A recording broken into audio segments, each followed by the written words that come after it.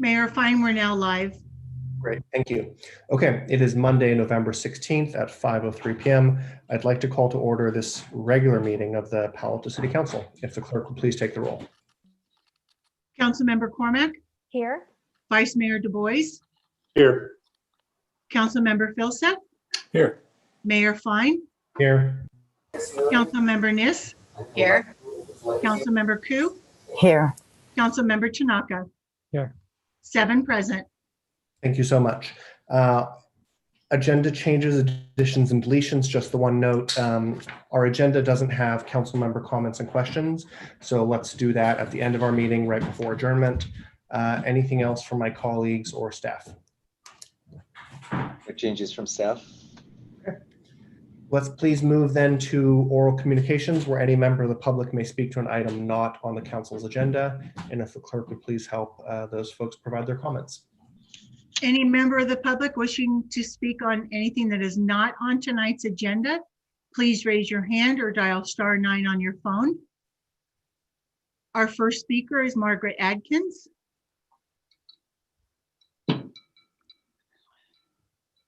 Margaret, go ahead. You have 2 minutes. Hello, everybody. Good evening, council members and mayor. My name is Margaret Adkins, and you may all know me as the SEIU chapter chair for the city of Palo Alto. However, tonight I am not wearing the chapter chair hat, but will be speaking on my own behalf as a city of Palo Alto employee. First, I'd like to congratulate Councilmember Ku and Councilmember Tanaka for being reelected for another term as the city of Palo Alto council members. Congratulations. I'm here tonight to ask for your assistance on an ethics and moral issue at a time when the entire country is facing questionability on the integrity of the White House actions. Equality and ethics issues creating and enforcing the BLM movement. It is disappointing to find out that the city of Palo Alto does not enforce behavior befitting their own ethics policy equally among their staff. I've been a dedicated employee of the city for the last 25 years, and for the first 20 years of my career here, I was a productive, engaged, and proud employee. However, for the last 5 years, I have been the target of a supervisor that has sought out to demoralize me in front of my coworkers and reduce my productivity to nearly zero. I am no longer trusted to handle even the smallest of tasks that my peers perform. I've been shoved out of being a contributing team member. During my last 5 years, I sought out help from HR and from management to no avail. I was turned away with the advice to play nice and that I was a strong person and could handle it. After more of my supervisor's blatant abuse witnessed by my coworkers and her deliberate attempt to wedge contempt between myself and another coworker, HR finally hired an outside attorney to investigate my claims. On September 2nd, 2020, the investigator concluded that by preponderance of the evidence, there was sufficient evidence to conclude that the supervisor engaged in conduct considered abusive and in violation of city policy. But what does that mean for me? I've requested on more than 4 separate occasions for a written apology, and yet 2.5 months later, I have yet to receive one. I've been promised that I will have a new supervisor, but I continue to be in the chain of supervision of that supervisor. How many times must I request, and how long must I wait for an apology? The fact that an outside investigator concluded that my supervisor was guilty of abuse targeted at me does nothing to change her practice nor redeem me for any of the 5 years that I've had to suffer her abuse. Contrary to the investigator's findings, the supervisor was given a temporary promotion and increase in compensation. The department gave her higher and more authority with a greater realm of staff to participate in her unethical, demoralizing behavior. Margaret, your 2 minutes are up. Okay, Would you like I to just have one more paragraph. If you could just finish up your last thought. Okay, although council cannot make significant changes to the turmoil surrounding our country, the council can take action here at home. You have the authority and the obligation to ensure that the city's ethics policy is enforced. I am asking that you take responsibility and instruct your staff to follow through to see that I am issued a written apology. I don't think that is too much to ask. Thank you. Thank you, Margaret. Our next speaker is Rebecca Eisenberg. Rebecca, go ahead. You have 2 minutes. Thank you so much, Beth. First, I too want to congratulate Commissioners Councilmember Ku and Councilmember Tanaka on your reelection. Second, this is a new ad to Ms. Atkins. I'm really sorry to hear that. I'm not a litigator, but it sounds like this may end up being litigation against the city. And now to the council, I think that this kind of is a trend of not addressing problems when they can be addressed and instead allowing them to lead to litigation, which can be avoided. It's much better just to try to strive to be best practices and ensure that all of your employees are feeling respected. Third, along those lines, this is what I wanted to talk about, is that once again, I'm here to make a process request. It does seem, of course, that the city council should always behave in the way that you all seek to have others behave. And in that regard, I was a little confused by some of the things said by the mayor last week about communications made by Council Member Koo. I would like to see, if that actually is the truth, at least have that finished, come full circle and see that.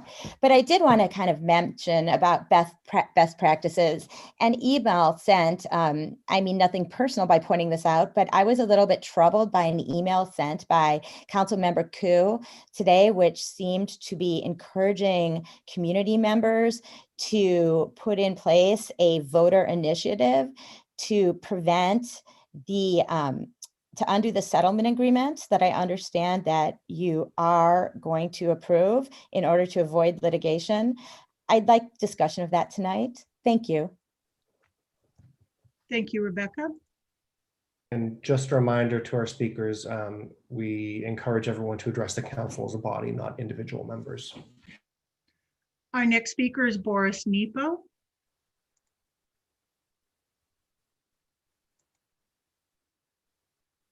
Boris, you need to unmute from your end.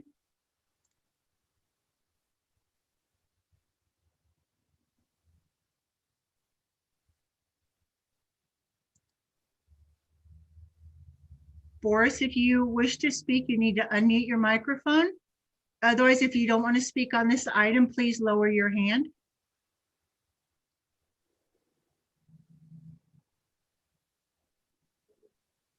Mayor, fine, there's no. Boris, go ahead. Okay. Boris, if you wish to speak, you need to unmute your microphone. I already did Otherwise, it. if you don't want to speak on this item, please lower your hand. Mayor, fine, there's no. Boris, go ahead. Okay, can you hear me? Yes, but there's feedback. If you can turn your background noise off on your TV. Already did it. What's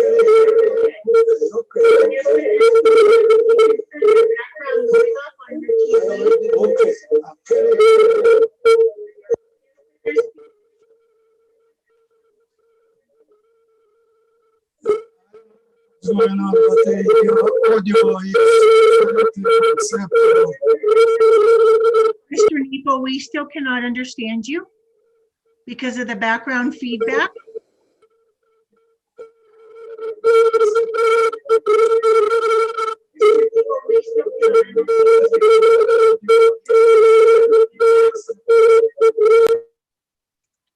Mayor, fine, I muted him for the time being.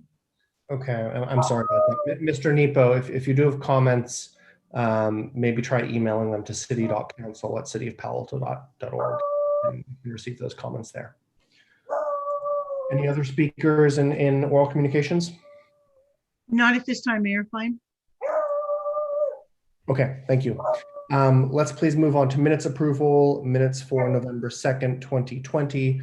Are there any public speakers on item number 1?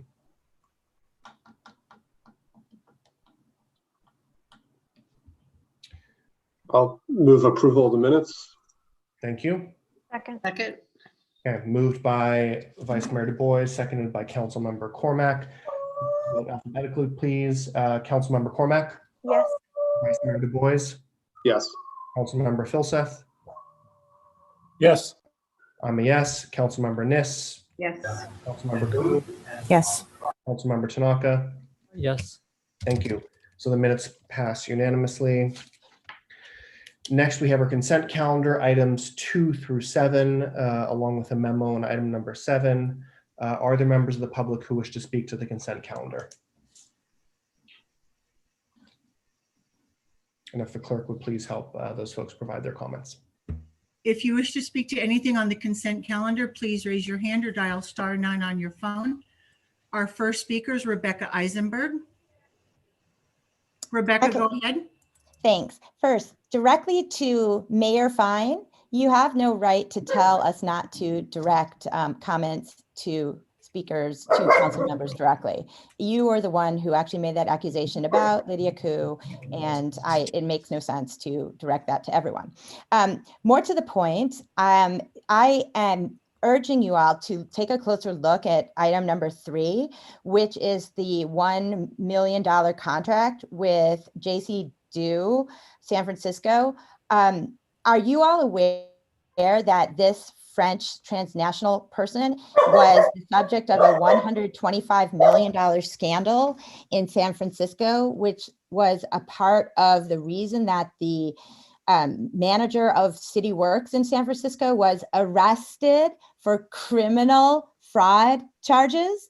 That apparently this particular contractor has been involved with numerous fraud schemes over decades of time.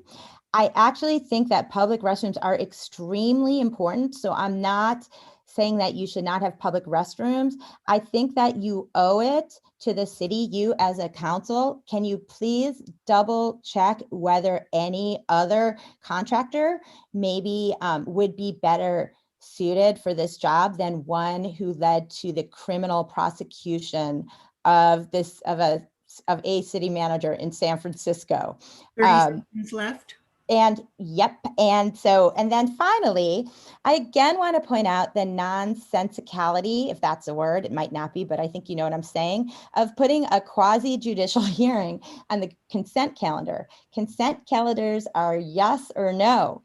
Quasi-judicial hearings do not belong in a consent agenda. It just doesn't make sense. So I think I'm asking you all to be more mindful of consent agendas. Thank you. Thank you, Rebecca.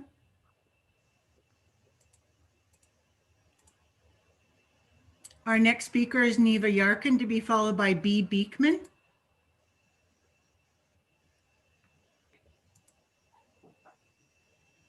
Neva, you need to unmute from your side. There you go. You have 2 minutes. Good evening, Mayor and City Council. My name is Neva Yarkin, and I live on Churchill Avenue, and I'm talking about number 7 Foothill Park opening. I do not support segregation, and I'm not a racist like many others from this town are not. I resent even that assumption being made. The issue is not race or exclusion, but rather not destroying the city treasure with hundreds of people coming into the park if open to the public. I also pay city taxes, which cover some of the upkeep on the park, but not all. When a city council member asked city staff at the first reading on November 2nd for financial costs, the city staff really had no answers. How much would it cost to fix all the problems like the bathrooms, the boat dock, and the other problems? The cost of a full-time ranger and the cost of maintenance per year. How much would this add to our city taxes each year? The Baylands, the Gamble Gardens, and all our city parks are open to the public except Foothill Park. I have seen Rinconada Park trashed on the weekends. The loud music blasting can be heard from Embarcadero Road. I would never take my friends or family there on the weekend. I grew up in Palo Alto and feel strongly about preserving this natural environment of flowers, trees, and quiet. The deer in the meadow and the other animals need an environment to 30 survive seconds. also. Let's keep Foothill Park a city treasure for Palo Alto residents who pay for this. I should be able to enjoy the parks also without garbage, loud music, and lots of people. Thank you for your time and consideration. Thank you, Neva. And our final speaker is B. Beekman. Go ahead, you have 2 minutes. Hi, thank you. I wanted to try to make my attempts today to offer a few small informational items if I can.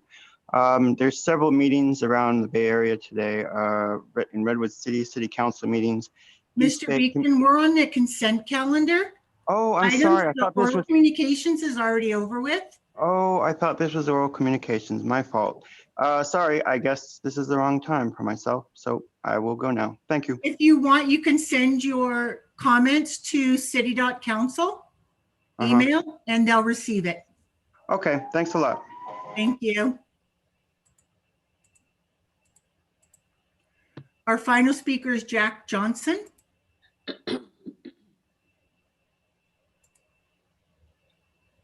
Jack, you need to unmute from your end or lower your hand if you don't want to speak on the consent calendar.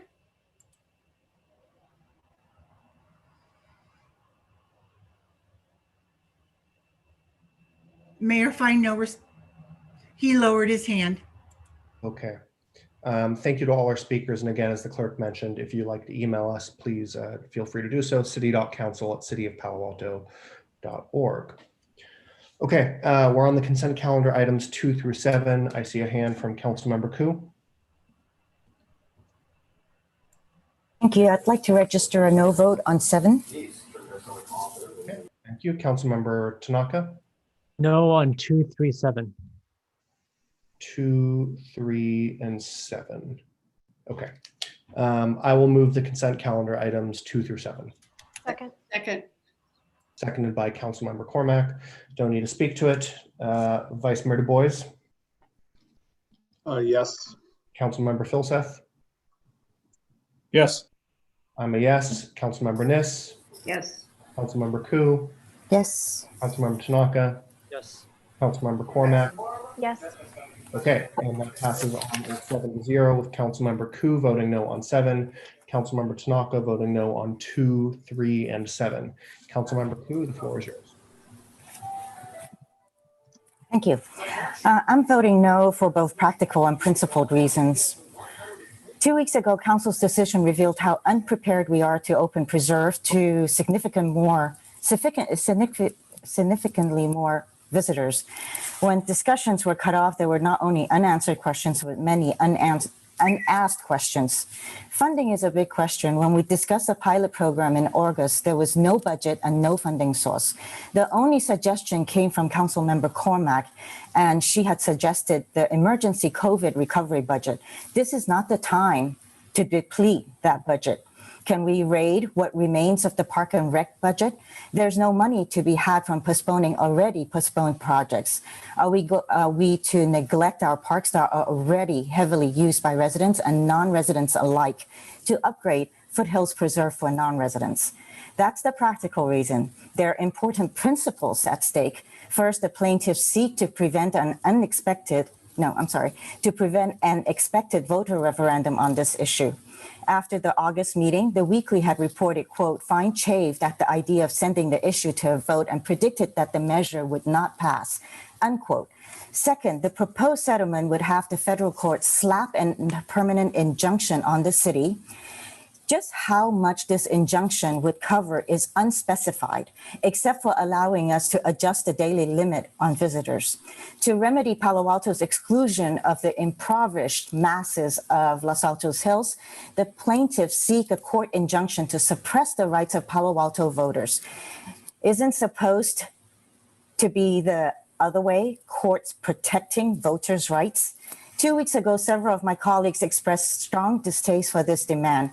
For me, it is one of several deal killers. The plaintiffs claim that racism is the motivation behind the current ordinance, but that falls apart under basic examination. Unless you're one of those that believes that racism is a major part of everything.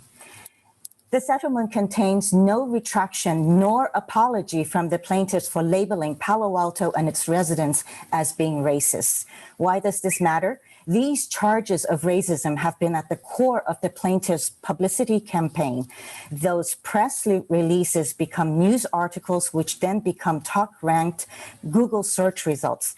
The message that this settlement sends is that this council does not expect the federal court to rein in abusive lawsuits, and thus we will go for a quick settlement. How can this not invite more abusive lawsuits? And that is why I strongly oppose this lawsuit, the settlement of the lawsuit. Thanks. Councilmember Tanaka. Yeah, so I'll start with 7 just because Councilman Ku start off with that. So on 7, I really believe that people should decide. I know there's a lot of unrest in the community. A lot of people have told me they intend to go forward with a referendum. And I think we could have worked this out with the plaintiffs without that happening. But anyways, it's water on the bridge, I guess, with the vote. So let me move on to 2. So on number 2, this is a $313,000 contract to essentially put new thermostats in the Cubberley Community Center. As we know, we've been spending a bunch of money on Cubberley to look at how to re-envision it, right? To make it a more, a better community center, which would basically mean tearing down the whole center and all the buildings, and including this new thermostat system. $313,000 is a lot of money. We all know that we have a severe budget shortfalls this year.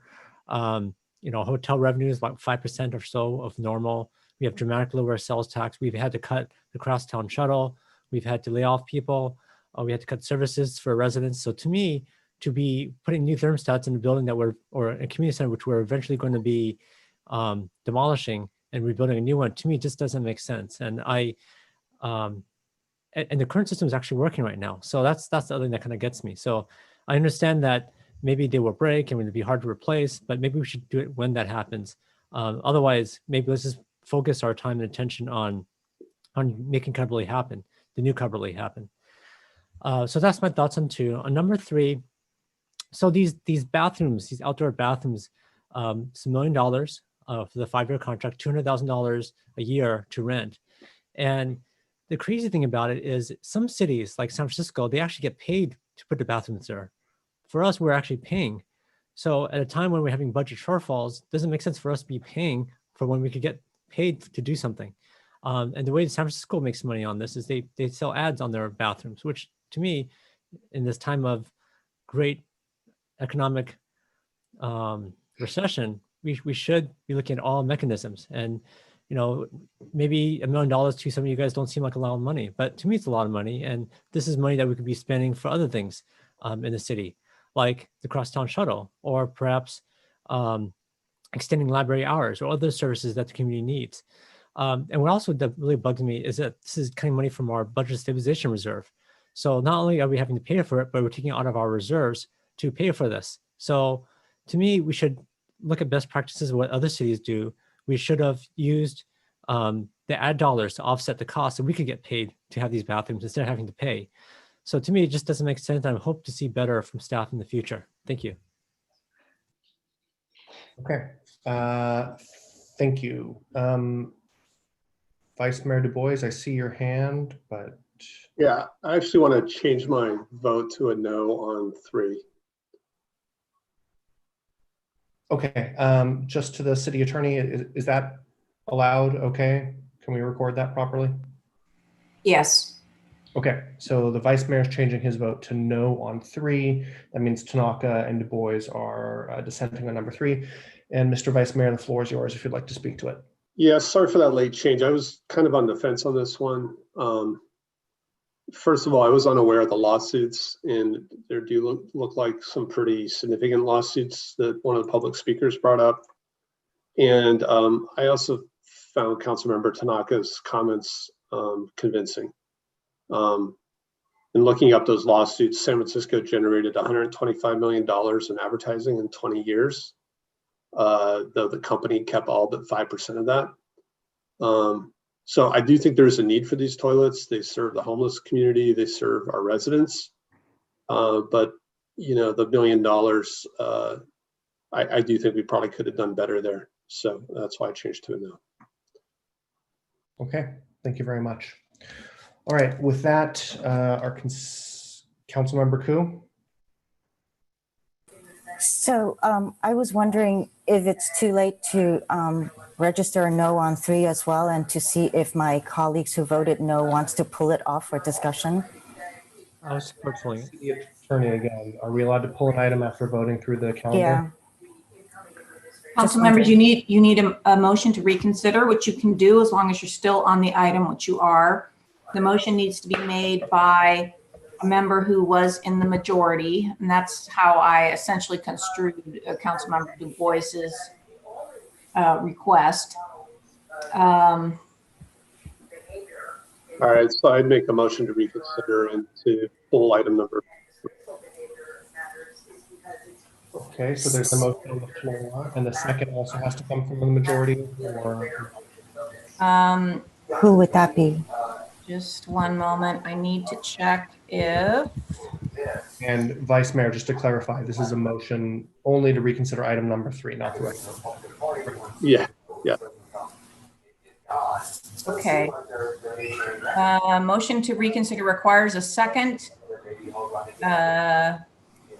Must be made by one in the prevailing side, may be seconded by any council member. The purpose of reconsideration is to bring the matter back for full review. Okay, so just to be clear, the Vice Mayor has moved that we reconsider item number 3, seconded by Councilmember Koo. That will mean it's not passed, and will they then have to pull the item again? I'm sorry, Mr. Mayor, someone has a radio on. It's hard to hear you. Really difficult. Someone with an open mic has a radio on in the background. Thank you. Gone. yeah. So I was pulling it off of consent. I understand, Vice Mayor. I just want to make sure the motion to reconsider is to reconsider the vote on that item. Will it still have to be pulled with the 3 votes and scheduled for a time to be determined? Yes, I think the motion to reconsider is to not approve it, but to pull it for further action. And so, Mr. Mayor, do you have 3 for that now? So we have a motion from the Vice Mayor to reconsider the vote, I believe. So All right. Mr. Vice Mayor, what I suggest is you reconsider it and pull the item for action should be your motion. Is that okay? Yes, thank you. So Councilmember Koo, is that okay? Yes, thank you. Okay. So the motion on the floor is to reconsider and then pull item number 3 for action at a time to be determined by the Vice Mayor and Councilmember Koo. Let's please vote on that. So vote yes if you want to reconsider item 3 and pull it. Vote no if you think we should just pass it in the consent calendar. Councilmember Phil. Mayor, just to clarify, I thought if we had 3 votes, then it's pulled at this point. Well, we've already voted through the consent calendar, so it's already been approved through that. So we're still on the item, if I understand. We have voted and approved a motion on the consent calendar, so we are reconsidering that vote. Is that correct, Molly? It takes a majority at this point. So yeah, are we voting on the reconsideration of the vote, or are we voting to? Yeah, and council members, I apologize for the confusion. We don't have motions to reconsider very often. It's years between them. Okay, so Vice Mayor, I totally get your point, whether it's 3 or 4. I'm just trying to understand what the reconsider means. Right. So generally, on an action item, the motion to reconsider brings the substantive item back. Here we're on consent, so we have another layer of, so I think what we have is 3 council members who would vote to pull. I actually don't know. Mr. Mayor? Yes, I'll vote to reconsider. 3 people ought to be able to pull it off consent, and then there'll be 4. Okay, fair. Thanks for cleaning it up. Okay, let's reconsider it, and then we'll have another motion to pull it. Fair? Yes. Okay, just to be clear. Okay, so those in favor of reconsidering, Councilmember Philseth, you are first. Yes. Councilmember Fine, I'm a no. Councilmember Niss? Now a yes. Yes? Change my mind. Councilmember Koo? Yes. Councilmember Tanaka? Yes. Councilmember Cormack? Yes. Vice Mayor Du Bois? Yes. Okay, so that passes on a 6-1 with myself dissenting. So the motion is reconsidered. Now returning to, I guess, Vice Mayor Du Bois, Councilmember Tanaka, and Councilmember Ku. All three of you want to pull this item for action. Is that correct? Yes.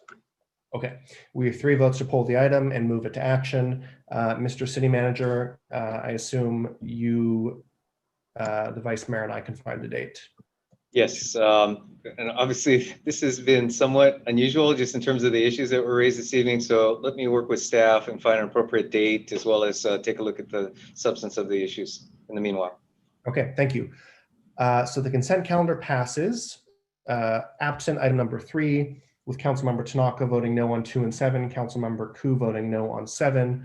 Item number 3, we will reschedule for a date to be determined. Councilmember Filseth, thank you for brokering that.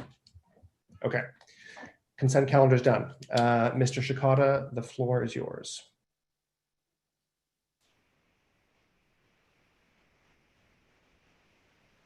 Okay, with that, boy, I think we all need to get reorganized. Oh, let's see.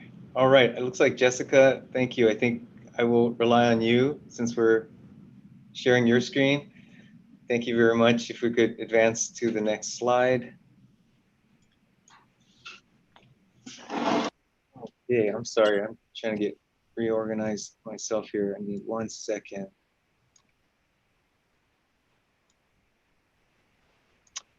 Okay, all right, with that, perhaps the news of the day, and in fact, SCC alert, I think, was blowing up our phones over the last few minutes with the county getting the word out on the state's movement of Santa Clara County into the purple tier, which again is the most restrictive tier among the hierarchy and COVID conditions, representing widespread spread. And in fact, as noted here on this sheet, that most of the counties are now in this purple tier. This does reflect a sharp increase, as we reported last week, and I believe we've probably all heard over the course of the last several days, in increasing cases, such that the governor, as well as our county and regional public health officials, have felt it important to take immediate action to do what is possible to slow the spread of this virus. This new action does take effect tonight, and as such is essentially immediate. California statewide is also strengthening guidance regarding face coverings with limited exceptions. Would note that the activities that are allowed have really been ramped down. It does include critical infrastructure. Many of our city operations will continue. Playgrounds and outdoor recreation does remain, and gatherings are limited to a maximum of 3 households. Again, really drawing a distinction with outdoor activities as significantly less risky than indoor activities. Next slide, please. This has a bit of a graphic just to give you an overall sense of the map, indicating the extent to which the state is now in this purple tier. A number of restrictions have been reimposed now, indicating, again, many indoor activities, bars and breweries, offices, museums and zoos, including our Palo Alto Arts Center and family entertainment, are all now restricted as far as indoor activities. Outdoor activities can continue, including restaurants, gyms, and fitness outdoors. Now let's see. It says outdoors only for movie theaters. I'm not sure how that really applies. And for worship. And then indoor activities are allowed with modifications, including shopping malls with, again, specific limits on levels of density. Next slide, please. All right, and then again, these new activities take effect tomorrow. There was an early release from the county indicating the expectation that we were moving into the red tier. This announcement came out last Friday, but again, as of today, that has changed, and now we are in the more restrictive purple tier. The county did hold a press announcement and a number of events, both at the state and county level, happening today in order to communicate, get the word out to as broad an audience as possible. Again, recognizing the spike in cases that has been observed over the last week or so, and really urging the community to curtail plans to travel, including holiday travel and visits with family and friends outside of our own household units. Next slide, please.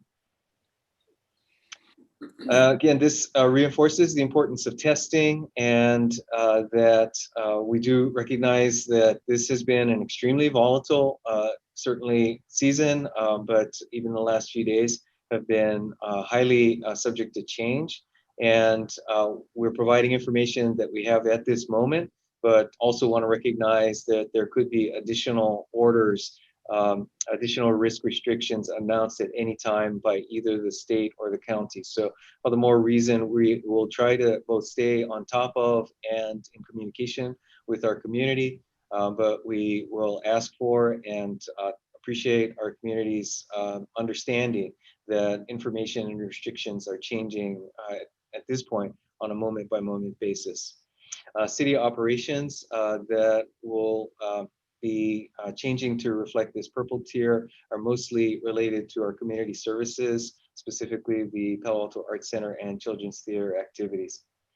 And on testing, we will continue our testing. Our next free testing occurs on November 20th, this Friday, as well as every 2 weeks thereafter. We are talking to the county about trying to increase frequency, as well as provide some other schedules that might be available, and we'll provide more information on that as soon as we have any additional available. The county is also now adding free flu shots as a part of the testing that is provided at the pop-ups, as well as at the Santa Clara County Fairgrounds, and additional information on flu shots are available at the website vaccinefinder.org. Next slide, please.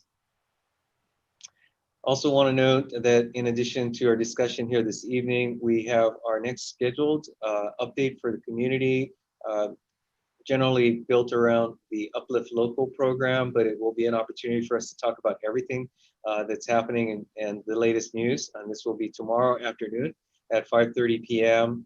Again, has been typically focused on Uplift Local and the connection with the local community and local businesses, but we will also be able to talk about the latest in terms of the health order and restrictions as far as what's open and where restrictions are in place.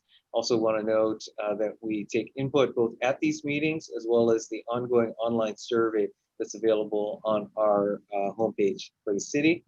And also tomorrow evening, after the community check-in, we'll have our virtual public safety community meeting, which will be an opportunity for our public safety professionals, both the police department and Office of Emergency Services, to talk about recent crime trends, as well as a number of safety tips for protecting yourselves and our loved ones.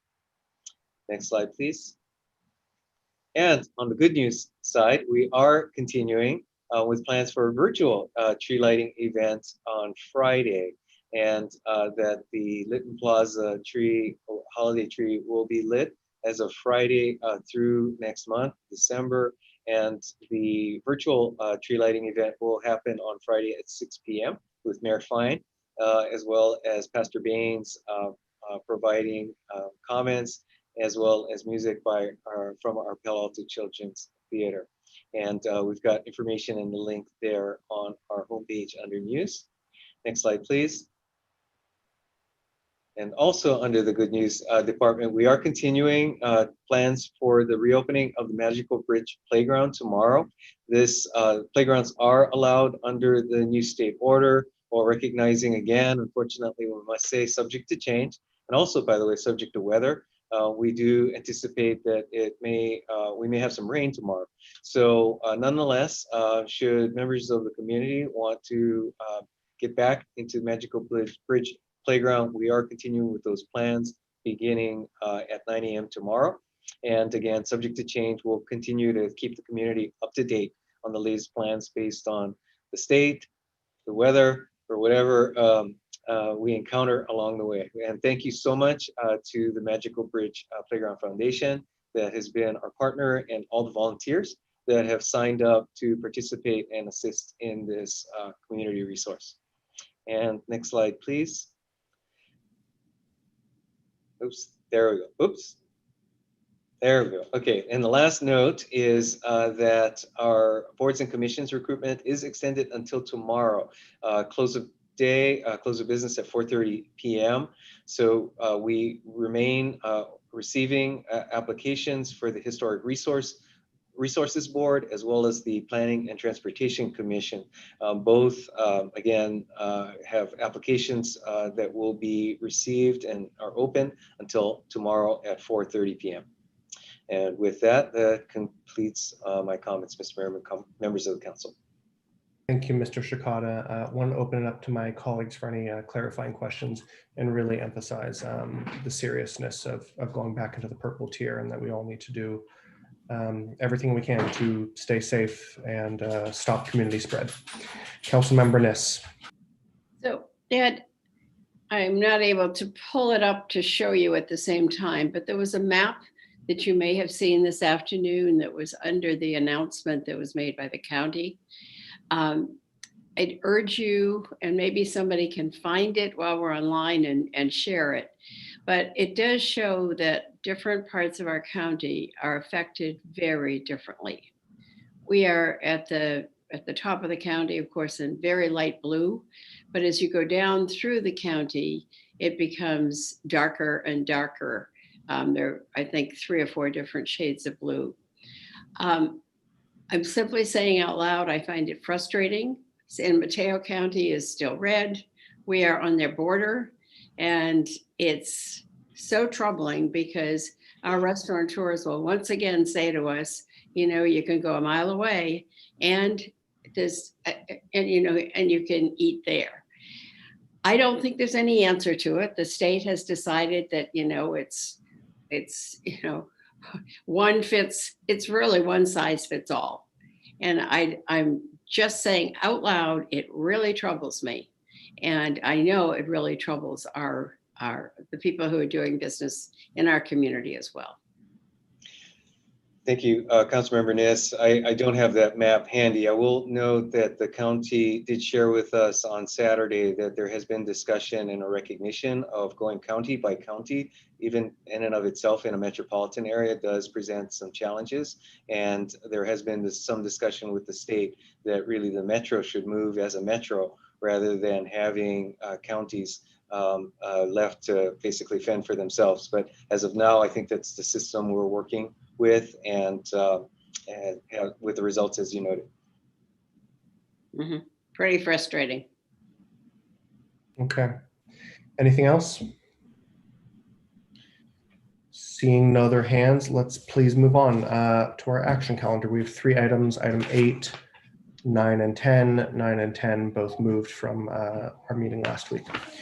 So item number 8 is direction on the City of Palo Alto's race and equity work, including adoption of a mission statement, direction on police data collection and alternative responses, use of force reporting, the citywide workforce assessment, and organization of future work. Just kind of framing this up, you all know that the council and the community through our ad hocs and other groups and with staff have done a lot of work to address systemic racism in Palo Alto, both at a citywide level and in particular with a focus on our police department. Given that we're kind of coming up on the end of the year, this is a bit of a recap of what we've done, a dozen plus steps on what we can do going forward, and then also trying to organize the future work for next year and hopefully councils beyond that. Mr. City Manager and staff, if you have a presentation, please take us away. Thank you, Mayor. With that intro, let me just hand it off to Deputy City Manager Chantal Cotton-Gaines. Thanks, Ed. Again, Chantal Cotton-Gaines, Deputy City Manager. This evening, we are following up from the presentation that we did on October 26th with the council, where we were discussing the race and equity efforts to that point and really reflecting things we've heard from the city council over the past 5 months in the ad hoc committees. And today we're bringing forward a set of recommendations. There are quite a few of them. So we'll give a little bit of background on how we are to this point and then go through the recommendations and turn it back to council for discussion. So with that, I'm going to turn it over to my colleague, Steve Guarliardo, to focus on just bringing us up to speed of where we are. So next slide, Steve, and go for it.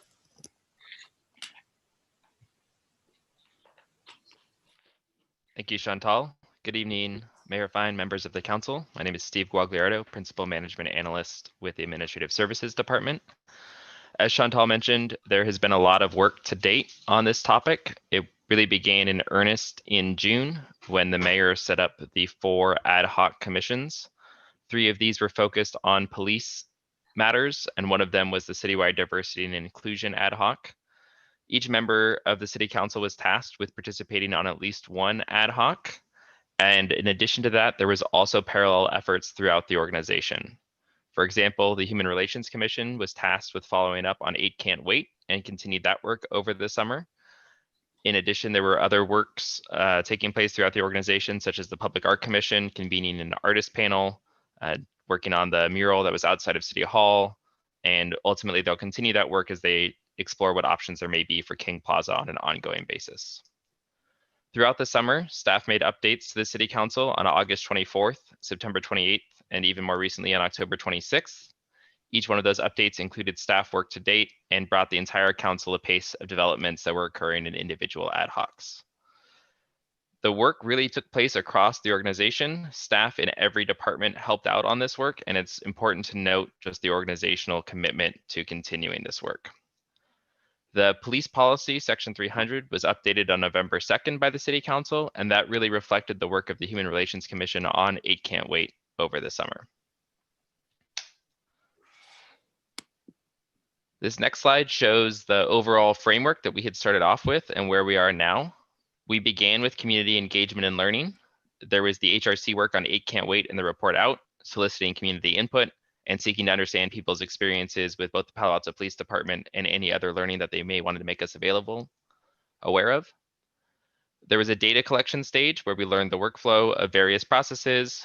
The ad hocs reviewed policy manual as appropriate, and they reviewed the data, including uses of force and calls for service that the police department and fire department receive on an annual basis. They also had an opportunity to request and review any other data and included a review of legislation that was coming before the California State Legislature through the close of the legislative session. Most recently, we've been working on identifying gaps, identifying processes and policies where current practices could be improved, and identifying areas for desired changes. Community feedback has also been sought on that stage, which brings us here to this dotted line tonight, where we're no longer at a study session stage, but now seeking action from the council on policy direction. So based on the gaps and identified by the ad hocs and various suggestions, we're hoping that the City Council can provide policy direction on areas for improvement, and staff can recommend the most effective implementation tools for those various areas. As a reminder, we organize the work on a go-forward basis into 8 practice areas, kind of reorganizing the 3 police-focused ad hocs into 4 different policing practice areas. These were public contact data collection and trend analysis, officer deployment priorities and practices for nonviolent calls, officer conduct investigations and transparency, and finally, discipline and accountability. Those 4 practices really captured and rolled up the work of the 3 police-focused ad hoc committees. Under citywide practices, there were 4 other practice areas. Those were hiring and promotions, including board and commission appointments, board and commission engagement with race and equity issues, continuous learning and improvement as an organization, as well as norms and expectations of conduct. This slide notes the timeline. We're hoping for initial direction to conclude on policing practices by the end of 2020, while the timeline for the citywide practices is a much longer horizon, extending at least into 2021 and really becoming part of the organizational culture and continuing well beyond that as well. This slide shows the gaps identified, previously shared in the October presentation to the City Council, focused on the 4 police practicing areas. We looked at the potential areas of concern, as well as city options to consider for each one of those.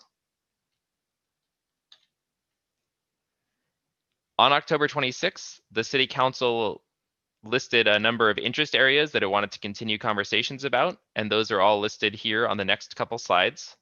First and foremost was adoption of a mission statement for all citywide diversity and inclusion work. There was interest in engagement on the demographic data collection and reporting by the police department. There was interest in pursuing participation in Santa Clara County's PERT program, as well as continued exploration of a potential CAHOOTS model and or the MCRT with regional partners. There was also interest in developing a policy on the timing and circumstances of records release pertaining to disclosable investigations. And then another topic that had come up through a few of the study sessions was expanding the duties of the independent police auditor beyond the current scope of officer-involved shootings, taser use, and complaints. And parallel to that was interest in preparing an annual report on the revised use of force investigations, which includes efforts at de-escalation. The list continues, again, really just showing the breadth of work that has been done on this topic over the past few months. And so there's a few more here on this slide. One was incorporating police reform into the legislative priorities for 2021.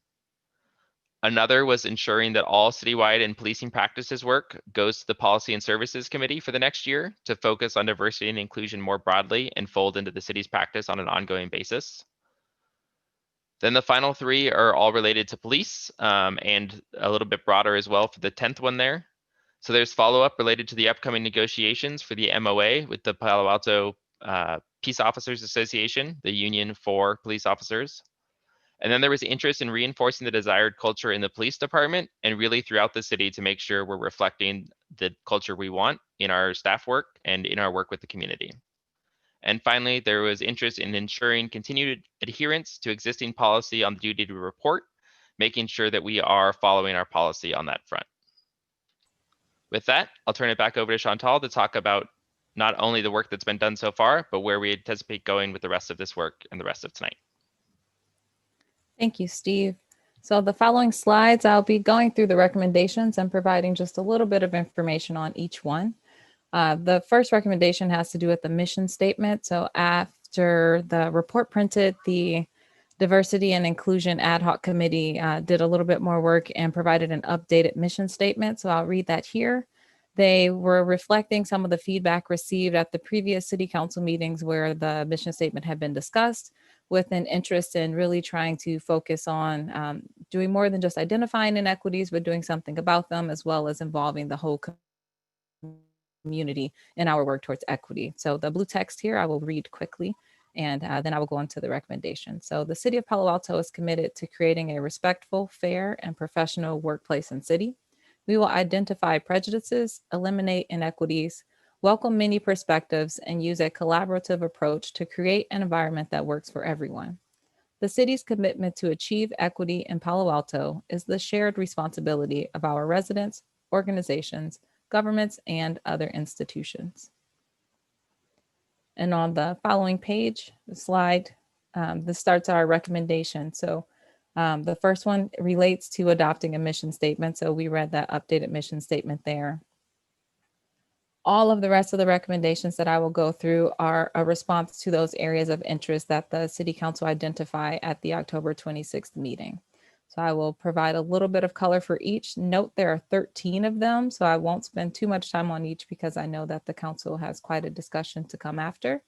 And I will also mention if there are any things that we didn't include here, please let us know during the council discussion as well. So B and C relate to the demographic data collection and reporting. Recent state law requires that police departments in California comply with the Racial Identity Profiling Act to collect demographic information about the people stopped by a police officer.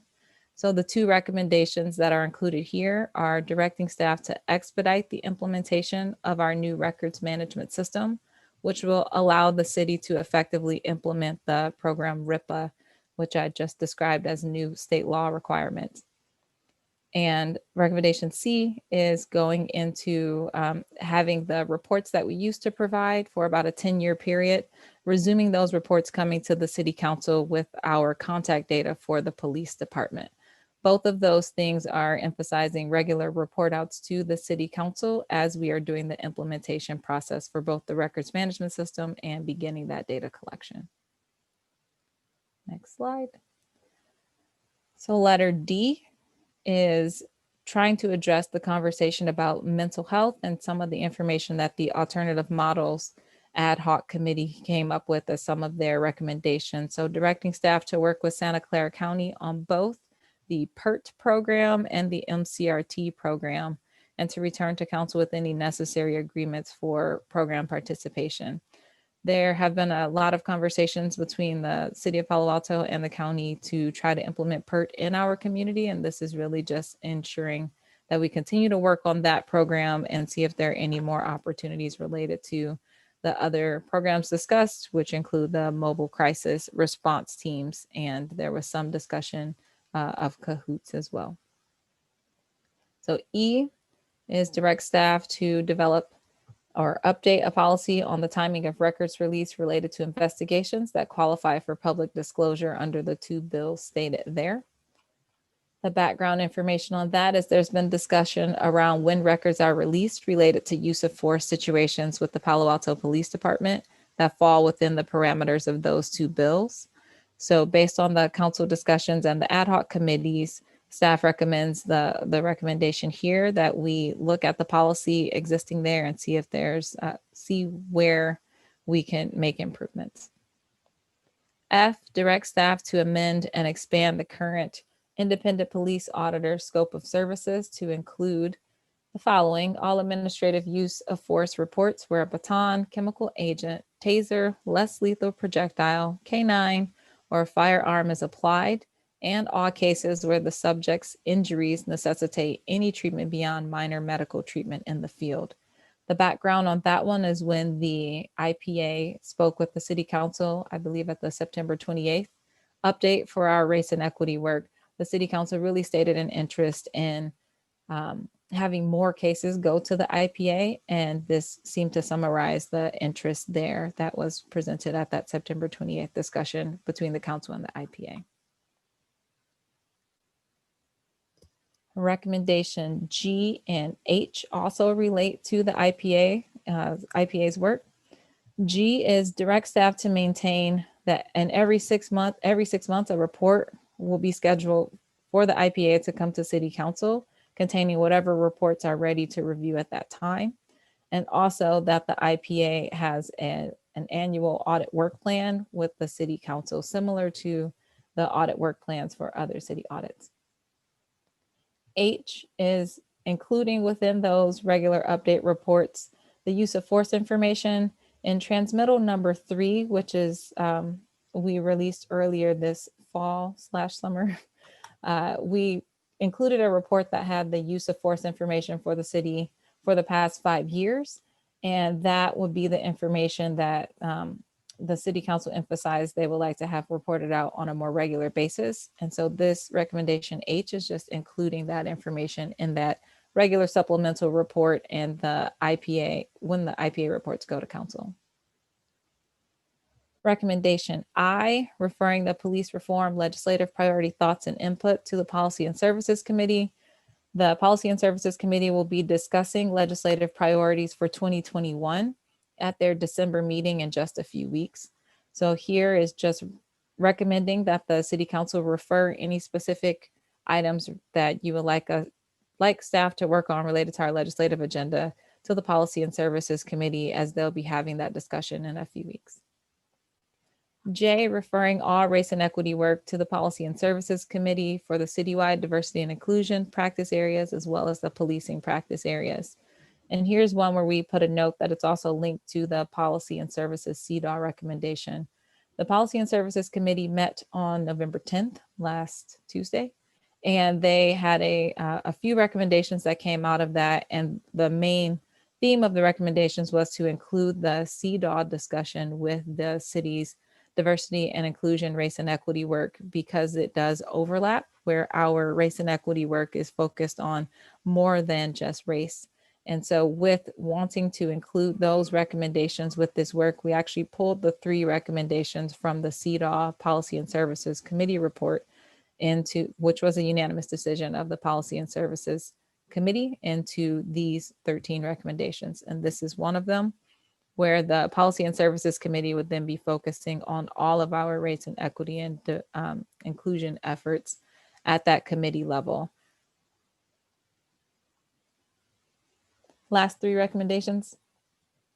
Recommendation K is directing staff to return in the fall of 2021 with parameters, proposals, and strategies prior to engaging in the negotiations with our Peace Officers Association.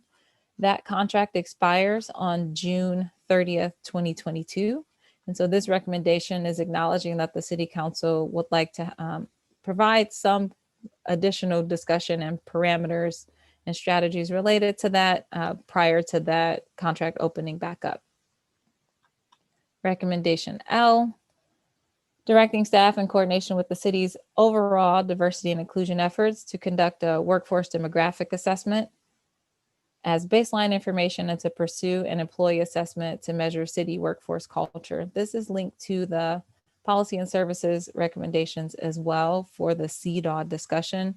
Simply put, in all of these words, the idea here is to assess our current workforce according to some of the indicators that we've spoken about: race, gender, etc. And lastly, this recommendation is directly from the CEDAW discussion at Policy and Services, is for staff to proceed with a community summit on gender equity issues and next steps in Palo Alto. There was discussion at the Policy and Services Committee that we would like to have organize a summit where we can discuss those issues more specifically.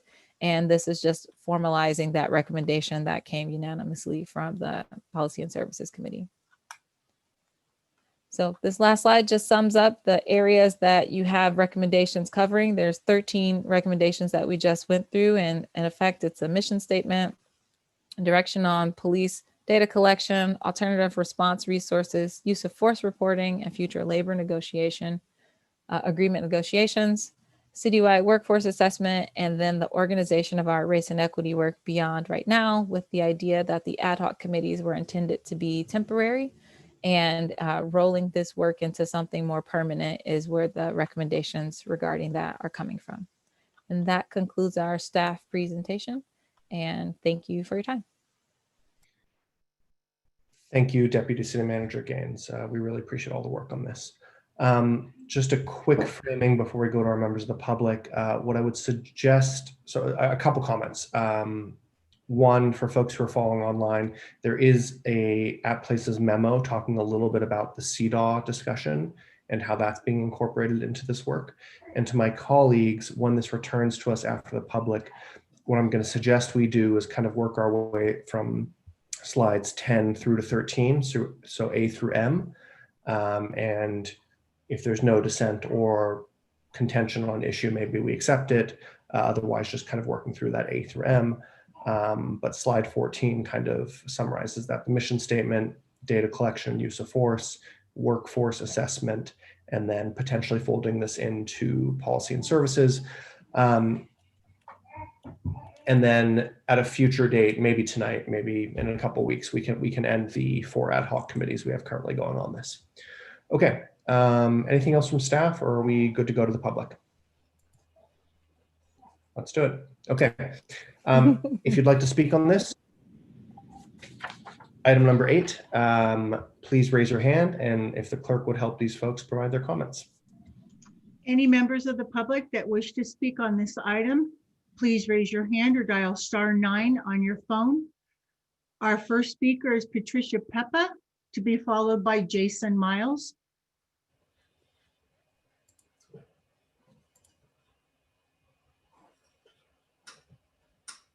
Patricia, unmute from your end.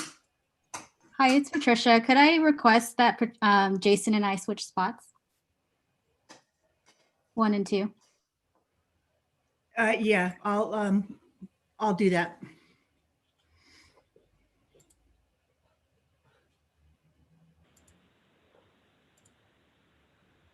Jason, go ahead. Okay, thank you very much for that accommodation.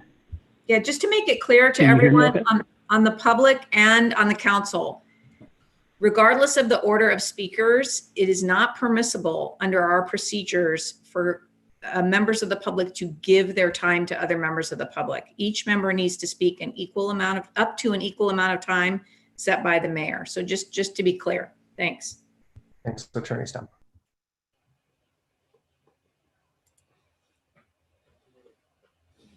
Jason, go ahead. Good evening. My name is Jason Miles, and it is my great pleasure to address the council, as well as my honor to speak before the esteemed residents of the city of Palo Alto.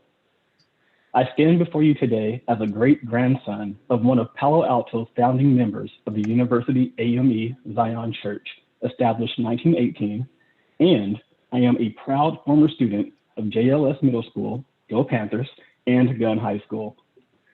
In my current capacity, however, I greet you as the volunteer chapter chair of the ACLU of the Mid-Peninsula, and I am delighted to introduce my colleagues, Mid-Pen Advocacy Chair, Dr. Patricia Peppa, and Mr. Jeff Conrad, who will submit comment concerning Palo Alto's efforts to bring real and meaningful police reform to the city.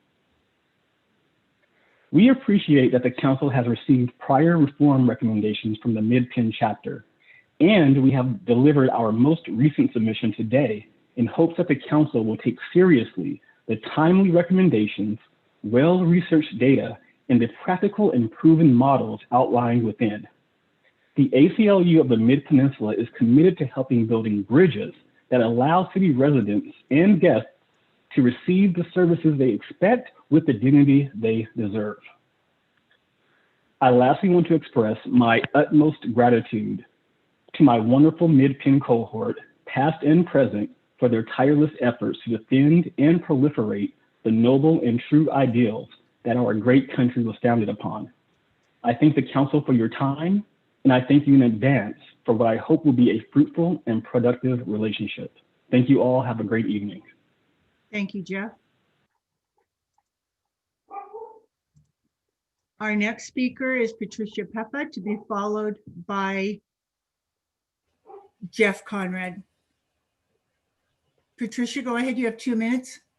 Hi, I'm Patricia, Advocacy Chair of the Mid-Pen ACLU Volunteer Chapter, resident of Palo Alto, and mental health professional. We appreciate the willingness to consider alternatives to public safety, and while the PERT team is a good step forward, a co-responder team just doesn't go far enough. An open letter signed by 17 major mental health care organizations, including the American Psychiatric Association, APA, and the National Alliance of Mental Illness, NAMI, states, we need to address urgent and emergent behavioral health needs independent of law enforcement and only engage them when indicated by safety or criminal concerns. We agree with the council members who encourage further research into a CAHOOTS-like program. The benefits in the long run are clear from both a quality of care and cost savings standpoint. CAHOOTS has been shown to result in over 15 million cost savings annually. It'd be helpful to know the average number of calls the Palo Alto PD receives related to mental health crises, substance use, and homelessness. Then the decision point is to decide whether the city should pilot a team on their own or work with the county's mobile crisis response team. The challenges with MCRT is that we'd be competing for resources. It would be a slow, unpredictable process, as evidenced by how long PERT has been taking. It's not embedded within the 911 dispatch system. They're physically far and not 24/7. There are cities across the nation starting or considering a CAHOOTS model, and we urge that you do the same. Funding a city-level team may feel challenging and resource-intensive. However, note that the cost of CAHOOTS is only 2% of the city's police departments, and you could perhaps consider building off an already established city service like its own transport medic services. Furthermore, the Substance Abuse and Mental Health Services Administration, SAMHSA, who has published best practices and can be found on crisisnow.com, recommends actually shifting the burden of funding away from local communities to the person's health insurance plan that by law or contract is responsible for covering, and their document lays out how to do so. Thank you for your time. Thank you, Patricia. Our next speaker is Jeff Conrad, to be followed by William Bennett and Flynn Kelly. Jeff, go ahead. You have 2 minutes. Good evening. I'm Jeff Conrad. I'm a Mid-Penn ACLU volunteer, and I'm a longtime Palo Alto resident. I offer a few thoughts on independent oversight of police. We're encouraged that the work of the Race and Equity Ad Hoc Committees is seen as important enough to be continued by a standing committee. But as several members of council have noted, police oversight is a demanding task that requires considerable time and effort, as well as considerable expertise. And we're concerned that the current focus on policing reform may get lost among the Policy and Services Committee's other responsibilities.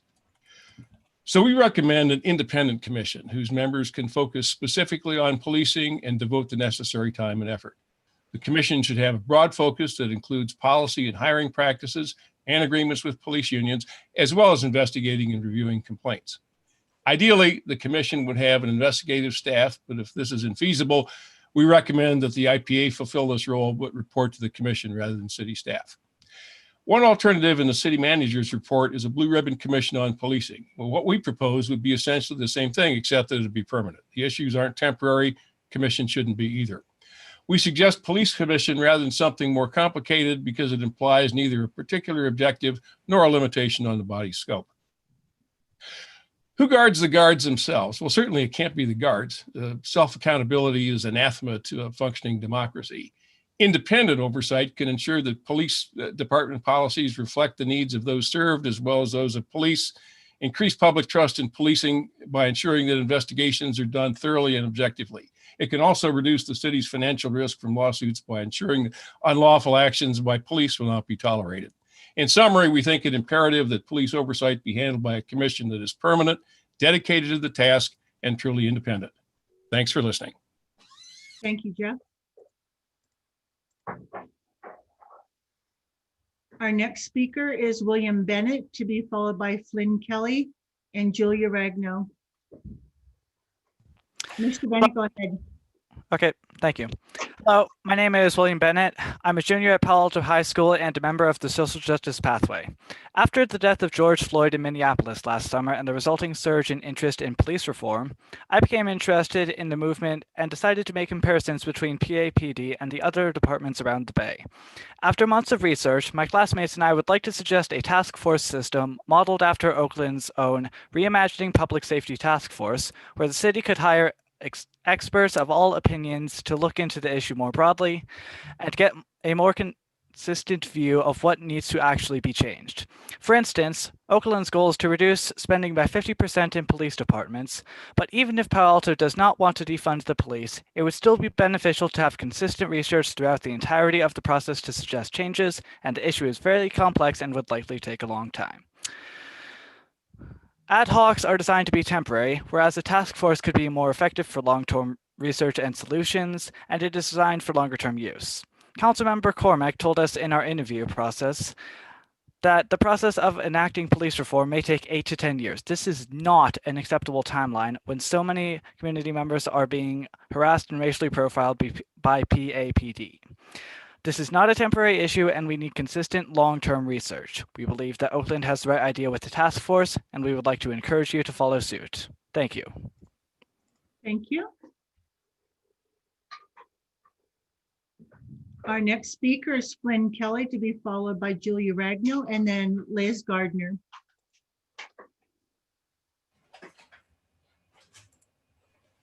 Flynn, go ahead. You have 2 minutes. My name is Flynn. I am also from Palo Alto High School's social justice program, and in the wake of George Floyd's death, I also became interested in police reform and defunding the police. I ultimately settled on police reform and interviewed Councilmember Cormack, who taught us the gaps in our knowledge and what we need to change.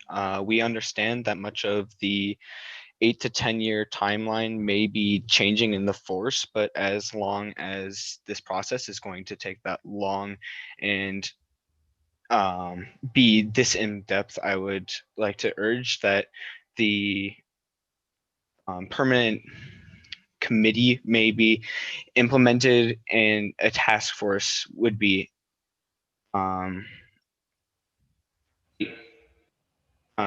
preferable to the current temporary solution that we have. I think this is a problem where we need a more long-term and in-depth research into the solution, and I would like to strongly encourage a more permanent research into this issue, especially for the LGBTQ, Black, and Latinx people who have been terrorized by the police as, oh yeah. Thank you. Thank you, Flynn.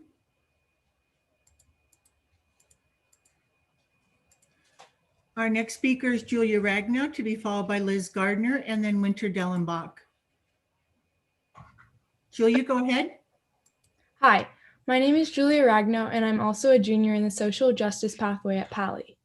After months of research and interviews with people such as Kaloma Smith, Stephen Lee, and Raven Malone, my group and I have written and sent a letter to you this morning with our suggestions on how to make the Palo Alto Police Department more socially just and equitable. One way to do this is by adopting all of the 8 can't wait policies as they're written.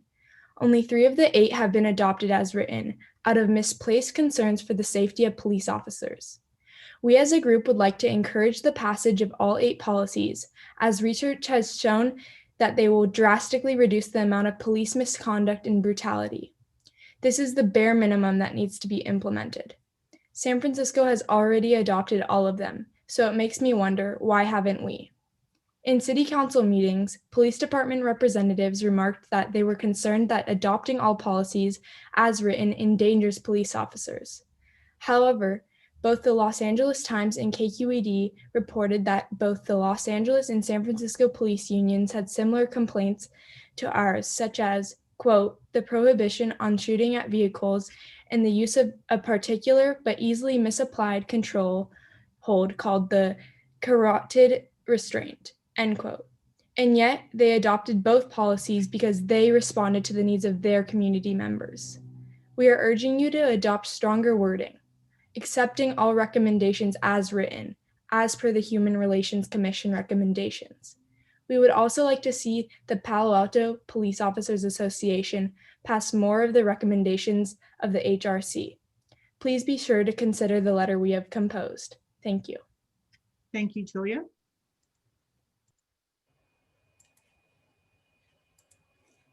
Our next speaker is Liz Gardner, to be followed by Winter Dellenbach and then Catherine Mendenhall. Can you hear me? Yes, go ahead, Liz. Okay, yeah, I had a question too, because I'm really trying to speak on the housing element, but it also has to do with equity and inclusivity. So I didn't, this is the first time I've been in this sort of online environment. So what do you guys recommend? Ms. Gardner, this is a discussion about Palo Alto's work on race and equity and steps we're taking at the city level. So please feel free to speak on that. And then item number 9 will be about the housing project and rezoning on San Antonio. You're welcome to join and speak on that as well, if you so choose. That's what I'd like to speak on. So can I switch my name over to that agenda item? When that item comes up, then raise your hand. Okay, thank you. Maybe 2 hours-ish, something like that.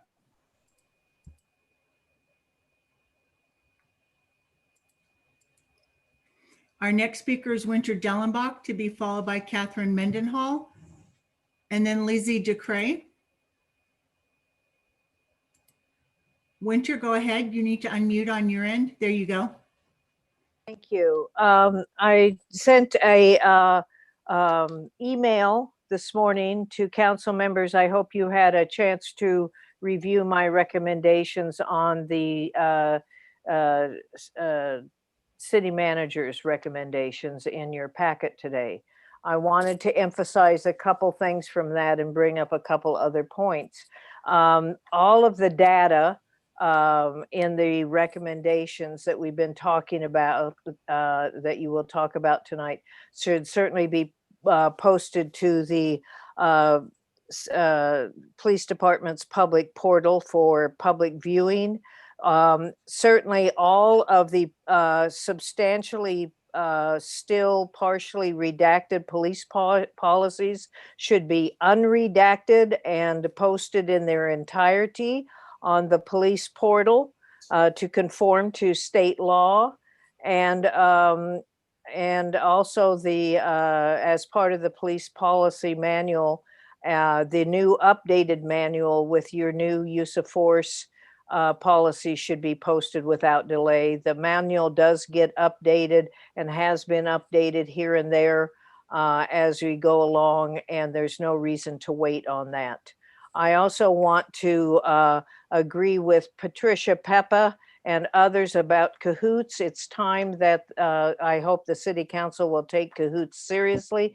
It seems to get little support by staff, but it is an excellent program. PERT, we may never see PERT, but cahoots is there, and you should discuss it and take it seriously tonight. Also, I emphasize expanded oversight by the IPA, and both for yourselves to reclaim your power under the scope of services, and his power to oversee discrimination, harassment, and retaliation, and get it out of the dark cave of HR. It is completely inappropriate. And he needs to have the oversight he has always had over internal complaints in the PAPD since 2008. Thank you very much. Thank you, Winter. Our next speaker is Catherine Mendenhall, to be followed by Lizzie DeCray and then Hamilton Hitchings. Go ahead, Catherine. Good evening. My name is Catherine Mendenhall. I am also a junior in the social justice pathway at Palo Alto High School. We believe that police reform needs to be implemented in our police department in order for everyone to feel safe and respected in our community. Police officers are only required to undergo a 6-month training period to receive a badge and a gun, while doctors and lawyers have to receive a bachelor's degree and then go to law or medical school for another 3 to 4 years.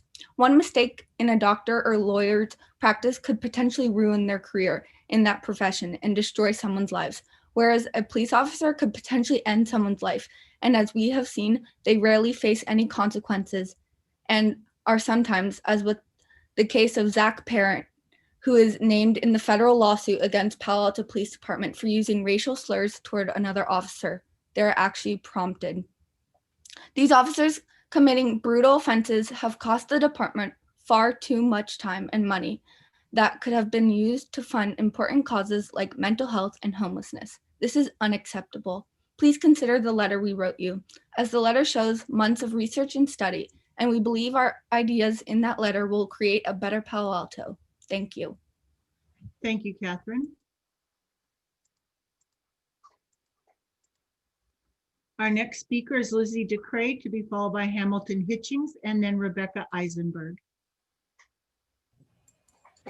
Hi, my name is Lizzie DeCray. I am a Palo Alto resident and a teacher for the social justice pathway at Palo Alto High School. This semester, my students have embarked on a project about understanding and dismantling systemic racism in Palo Alto, and you have heard a few of them speak tonight. They are encouraged by the progress, as evidenced by your presentation this evening, and I just wanted to amplify their voices by reading to you their closing paragraph of the letter that they sent to you this morning. They wrote, "It is crucial that change is made and not just talked about. We acknowledge that talking is a part of creating meaningful change, but as Reverend Smith expressed, without taking action now, we will not be able to get lasting policies into place. We need to work together as a community to create a safe environment for minority groups. There needs to be support for those that are being oppressed. The Black Lives Matter movement that spread across the country early this summer and exploded in Palo Alto proves this. George Floyd and Breonna Taylor were 2 out of many African-American victims that suffered under police brutality. But the question we must all ask ourselves is why on May 25th did we finally decide to notice and stand up to our many racial discriminatory flaws in our system? We saw a wide range of protests, including multiple in our own city. You approved a symbolically powerful, but realistically meaningless mural that lies on Hamilton Avenue. To what extent have your words, proposals, and symbolic gestures reflect the commitment you are supposedly working toward in your ad hoc committees? As they said before, action needs to be taken within the police force in Palo Alto, and reform needs to be implemented, not in 10 years today. We ask that you do more than just implement 8 can't wait policies, because that is truly the bare minimum. A task force could also provide long-term benefit in research that ad hocs cannot, because they are not consistent enough to create change. Thank you for your time and for your serious consideration of my students' ideas. Thank you, Lizzie. Our next speaker is Hamilton Hitchings, to be followed by Rebecca Eisenberg, and then phone caller with the last 3 digits of 056. Hamilton, go ahead. First, I want to say thank you to the Pali social justice students who spoke today. Thanks for doing that. Also, I wanted to point out some of the progress that's already been made with the 8 can't wait policy adoptions and the chief's moves towards more unarmed community policing, which I think is a great step, as well as some of these initiatives proposed by staff and the department for mental health, which I think would be a big improvement. But I feel like there's a couple of things that I'd like to see more progress on. One is, one of the problems was that officers just aren't reporting use of force, which was the case in the Benitez incident. And I haven't heard anything tonight that sort of like really jumps out at me as a solution. So I'd encourage the council members and the department and staff to think about, how do you get the officers to actually report all use of force in their police reports?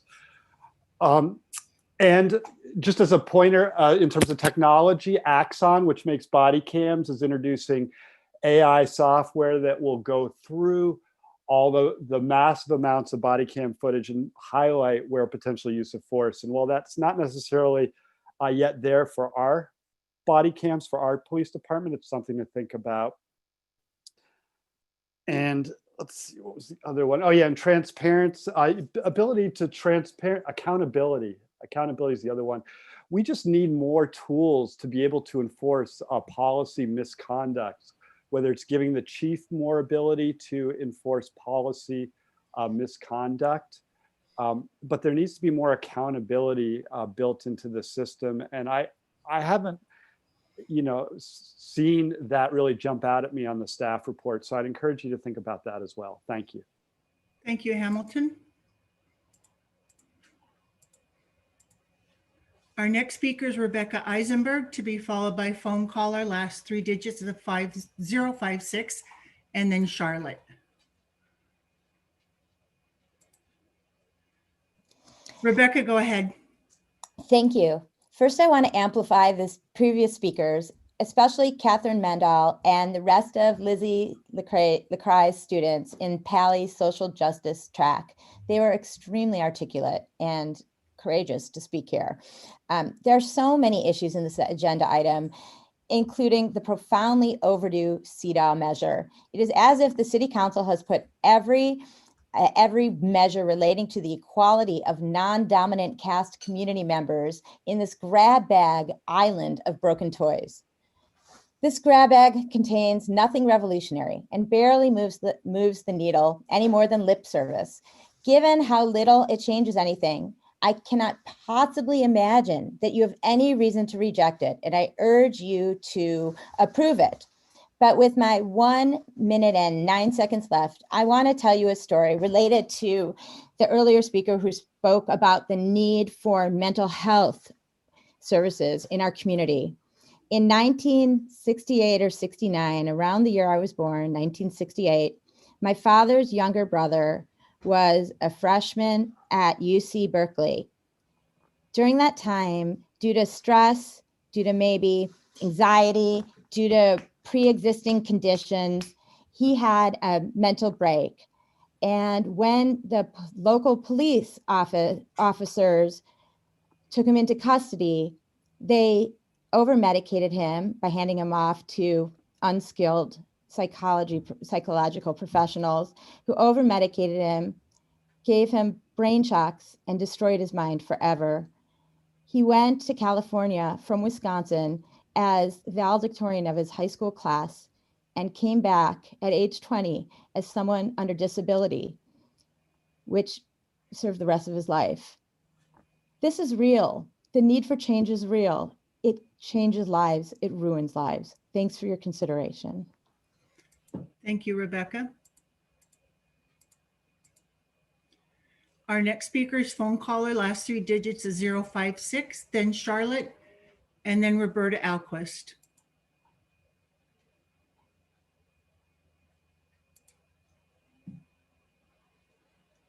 Phone caller, you need to, there you go. Hello, how you doing?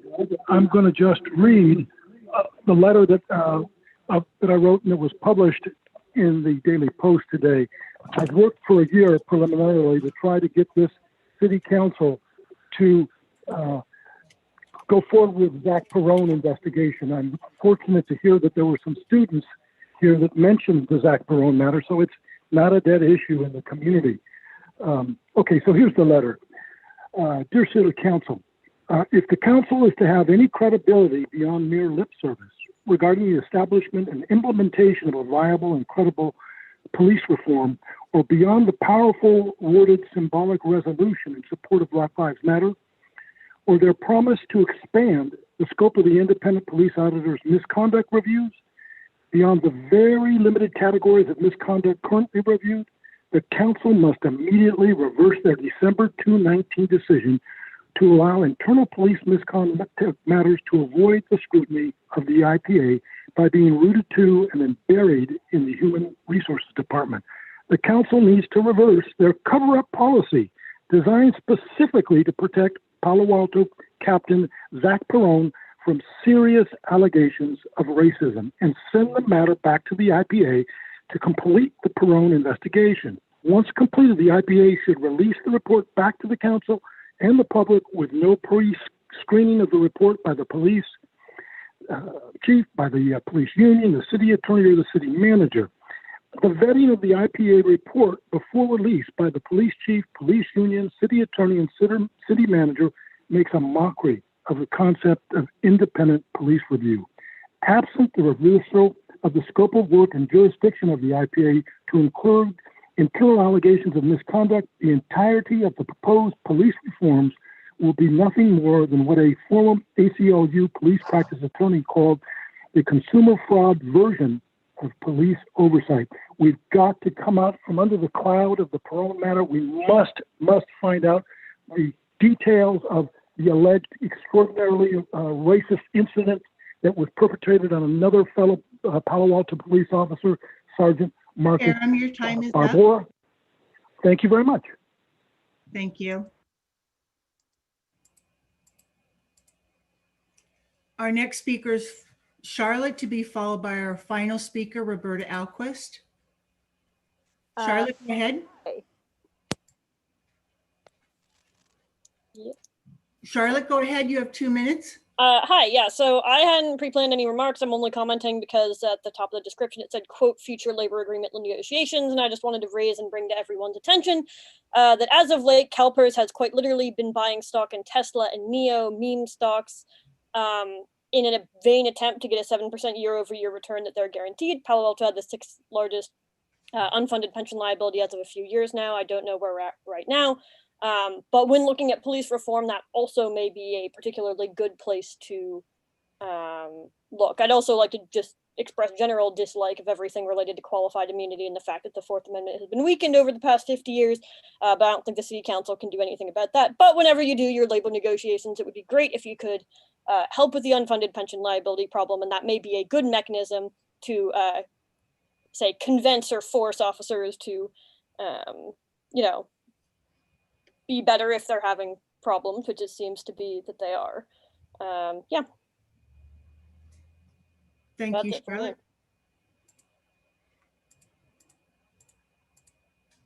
And our final speaker, oops, correct that. Our next speaker is Roberta Alquist, to be followed by Angie Evans.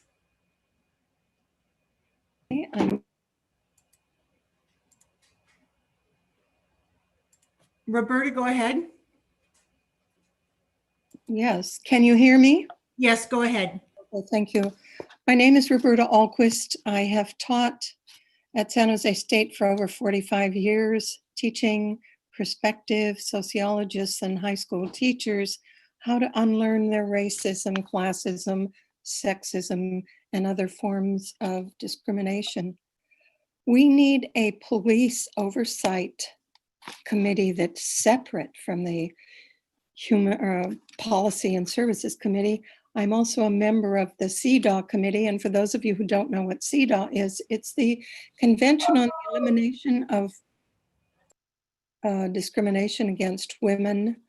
And I must say that you don't separate out women from, or gender from class and from race and from ethnicity. All of these, it's something called intersectionality. They're all interrelated. It has taken, some people say 2, but I would say close to 4 years for the Policy and Services Committee to even address our concerns for a survey and for them to adopt our policy position. So that is not the place where it should be. It should be a permanent, ongoing, separate oversight commission that has authority to act, not just talk about what needs to be done, but to act on the interests of addressing the concerns that the community and the larger community long-term is concerned with, and that is against the oppression of people of color and people who are so-called different in the society. So I would hope that you would develop an ongoing regular commission beyond an ad hoc committee in the long term, so that we might get some social justice actions on the board for the future of Palo Alto. Thank you. Thank you, Roberta. And our final speaker is Angie Evans. Angie, go ahead. Hi, thank you. Thank you for having me as last speaker. So I will be quick. I will not use my full 2 minutes. I wanted to say that really kind of whether our council members or community members really believe that our policies and programs, things like policing, have been intentionally designed to be racist, you cannot deny that we have an opportunity tonight to reverse some of the racial injustices in our city. And I hope that you will take that opportunity. Thank you. Thank you. And that's our final speaker, Mayor Fine. Great. Thank you, Clerk Minor, and thank you to all of our speakers. I'm going to suggest we take an 11-minute break and then return to council. So 10 minutes now. If we can all be back here at 6:50, we'll get started with the council discussion on this item. Thanks, everyone.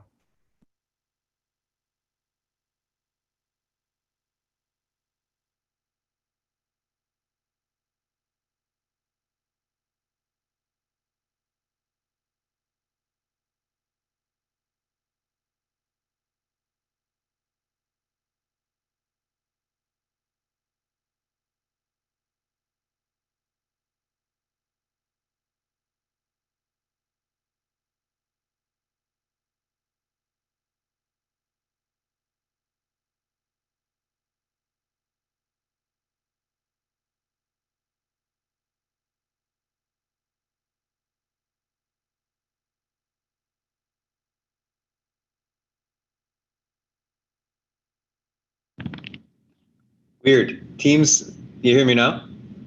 Okay, my speaker was on mute. The Teams was like fine. Whatever. Anyway, so the question about Zach got me trying to remember, where did that end up on his most recent issue? Is it fully resolved? IPA's got to put it in his next report. Ed, I'm hearing you on an open mic. Am I? Yeah, Ed, don't speak.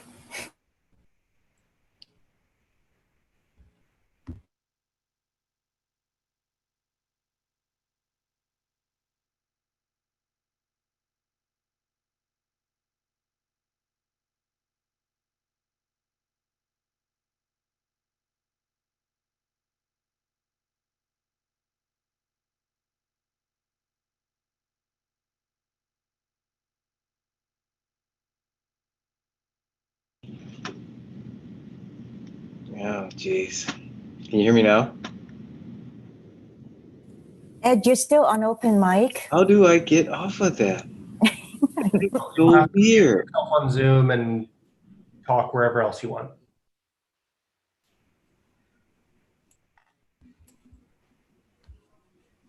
I muted him.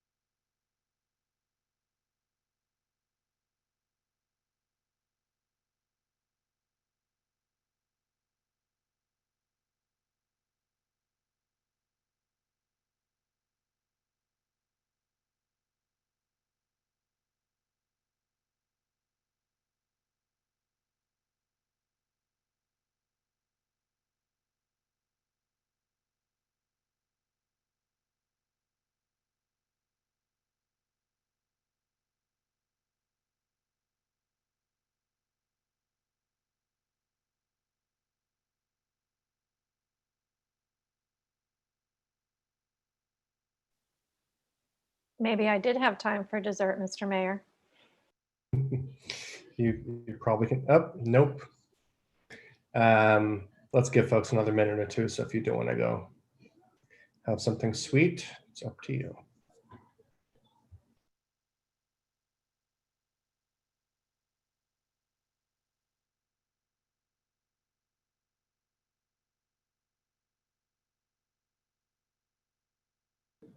Okay, seeing we've got 5, let's please return to council. 6:53. So as I suggested before we went to members of the public, what I think may behoove us is to go through recommendations A through, I think it's M, starting on page 10 of the staff report. But maybe first, if they're kind of more wide-ranging comments or questions, that may help direct council's discussion. So if you have kind of general comments, discussions, ideas, etc., please raise your hand. We'll do that first. Then we can go into the mission statement, then some of the core areas, and maybe end up with future direction for this work. Councilmember Cormack. Thank you, Mayor Fine. Yes, I would like to start with some general overview comments and a few questions. I want to start by thanking the staff for what were 12 and then ended up being 13 really solid recommendations. I appreciate the specificity and the effort to pull together many threads. Thank you for the mission statement update. I look forward to hearing from my colleagues if that satisfies their concerns. And then another thing I want to mention is on page 145, I don't actually think that Cahoots necessarily has to be an additional resource. I think it could be a substitute, not additive. So I just want to put that out there. That'll come back later, I'm sure, in the conversation. And then I do want to thank all of the students and the lawyers and everyone else from the community who spoke tonight and who has helped us get this far. It was a pleasure to speak with the Social Justice Pathways, and I don't know if any of my colleagues were able to do so, but it's always interesting, and I think I learned as much as they did. I do have a few questions on packet page 143, which for those following along at home is page 4 of the report. I don't feel that items 10 and 11 were necessarily included in the 13 recommendations, and if they were, I wonder if staff could help me understand. So I'm referring to rewarding the desired culture in the police department and then reporting out on duty to report situations. Are those captured in our A through M? And if so, where? Thank you, Councilmember Cormack. Mr. Mayor, if I may. Thanks. I see a head nod.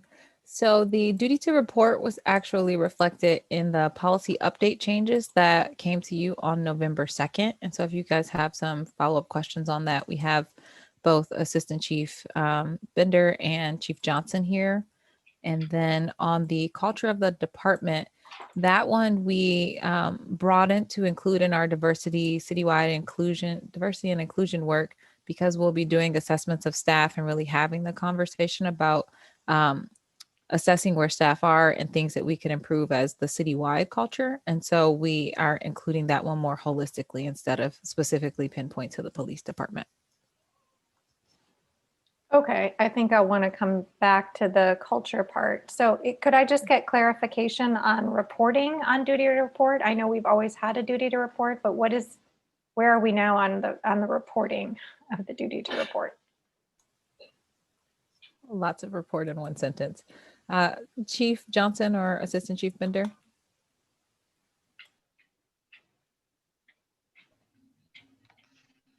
Good evening. Yes, Councilmember Cormack, that was some. Go ahead, Andrew. You got it?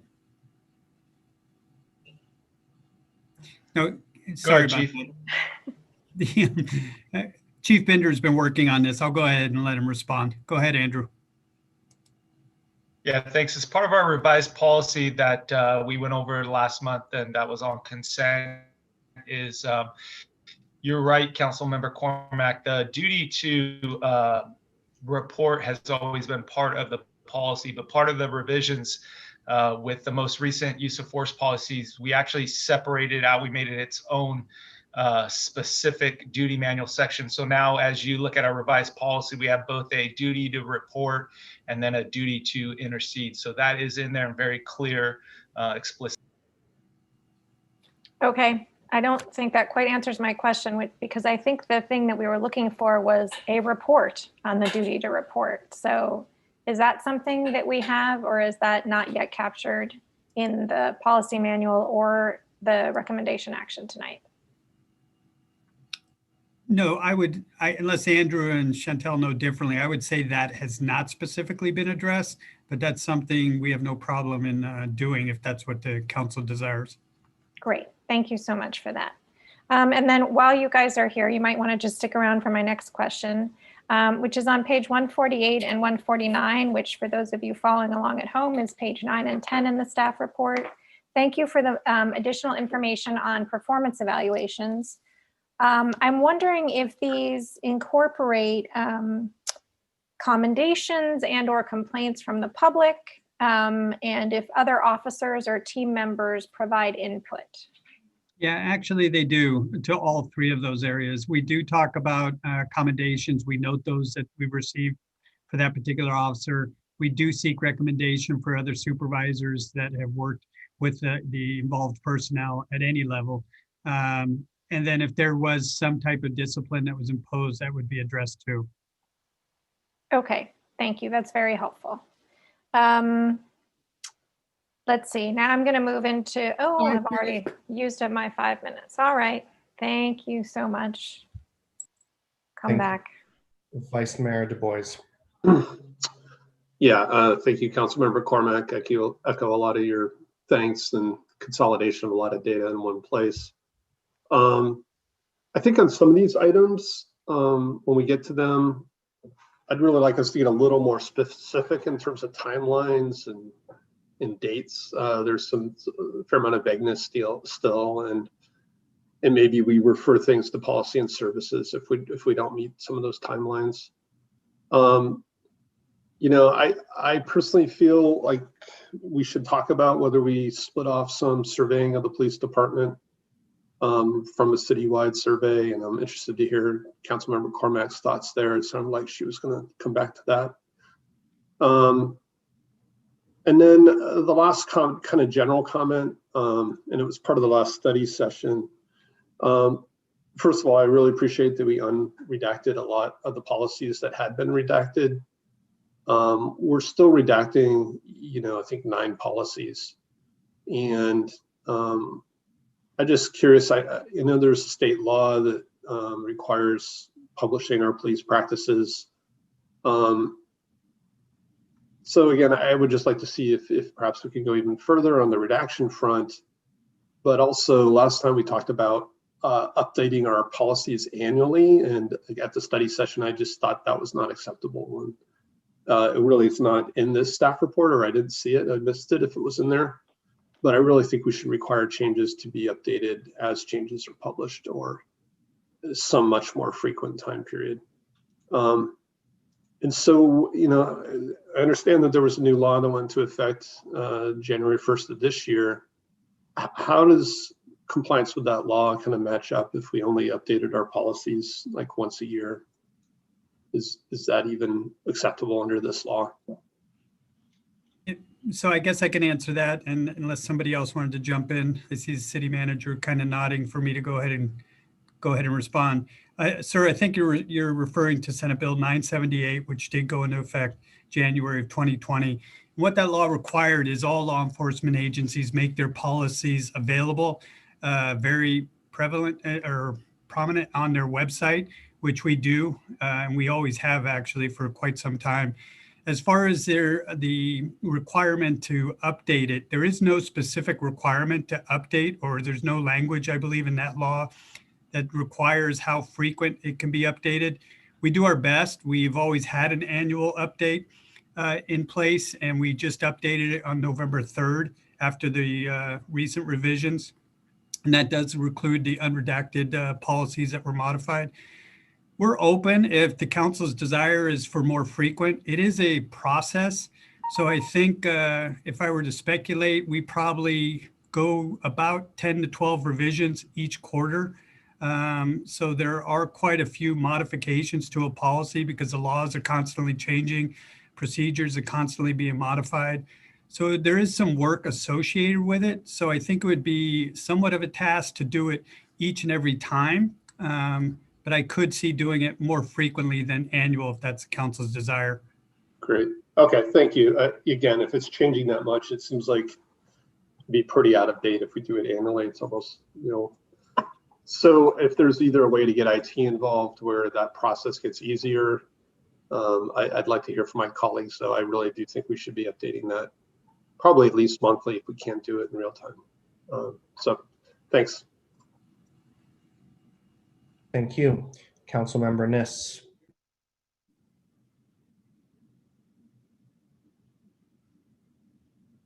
On the first page where it talks about PERT, who can answer PERT questions? Which one? Bob? I'll give it a shot. I have confidence that Chief Binder and others can chime in if I don't address it adequately. So, because we were hearing tonight how long it takes this to come into place, and that cahoots worked better somewhere else and so forth. How, if this were to work, let's say it actually were to be implemented tomorrow, how would it actually work? What would be the steps that are involved to, it sounds as though somebody actually is with the officer who goes to the call. Is that correct, or is that maybe pushing it too far? Yes, Councilmember Niss, that's not pushing it too far. The design of the PERT program would be to partner a mental health clinician with a police officer in the same car responding to mental health crises. That's a model that we've been working with the county with since I arrived here.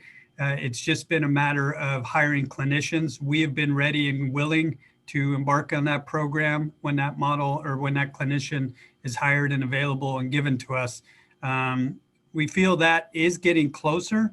Our hopes is that we could have somebody, that partnership in place sooner than later.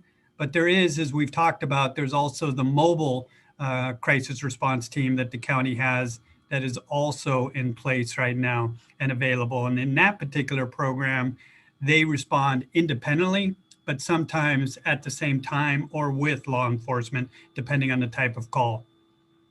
So I admire the effort and the plan and so forth, but I know how hard it can be to have somebody who is literally on call, ready to go at a moment's notice. And I'm sure that's what this person has to do.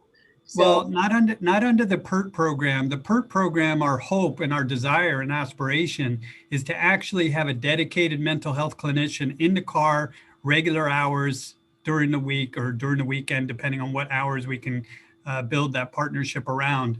In a perfect world, it would be 24 hours, 7 days a week, but that's just a staffing model on both sides. I don't think we'll get there. I think a more realistic model would be 4 times a week, and we would program that for the most intensive time, depending on the calls for service. I think otherwise it would be very difficult. It's hard enough in this county to simply get mental health care if you call for it. There's a long waiting list.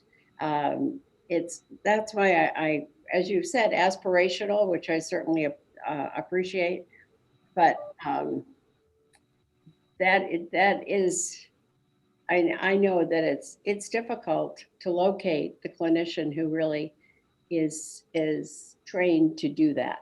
So I wish you well with it. I'm sure you're going to keep everybody up to date on what's happening, but I think it's one of your bigger challenges.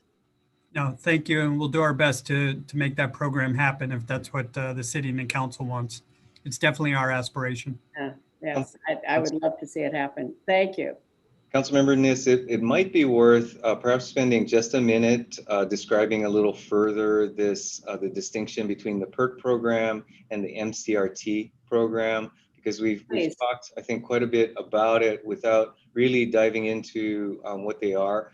I think the way the exchange between yourself and the police chief just made a really important point that the model of this PERT program as it has been designed is to have mental health, behavioral health clinician on duty, which is a key distinction, on duty versus on call, or on standby, as perhaps you might refer to it, to have on duty with patrol, police patrol. And the advantage there being, as you pointed out, that there's not the lag of finding the person and getting the clinician to respond to a call, an emergency call when it's needed. The other advantage there is that the dispatch is handled integrated with our emergency dispatch system. So there's not a question of who to call. Is it 911? Is it the county? And then how that response is handled.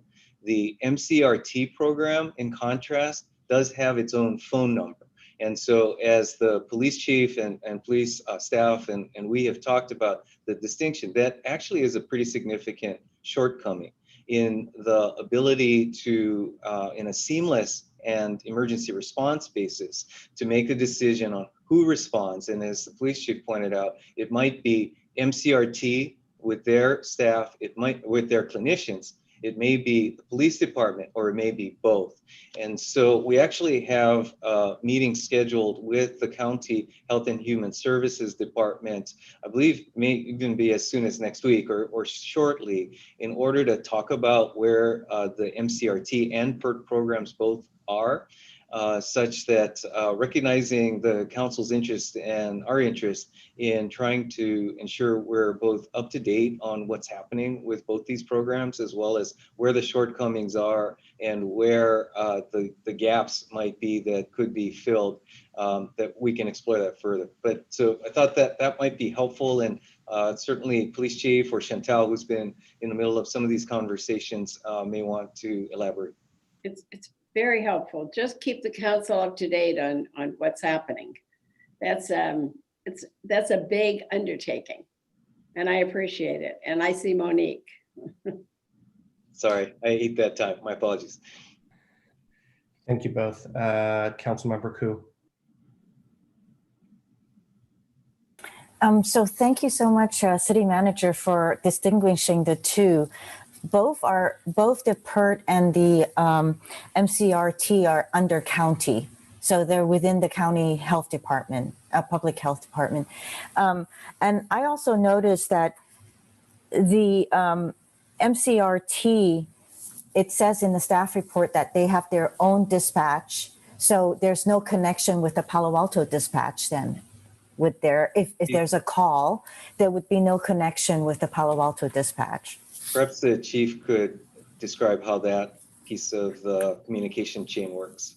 Sure. So there's a few different ways with it. When it comes to the mobile crisis response team, yes, they have their own independent dispatch, so residents can call that number directly. And for those that don't have it, it's 1-800-704-0900. That's a line that's available Monday through Friday from 8 a.m. to 8 p.m. So they can call that directly for issues pertaining to mental health. And then they would evaluate and determine if they want to send a clinician out. There's also at times where they connect with us saying, we got a call we're going to respond to, but because of a safety or other concern, we'd like you to meet us there. So then our dispatches would connect. There's also the path that we would get the call, we would respond, realize that maybe this could be something the mobile crisis response team could do, and we will call them. So there's multiple ways that the pieces can come together, but it does create options for the residents on who they want to call and when. Okay, and you know, when I look at this, I think, you know, like City Manager said, the shortcoming is that it doesn't have that quickly accessible 3-digit call number. You know, if it's an emergency, instead they have to remember this number, 800-704-0900, and then they have to select option 2 to get onto it. And I mean, we've spoken to that before. I mean, that is probably, even if we go with any other model, the public is so conditioned to dialing 3 digits to get something immediately at the other end of the line. And that will probably continue to happen. So it's just, you know, I think that's something that we're really going to have to work towards. If we want to educate the community and inform them that there's other options, that's a marketing tool that would have to be put into play. So how Again, is, thank you. So how is MCRT similar to Cahoots? Are they, do they have a similarity in that program where they are also a different entity and they're working on, people call Cahoots separately and it's not with the Palo Alto Dispatch? well, I think Cahoots is broader, and maybe the city manager or Chantel would want to speak to that program, meaning it's not just mental health. I think they have other resources that they work with. The mobile crisis response team is primarily focused on mental health crisis, and getting people resources. They do work with nonprofits. They do work with law enforcement. They do work with other entities to try to get individuals the services they need. But their primary role is to respond to mental health issues. But I think my question was also how do they integrate with the city of Palo Alto's police department, or would they? Well, they do depending on the call. It is not, there's times when they're in our city and we don't know about it because somebody's called them directly and they've sent a clinician out on maybe a lower level crisis, and they're able to handle that situation and transport the individual and provide resources. But there are times, like I said, where we call them to share that call, or they call us for us to respond with them. So there is a partnership already going on, but it's independent. And that's the primary difference between that and PERT, to where the PERT mental health clinician is in the car at all times with the law enforcement officers. So there's that direct connection for each and every call. Okay, thank you. And Tom asked my question about state law requiring non-redaction. And I really like the mission state. Oh, go ahead. No, just for clarification, that state law, we do have the authority to have certain redactions take place for tactical and officer safety reasons. But I think as the ad hoc went through, much of that was refreshed. We went through the policy as a whole to see if they really met that requirement. And I think the ones that remain primarily are associated with officer safety issues. Okay. And Councilmember Koo, I'm sorry if I can jump in. I want to clarify, this is Chantel, that the Cahoots program does not currently exist in our area. So that would be an entirely new initiative to implement. So just wanted to clarify that the chief's comments were related to the MCRT, the Mobile Crisis Response Team, and the PERT program, not the Cahoots model. Right. I was just wondering in Cahoots, if we're looking at the Cahoots, how similar is it to the MCRT in terms, but you explained it. Thank you. I see Monique. Councilmember Tanaka. So yeah, thank you staff for bringing this together. I wanted to just ask, there's been, and congratulations in catching the, I think there was a robbery in College Terrace, and I think you guys caught one of the burglars, which is great. But there's not necessarily a crime rate, but it's certainly an increase in some crime. That's, you heard about people's Cadillac converters getting stolen, or car break-ins, or break into people's houses, things like that.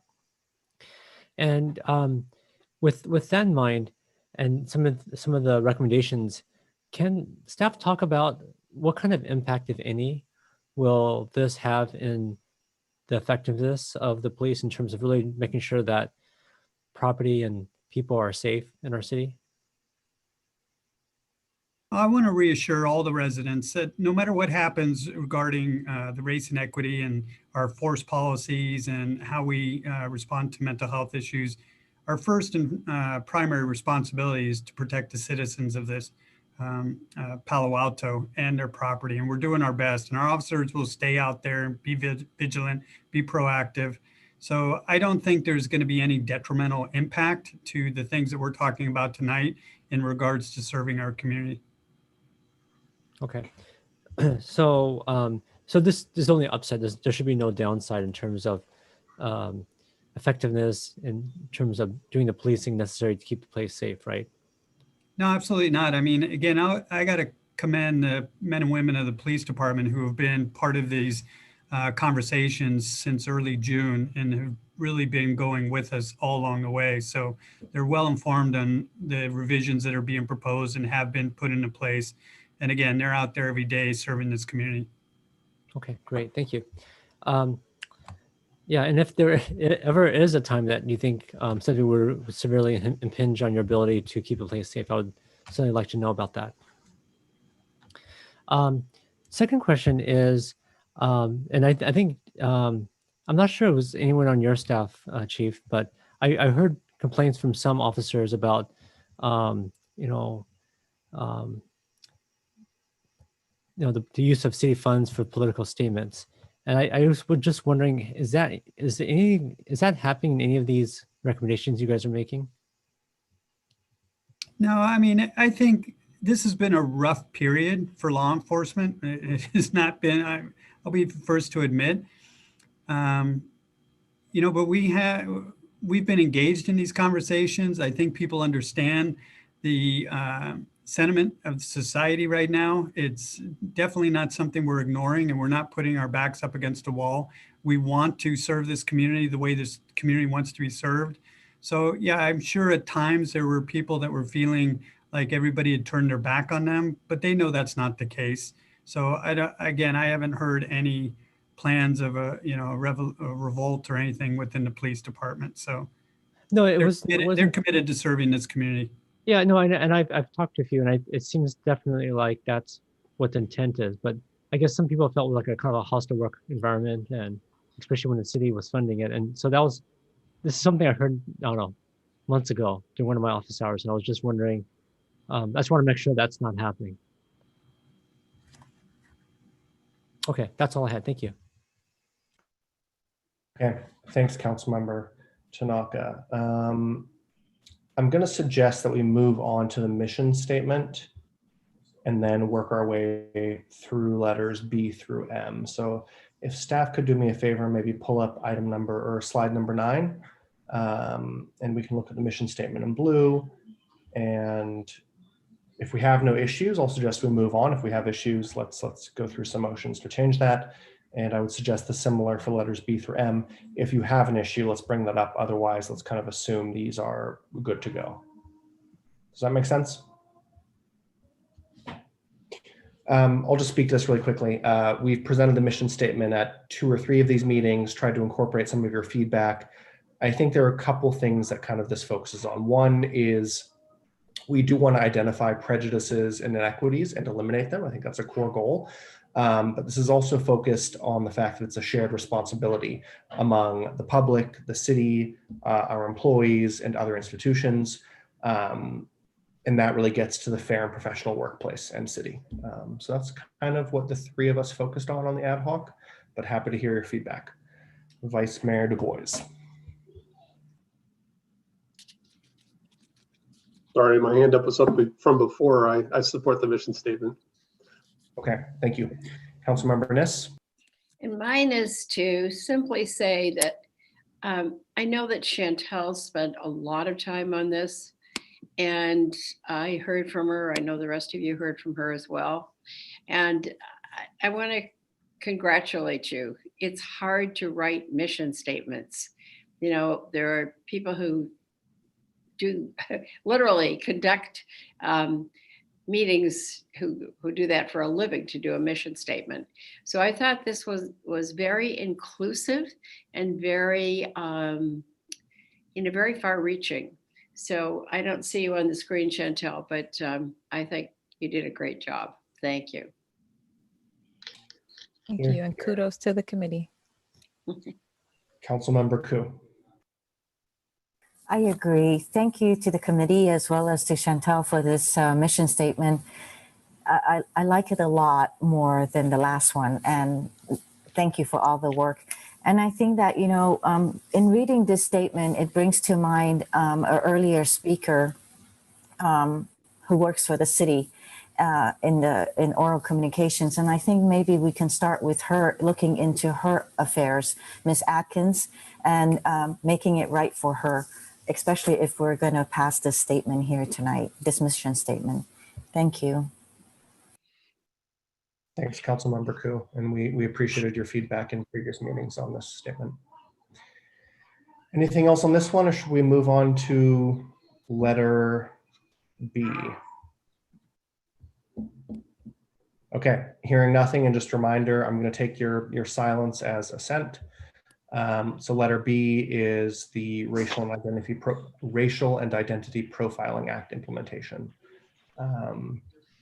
Questions, issues? Not me. Councilmember Cormack. This might be one of the places where, as the vice mayor said, we might just ask for a time frame. As I recall, it's possible this could be in calendar year 2021. But if staff just wants to let us know what time frame they're thinking about, we can decide whether or not we need to make any modifications. I think that's a very, very realistic time frame. Is the fall of 2021. We'll have it up and running and in place. I believe we're bringing an agreement for this to the council consent calendar within the next 30 days. Yeah, I believe it's on the November 30th. Correct. For the consortium. Thank you. Thanks, Councilmember. Councilmember Koo. So just to understand, you would have to implement the records management system before doing any data collection. No, I wouldn't say it's not possible to do data collection, but to do it to the magnitude, especially to the level it was done 10 years ago, and to be somewhat consistent with the upcoming state law, I think it would be challenging. If that's what the council wants, is for us to start doing that. But I think our primary focus is to get this record management system up and running. And I think if I tasked staff with doing something in addition to this, because this is going to be of all hands on deck to get this up and running by fall of next year, to collect those 17 data points, my preference would be to stay focused on that and to get this to you by the end of next year. Okay, thank you. Thank you.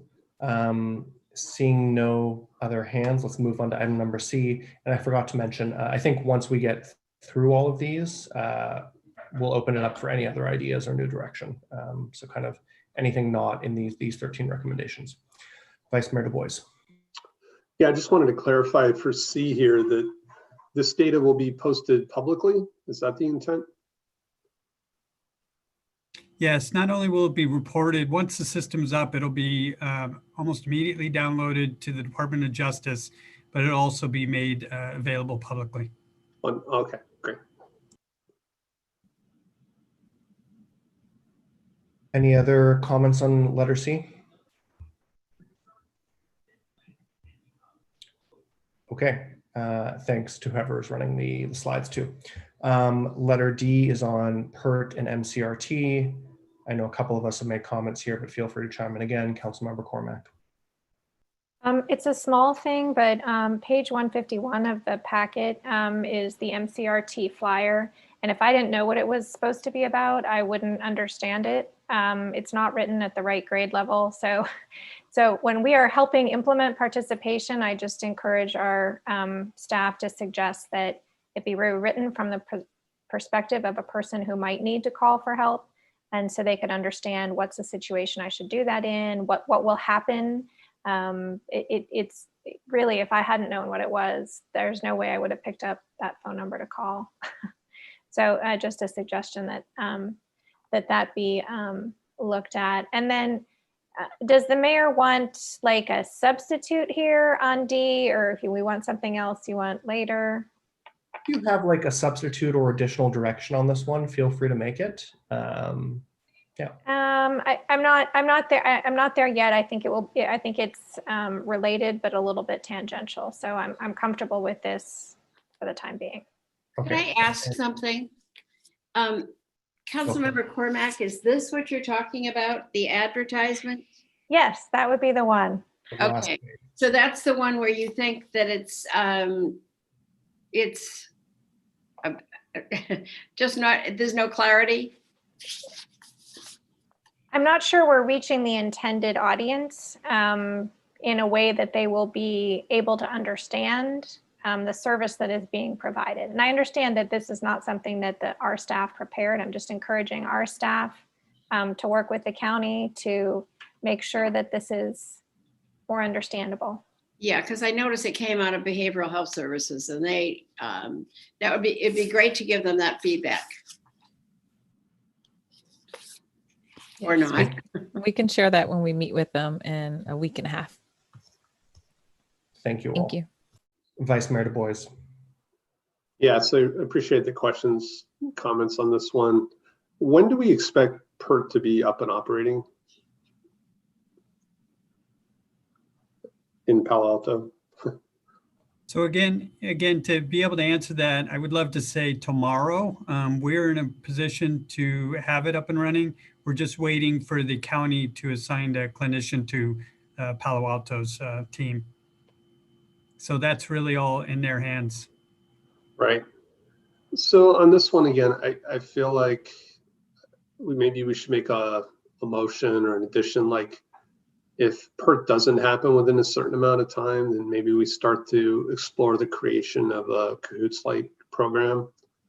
I understand it's going to cost us money, but I'm a little worried that we're going to pass this tonight, feel good about it, and then if nothing ever happens, county never assigns somebody, this just kind of disappears. So I would second something saying explore the feasibility and possibility of a Cahoots-like system, including costing. But I'm kind of saying a two-step process, like maybe refer that to P&S if after 6 months, like nothing has happened on the PERT front. Yeah, I think that's reasonable. I guess my concern is similar to yours. You know, if the county doesn't come through on this, we're still at issue. I think the other thing that I'm interested in is you know, what are the goals or measures for this type of program, right? Are we looking to do X number of incidents served by this program? Are we looking to shift certain resources towards it? So that would be of interest, I think, too. Do we do that now, or do you want to save this for the end? Why don't we just go through it? Just if you have a brief additional recommendation, make that as a motion. We'll add it to the list and we'll slowly append it. Okay, so my motion would be that I guess if the county doesn't assign a PERT resource to Palo Alto in the next 6 months, that we would refer to policy and services, the evaluation of creating a Cahoots-like program for Palo Alto.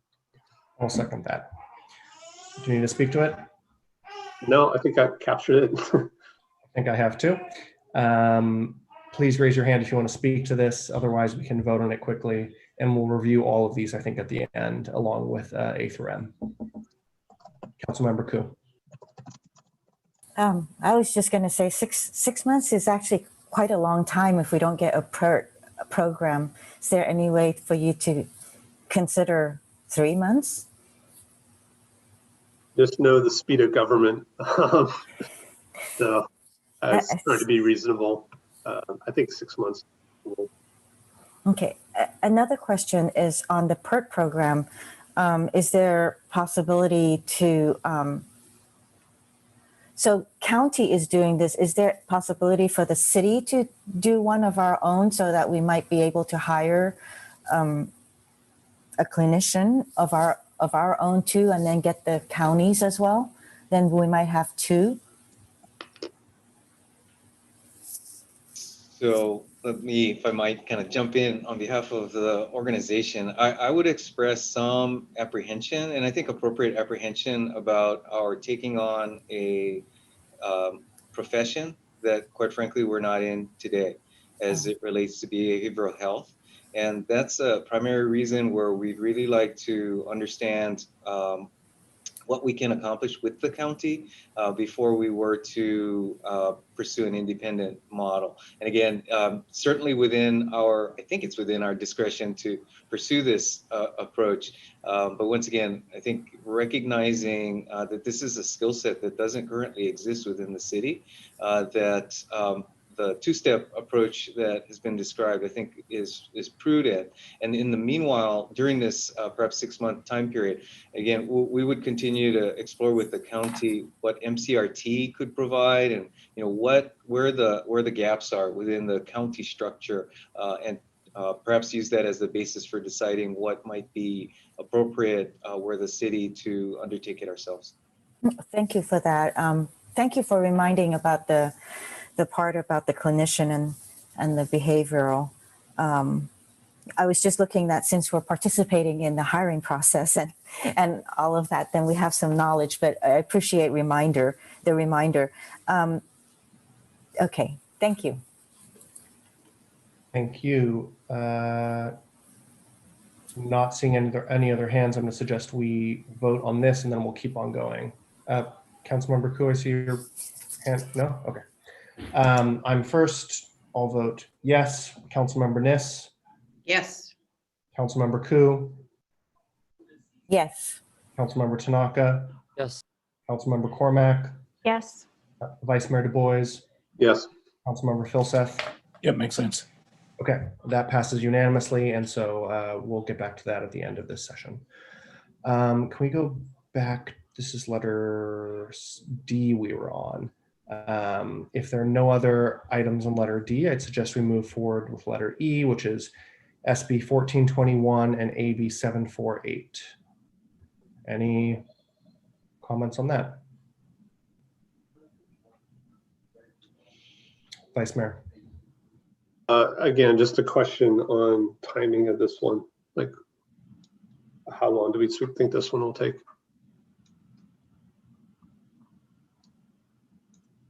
So if you're asking, we're already complying with 1421 and 748, and we've dedicated a space on our website for those cases that meet that criteria. So those are already downloaded onto the website for public disclosure. And so I'm not sure what your question is or if that answered it, sir. So you're saying E's already done? Is that the answer? Yeah, I believe it is, and I believe we've been complying with it. Okay, great. Oh, thanks. Seeing no other hands, let's move on to letter F, expansion of the independent police auditor's scope of services. We had a meeting with our IPA a few weeks ago discussing some of these items. I'll just say, I think this is appropriate to include all use of forces and do an external audit on them. Councilmember Cormack. Thank you, Mayor Fine. I agree with your statement. We did have a question from a member of the public about the word applied. I don't know that that's, readily understandable by the average person. Does it mean used? Could we use a simpler word there? Used, utilized. It just, if firearm applied, like, and the specific question is if a firearm was drawn. Do you apply a canine? I'm not sure. Does staff understand that? A term of art, but it was not as reassuring as I believe it's intended to be. Yeah, I think we're getting into semantics. Our intention is to let the public know that these are cases that when used, they would go down to the independent auditor. Okay, maybe we could just use the word used then.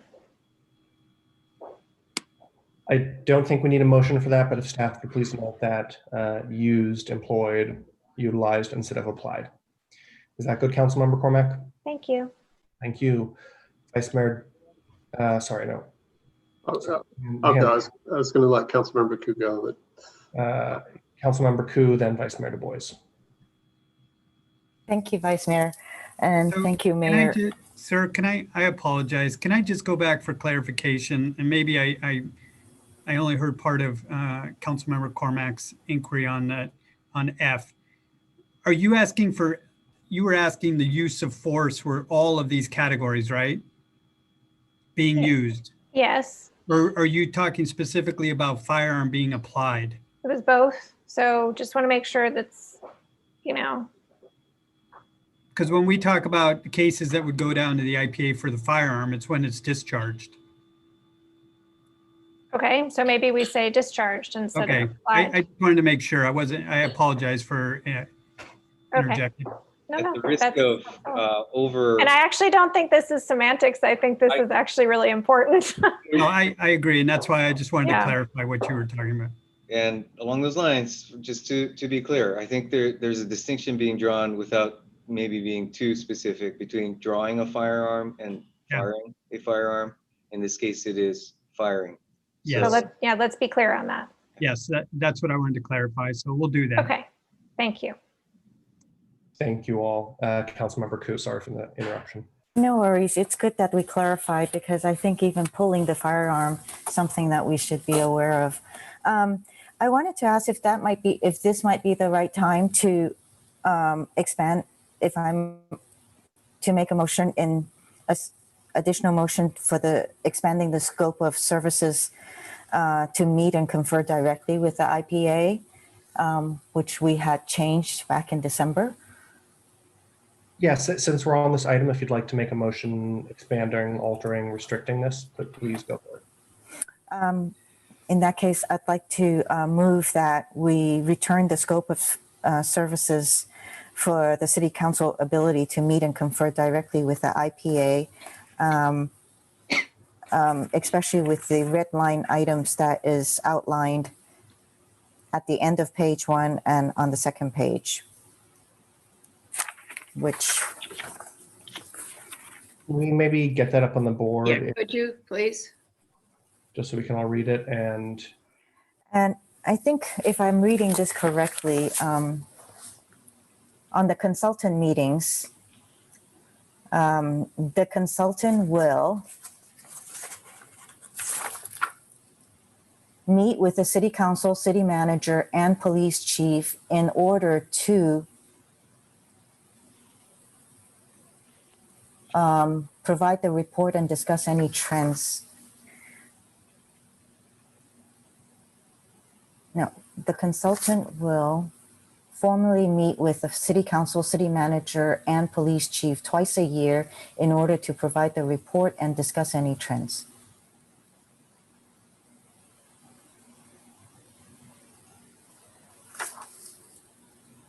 This is in the scope of services, Exhibit A, number 1. okay, can you just check if the motion on the board matches what you'd like to see?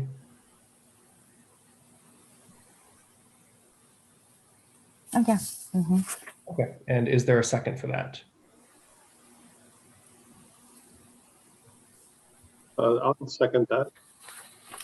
Seconded by the Vice Mayor. Councilmember Koo, do you want to speak to it or have you already? I have already. Vice Mayor?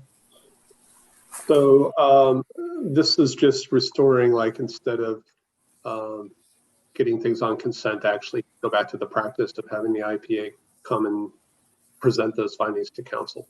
And again, I think we kind of got really far away from police activities. We used to do this. So I think it's a good idea that we go back to it.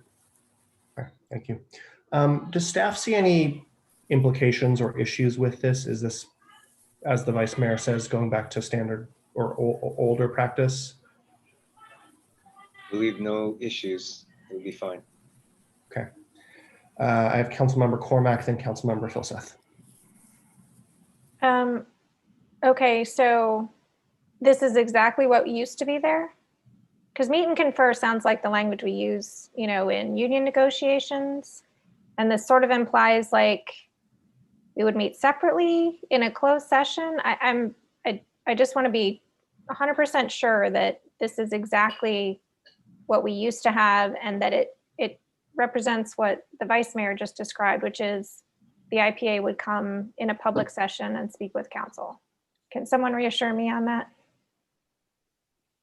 That's what I wanted to use that language. Yeah, I'm not sure what that means. Okay. Okay, well, if I just want to make it clear that we do want to return the scope of services to what was prior to what we approved on December 2nd, 2019. Okay, that sounds slightly different. And I think also we would have to negotiate that probably. I could be wrong. Perhaps the city attorney would like to help us figure out the method after that. I'm not opposed to returning it to where we were. The meet and confer part, if staff thinks that's what we had before, that's fine.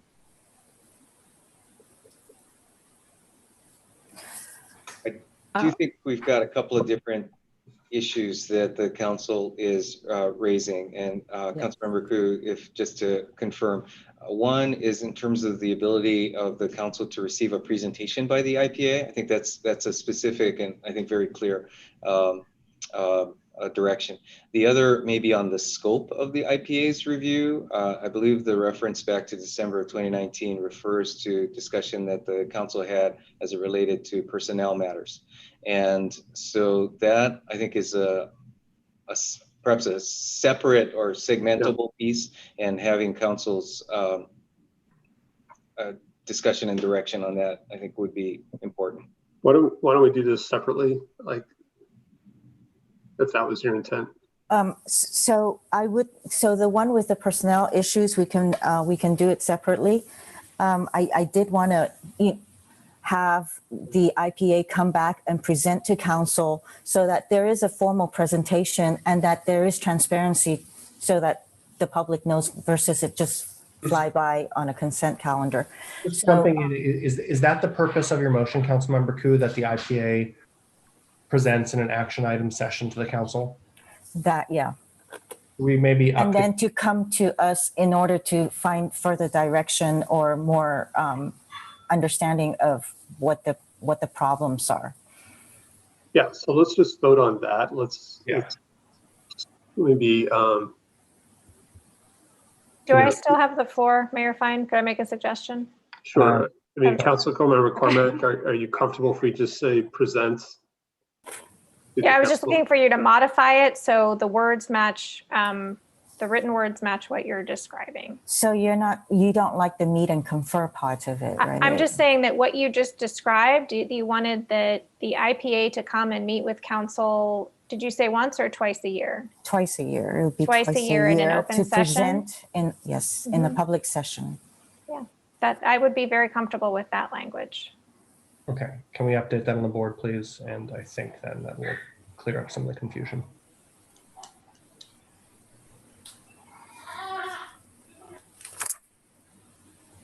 And if we have to amend the contract, we might just want to put that in there also. And again, let's just, they come when they issue their reports, right? So I don't know if you want to put the 2 a year just with each report.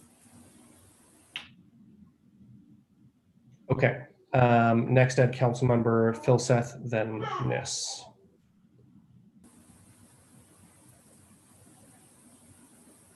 Sorry, that previous discussion was exactly what I was going to ask about. Meet and confer I didn't understand that. That's a very specific bargaining group term.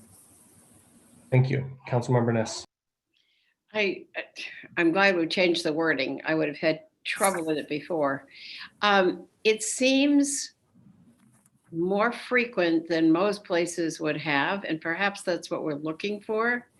Twice a year. Where is the city manager?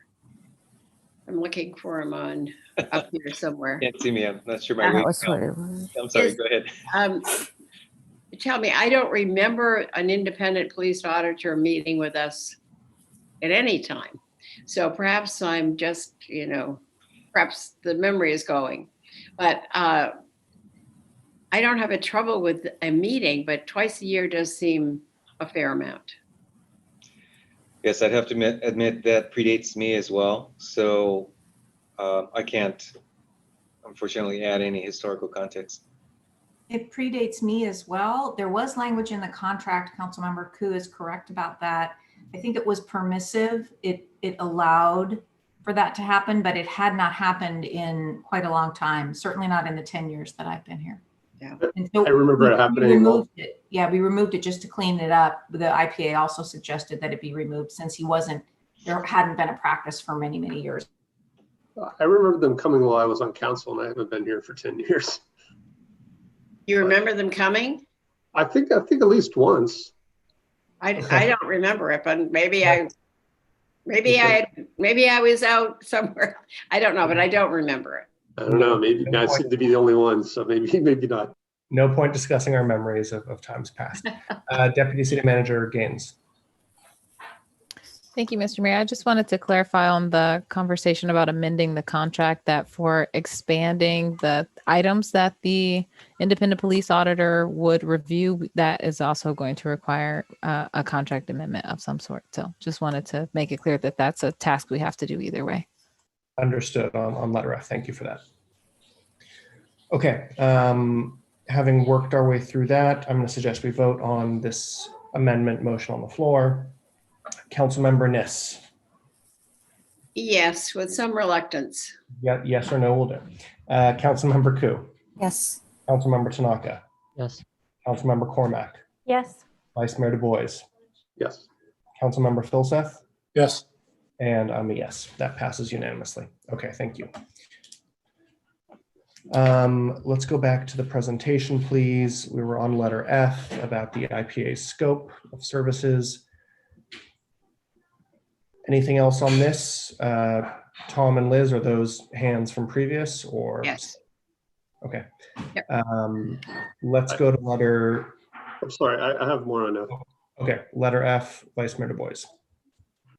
So just so I'm clear, so if somebody draws a weapon and points it at somebody, we're saying that's not a use of force?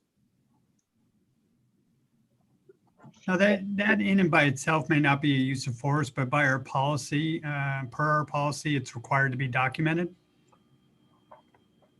Okay. And then internally, I guess it would be documented and you would decide if it was an issue worth doing anything else about, or if there was a pattern or anything. Yes, that's true. Okay. So we talked about it multiple times. I'm still interested in this, which would be another addition to the IPA contract to consider adding basically an annual performance audit of some sort, or work performance analysis. It would be like an annual work plan in conjunction with the police department, something they would find useful, something the council would find useful. I think we've talked about it multiple times. So I guess I will go ahead and make that a motion as well, because I didn't see it included here. And so it would be that we also we have the IPA work with council and the police department to propose an annual performance analysis. Such topics would be decided on annually. Deputy City Manager Gaines, before we look for a second. I just wanted to point out recommendation G and see if that was some of the language that you were looking for as well, Vice Mayor Du Bois. Yes, on that point, I think that was our intent, but if to whatever extent that did not capture the concept, revision certainly. Okay, that works for me. I guess that's if that's what you meant. So you meant the audit work plan. Okay. Is the motion withdrawn? Yeah, I'll withdraw that. Okay, thank you. Let's move on to letter G, and Mr. Vice Mayor, I assume you want to speak on this one? No, I mean, I still have some more on F. Okay, go for it. So the last one, and again, it's a big one. We've talked about it. I'm not sure if there's alignment or not, but it is this issue of kind of officer to officer interactions that result in a investigation. So I'm not talking about every HR violation, but looking back, there were I guess, well, how many were there? Sorry, there were a couple of incidents back in 2014 that were written up, and then we had a couple in 2019. And so I guess I would, before I make a motion, well, I guess I have to make a motion, but again, I would suggest that we return to some IPA review of misconduct that results in an internal police investigation. And so the idea is that there would be a bar.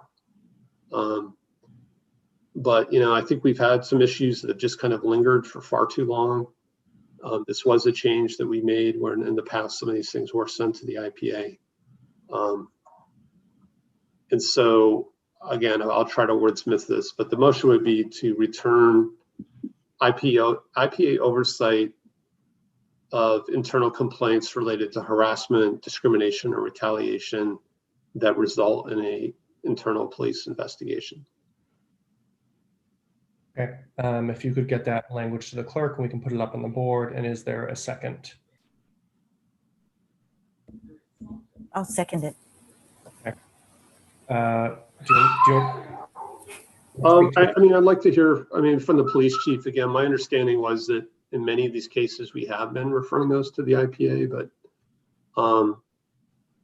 I'd like to see it be a little more formal again. I think that might be a question better answered by either the city attorney or the human resources director, because that really, when it comes to personnel versus personnel internally that has no nexus to the community, there are some other issues and laws that pertain to those kind of investigations.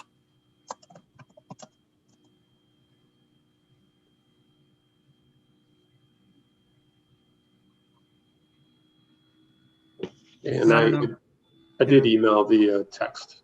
Thank you. Does the city attorney or our director of human resources have any comments on this?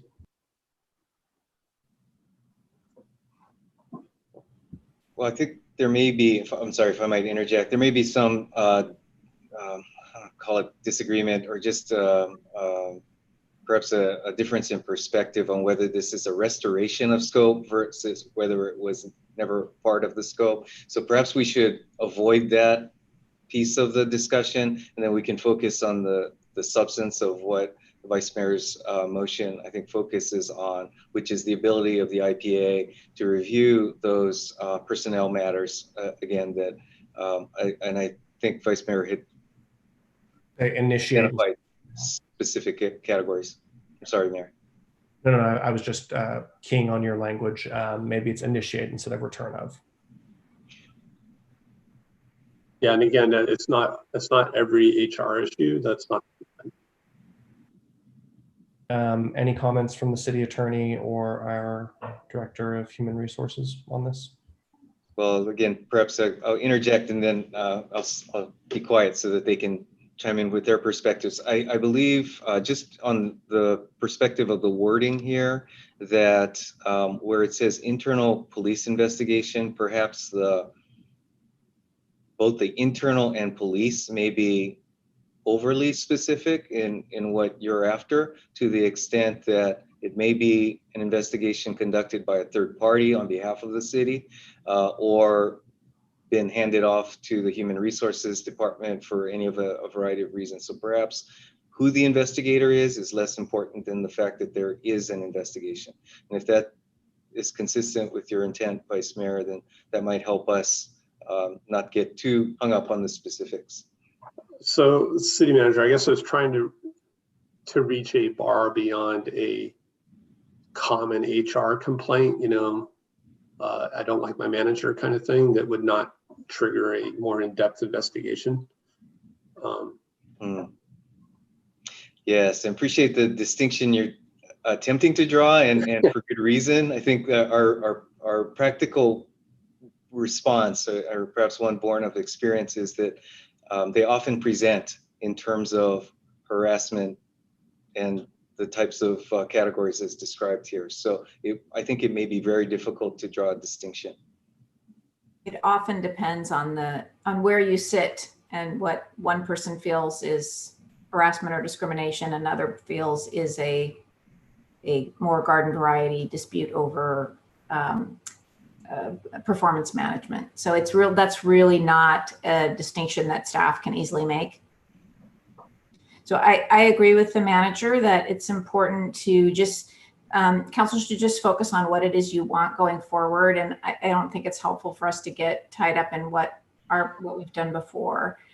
These are really policy questions for the council to decide how you want to provide for this secondary oversight and whether you want to or not. And there's pros and cons. for all of these decisions, and these are really discretionary decisions for the council to make. Okay. So did I get a second? I think Councilmember Ku seconded it. Is that correct? Yes, I did second it. Although it was when it was to return rather than initiate. Initiate sounds like they're gonna, does that mean, so it still has to come back because the contract has been expanded, right? For council to approve. Yes, I think that a contract amendment will come back. Maybe instead of initiate, we say provide for independent police auditor oversight. And maybe the other change following on Ed's comment is for the last 3 words, instead of internal police investigation, you might be meaning to say resulting in city investigation of uniformed officers. That's fine. So it's any city investigation, which would include whatever department does it, or whether it's we perhaps sometimes use a consultant to assist us. And city attorney. So there would be would there be some level of complaints that are not considered investigations? I don't think so. I think basically all complaints result in an investigation. We have a very low bar for doing investigations. That's a best practice in the human resources field. It's protective of the city and of all of our employees as well. Like our last supplemental report, there were 2 issues. Is that pretty typical? Okay, I'm going to suggest we move along on this one. I think we're really getting into the weeds on it. So there's a motion by the Vice Mayor, seconded by Councilmember Ku. Councilmember Ku, do you want to speak to your second? No, thank you. Okay, seeing no further hands, I'll suggest we vote. Is somebody, oh, there we go. Sorry, Councilmember Cormack, then Philseth. Thank you. I'm going to take us right back to the weeds with apologies. I wonder if what the Vice Mayor, I just would like to raise the concept of maybe discipline as opposed to investigation. So I'm trying to understand, the intent of this. And I think that if there was discipline of some form, then perhaps that is what we would want to have investigated. So maybe you could just talk a little bit about the bar that you set and one that might be slightly higher. I'm not sure if I kind of get where you're going to. I'm not sure if discipline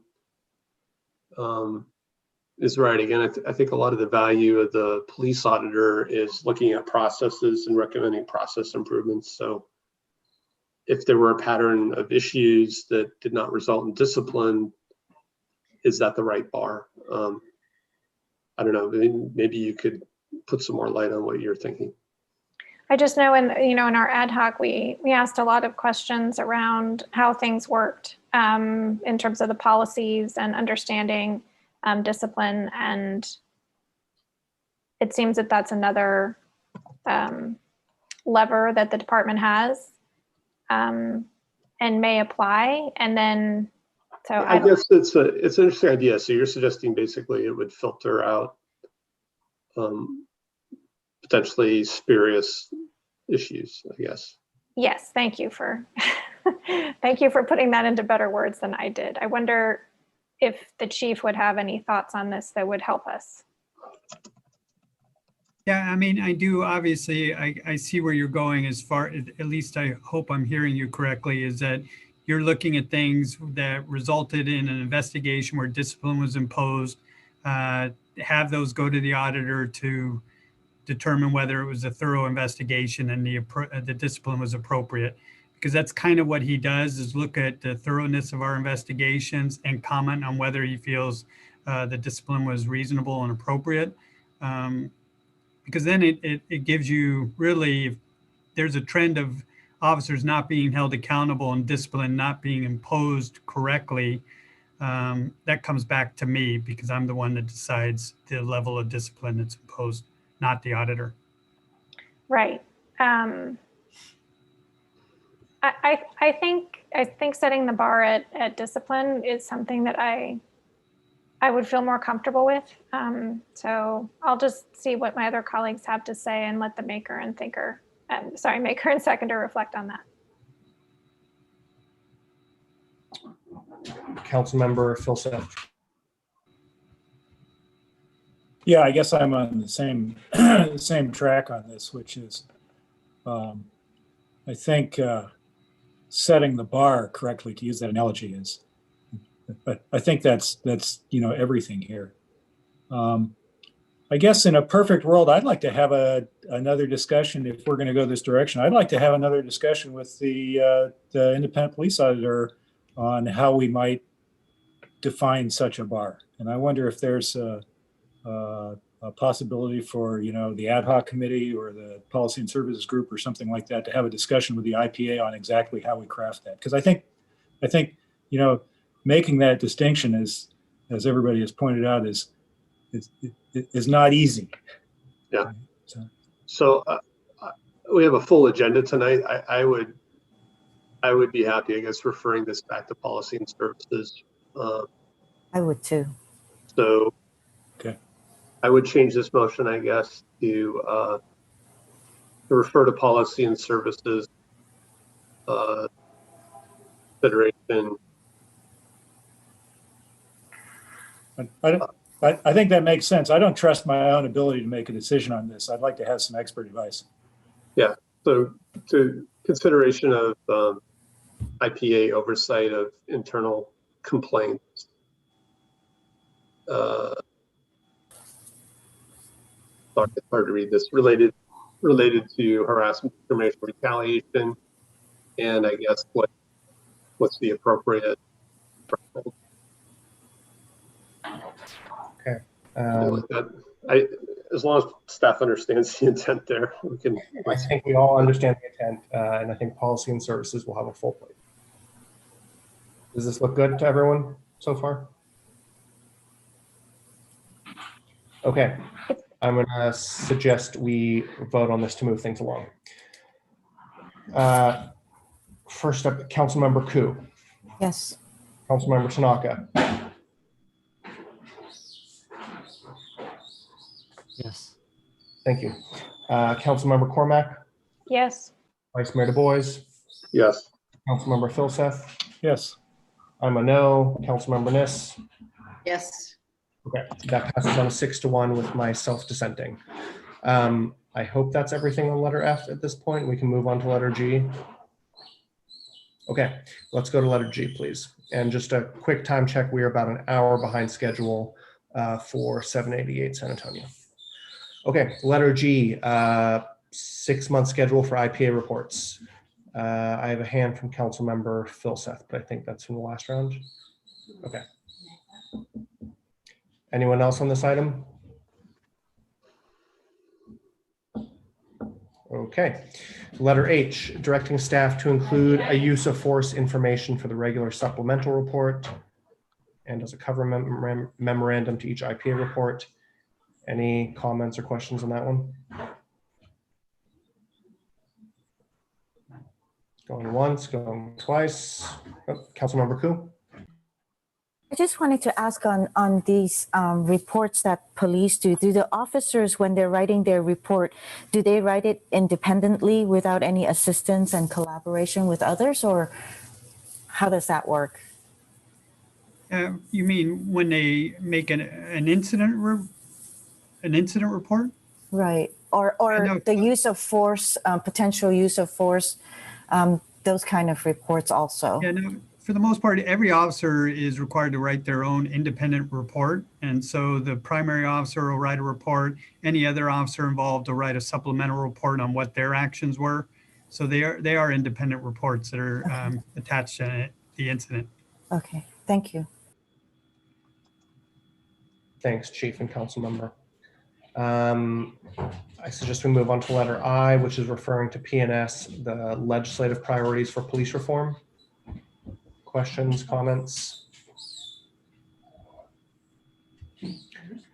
Councilmember Cormack. I just want to be sure that staff will be available to help us structure that discussion. I think to date, it's been hard to wrap our arms around things. So, be my request. I'm sure staff would be ready to assist any way that they come with, sort of like recommendations, things to consider, things that might not make sense. Just, I think that would be the best use of the Policy and Services Committee's time. I think that's a good comment, and just at least as we've seen the past 6 months, at least our lobbying team in Sacramento has gotten a little more tuned into this stuff with regards to how it affects Palo Alto. Okay, letter J, referring all race and equity work to the Policy and Services Committee for citywide diversity and inclusion practice areas and policing practice areas. This is also linked to the CDAW recommendations as put forth in that At Places memo. Councilmember Cormack. All right, so this brings me to the sort of tangent we had earlier in terms of PERT and MCRT, et cetera. I think this is where we should have the discussion about policing practice areas and whether or not this should go to Policy and Services or elsewhere. And I want to say that I'm really of two minds about how to manage this going forward. It's a lot to ask of PNS. I don't say that because I'm the Sears chair and because, the audits are going to ramp up, et cetera, going forward. I think it makes sense to have some of it there because council should be providing oversight. But I think there's still a lot of analysis and recommendation to be done in the area of how police officers spend their time on those welfare checks, what part of the traffic stops are moving violations and what part is something else. How much time, as one of the commenters said, is spent on mental health topics and how much is time spent assisting members of our community who are unhoused. So I will be interested in hearing what my colleagues have to say about whether or not we should be creating some kind of group. And it could be an ad hoc, right? It could be that's what the ad hoc is going forward. It's council members. It could be members of the community for a short-term committee. It could be a long-term commission, but this is, I think, where we need to separate the race and equity part, which I think is appropriate for Policy and Services, and figure out, the police practice area, the work that is left to be done. So I would be really interested in hearing what my colleagues have to say on this area. Sure. Thanks for raising that area, Councilmember Cormack, and sorry for the baby. Anybody want to speak on this one? Please raise your hand. I guess I'll just jump in if you all are thinking. I think Policy and Services is the right area for the majority of this work. And it may be a big task over the next year or so for them to work on and going forward. I know there have been some calls for an external, citizens or blue ribbon commission on this. I think there's some validity there in terms of engendering public trust and also teaching our public about how our police department operates and what rules that they work within.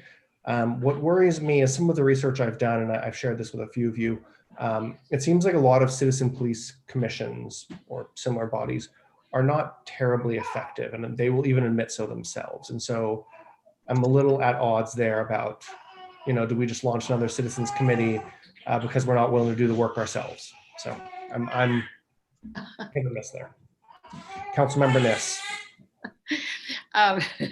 But frankly, I've never heard a committee say, wow, they don't want to do the work.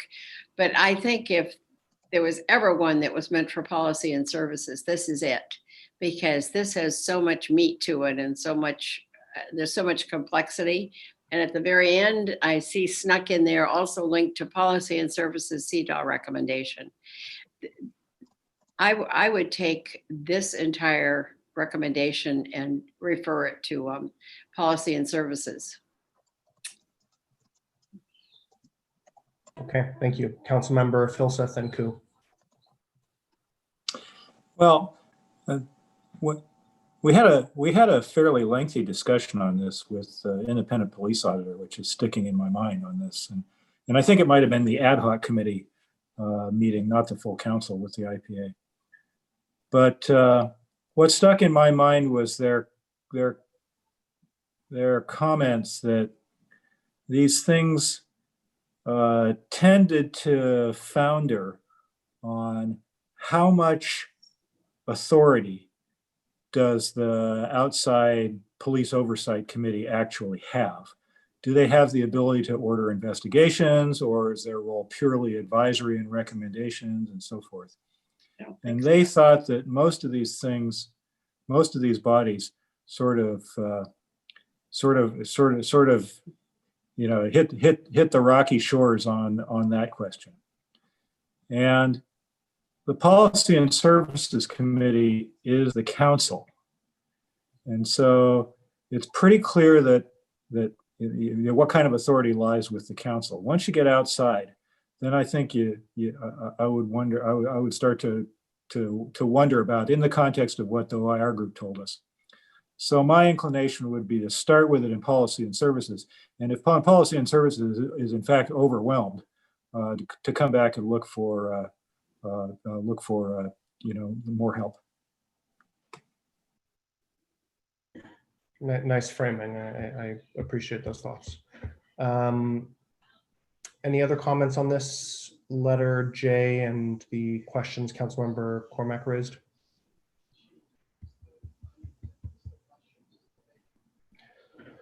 Okay, seeing none, I'm going to suggest we move on to K. So K is returning in fall of 21 with parameters, proposals, and strategies to engage PAPOA negotiations. So our negotiations with our Police Officers Association.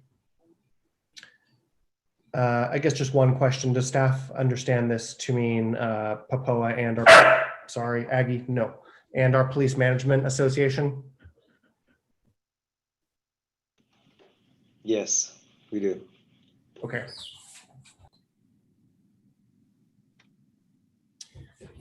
Anything else, or move on to L?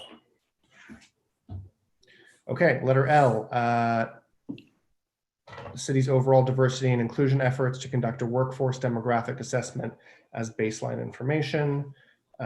This was some work that council members Cormack, Nis, and myself worked with the city staff on. And my understanding is this would be shared with the public when completed. Councilmember Filseth, Cormack, and Du Bois.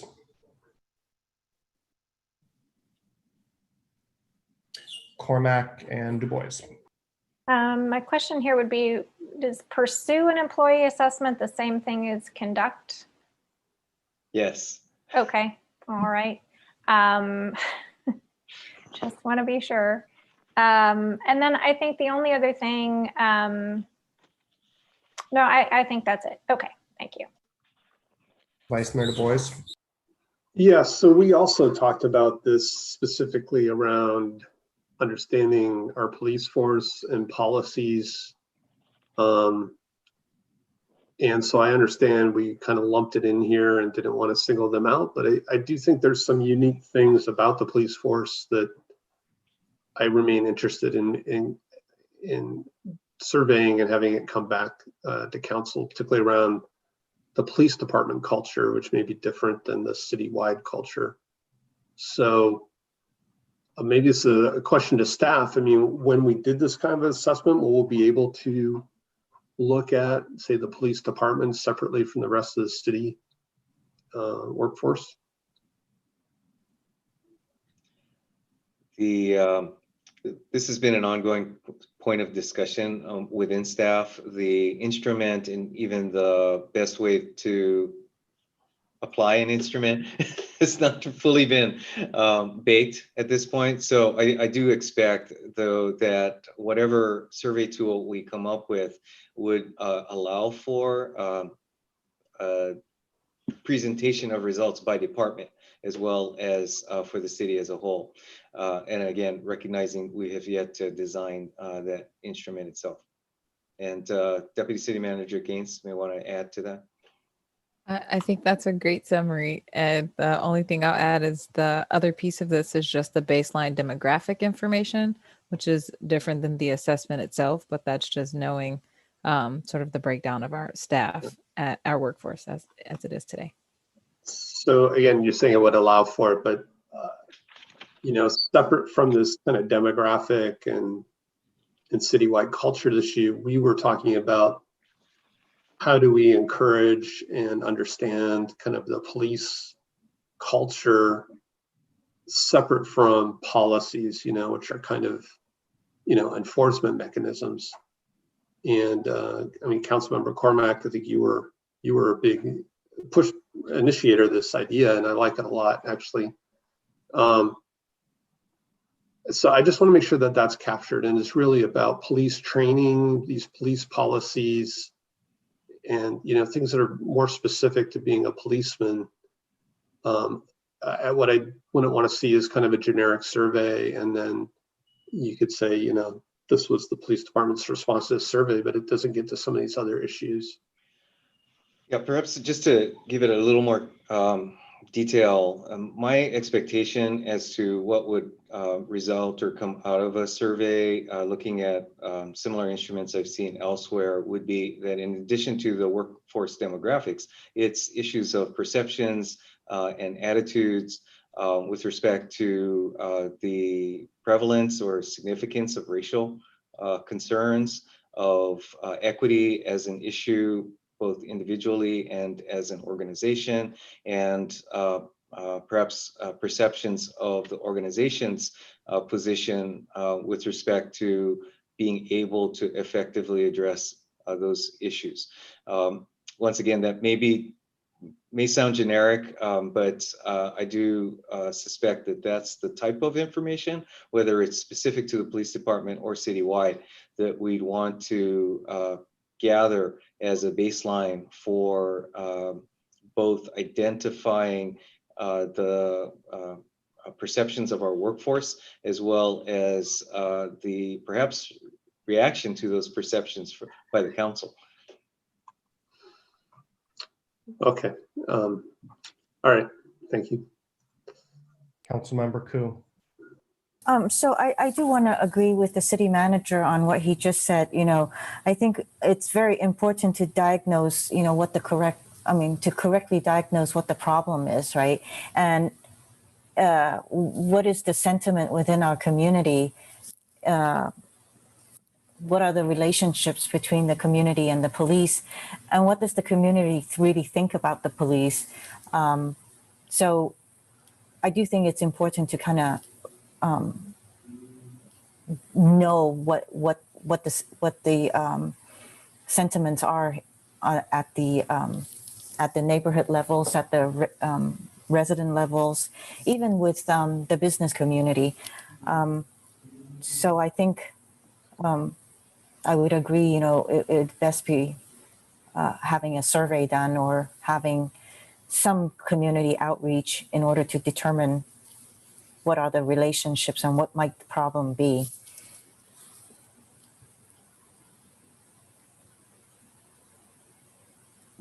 What other problems? Okay. Staff comment on that, or should we just move forward on letter L?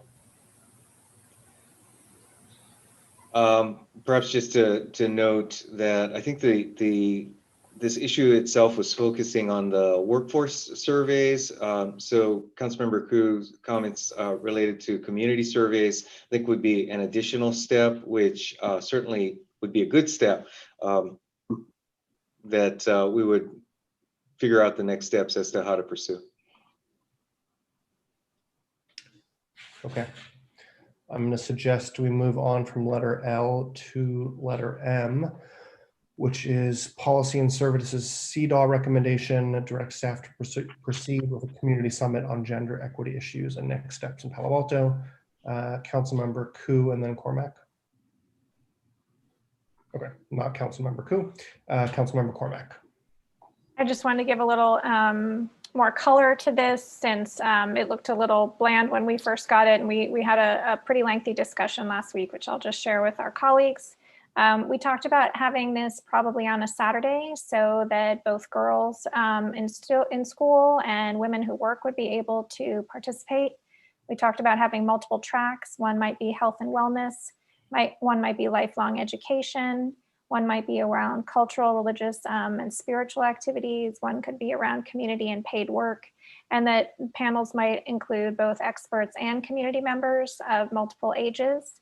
And there might be, sort of like a kickoff and then the ability to go in one of those tracks and then come back for some wrap-ups. And we suggested that staff be clear about the questions. We would be interested in having this summit answer. One could be, what is the city doing well? Where should we be applying more resources? And one might be, what's one thing the city could do working with the community to improve this. So we had a pretty robust discussion. I just wanted to provide that context. Thank you. Councilmember Niss. So one of the things I might suggest is to talk to other cities who've done the CDAW recommendation. I know San Francisco has, but I think before setting up a community summit, it would be a good idea to have some idea of what has come out of this kind of outreach in other cities. And maybe you've already thought about that, but I'd be curious. Yes, is that something?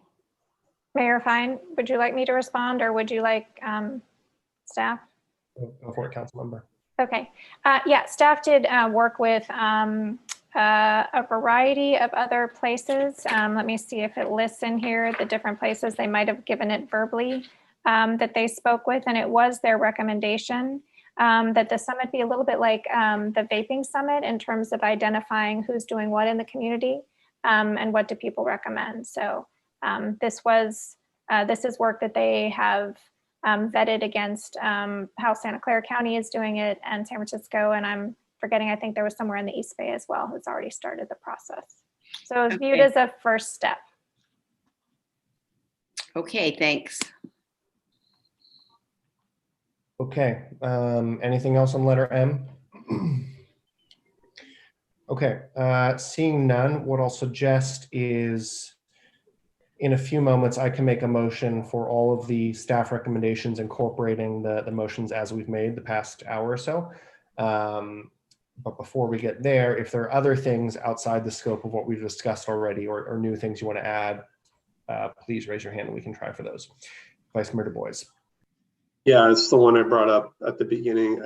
The motion would be to have staff work with IT to see if we can streamline publishing police policy updates to the public website, and the goal of doing it at least monthly. Mr. City Manager. Yes, if I might comment, and not to put either the chief or assistant chief on the spot here, we have talked about it and believe that a quarterly update would be a balancing point in terms of the work involved as well as the frequency of it. Certainly, council direction will follow up accordingly, but did want to share that we had talked about a level of frequency that we thought might strike that balance. Okay, I'll change it to quarterly. Okay, so there's a motion on the floor to direct staff and IT to update quarterly the police policies. Is that roughly it? Well, update it on the public website. Update on the public website. I mean, again, if IT can find a way to do it quicker, I'd hope you do that, but set the bar at quarterly. Is there a second for that motion? I'll second. Okay, seconded by Councilmember Cormack. Councilmember Cormack, do you want to speak to that? We get a lot of questions on this. I know it's a lot of work, but I think this sounds like the right cadence to balance the work that needs to be done and the information the public needs to have. Okay. Any other comments on this one? All right, let's please vote on it. First up, Councilmember Tanaka.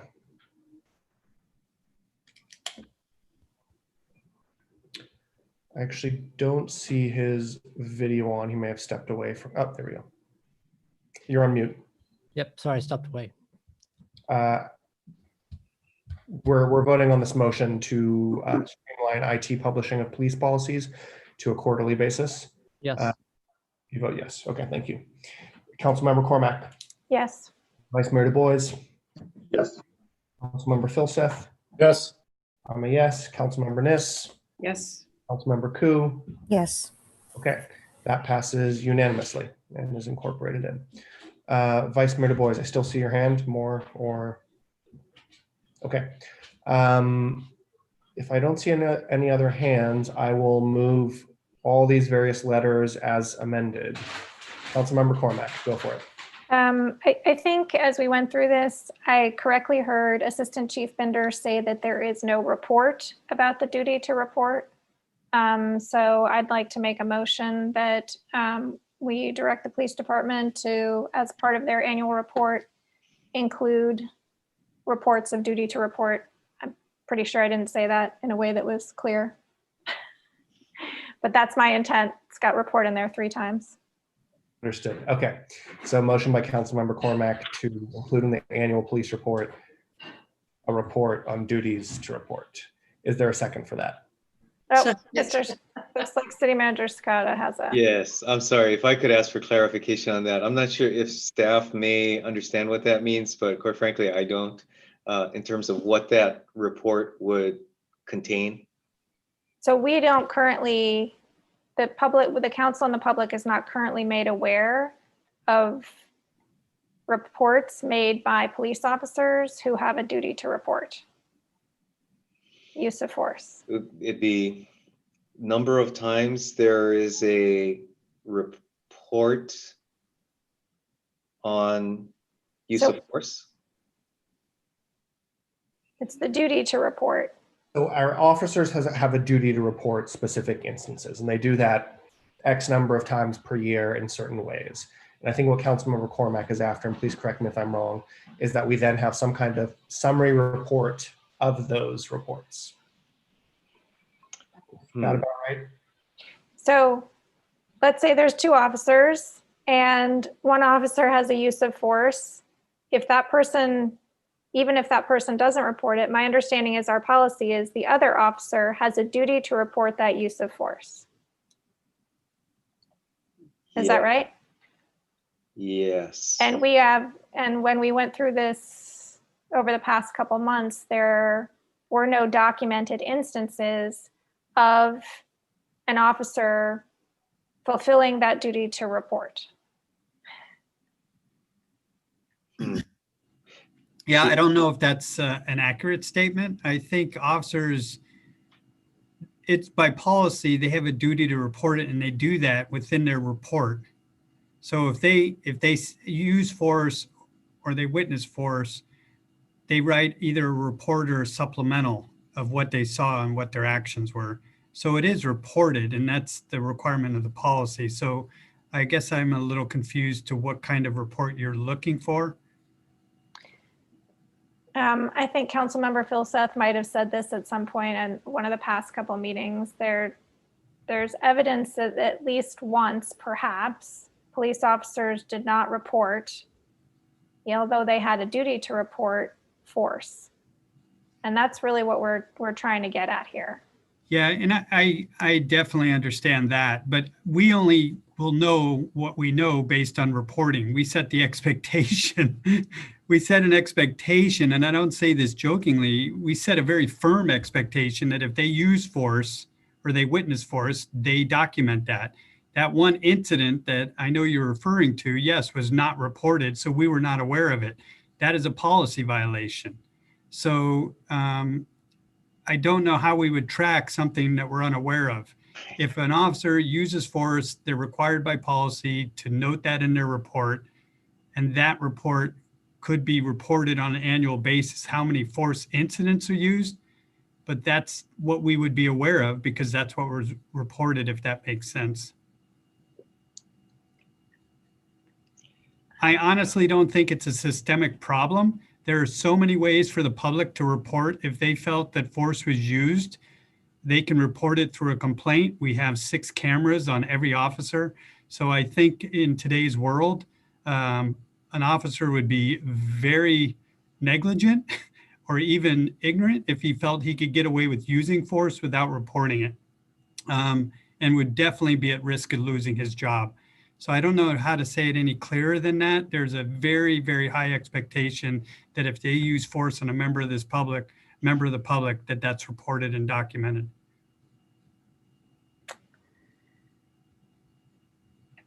I'm not hearing a second, so I'm happy to withdraw it, but I encourage my colleagues to continue to think about this because I don't think we've quite yet figured out how to make this clear. Thank you, Mayor Fine. I see Councilmember Philseth and Koo, if you're on the same thread. I was just going to respond briefly to that, which was, okay, I think I understand where Councilmember Cormack is going. My own idea on that one was a little earlier up in the list of stuff we were going to do is we said we're going to have policy and services, potentially look and staff potentially look at areas where the independent police auditor might do some investigation of this or that or take a look at something. And my own idea was actually maybe this is something the IPA ought to look at to make sure that we're in conformance with policy. Like the chief, I don't think there's a systemic problem either, but it might be something that we ask the IPA to double check for us. Good point. Councilmember Koo? So I'm understanding, Chief Johnson, that we already have a policy that the police officers has a duty to report if they witness any use of force. That's correct. And they would document their observations in a supplemental report or the incident report. And Councilmember Cormack is trying, if I understand correctly, you're trying to make sure that that is documented at least and it's reported to council once a year. Yes, I wanted to understand how often officers are required to exercise that duty, for example. So let's assume that there is a report and there are never any incidences. Okay, that means that no force was observed. Or maybe there are incidences and people document. I don't know what we'll learn because we haven't done it yet. Just trying to figure out how to solve the problem we discussed earlier. Yeah. Just jump in. I'm not trying to be, I get where, I do understand what you're trying to capture. We do, like I said, I guess one way of doing it would be through the vast amount of video that we take in on every officer's interaction. And that would, but again, that's something I just don't believe officers are out there using force and not reporting it. I think if I'm understanding this better, you're looking for incidents where there may have been forced use and officers did not report it, which would be an issue. And those are inherently unreported, which means it may be hard to do a report on them. On the flip side, what you may get through some of the work we've identified with the IPA is every use of force may have multiple duty reports saying force was used, right? You might have multiple officers on the scene. And so it's going to be really hard to find those, I guess, false positive cases, right? Where somebody has not reported the use of force. I'm persuaded, I'm persuaded by Councilmember Philseth's approach. Maybe through the IPA. Okay. Any other comments on this item in general, or should we put the whole big motion to the vote? Okay. Let's do it. Let's do it. So I will move all of the letters A through M as amended by our discussion. And I'll second you. Thank you. So we opened this up, a couple mentioned really thanking staff and their colleagues in the community for all the work on this. This is to use the phrase, a hell of a lot of work. But we will get another pass at this in future councils. I hope we'll keep their eye on the ball with regards to this utterly important work for our community and for civil rights and safety. This is really important stuff. Councilmember Niss. Well, looking at it, it takes your breath away, doesn't it? This is this is quite an undertaking, and I think for those of you who will be sitting there next year, this is going to it's going to alter how you see things. I think it's important. It certainly has had ad hocs plus lots of input from the public and lots of input from staff. So what a lot of work. Glad to support it. Thank you, Mr. Vice Mayor. Yeah, not to pat ourselves on the back at all, but I do want to thank the mayor for forming all these ad hocs. I think that was a good way to get a tremendous amount of work done. And thanks again to staff and our police department for helping us work through this. Okay, let's please vote, and then I'll suggest we take a short break. Councilmember Cormack, Yes. Vice Mayor Du Bois, Yes. Councilmember Filseth, Yes. I'm a yes. Councilmember Nis, Yes. Councilmember Ku, Yes. Councilmember Tanaka. Yes. Okay, thank you. That passes unanimously. Maybe not this council meeting, but at one of our next ones, I will dissolve the ad hocs at the end of one of our meetings. Okay, I'm gonna suggest we take 5-6 minute break. So maybe if we can all, How about 8:45? Does that work? okay, 7 minutes. And then we will get on to 780 at San Antonio. Thank you all so much. Thank you.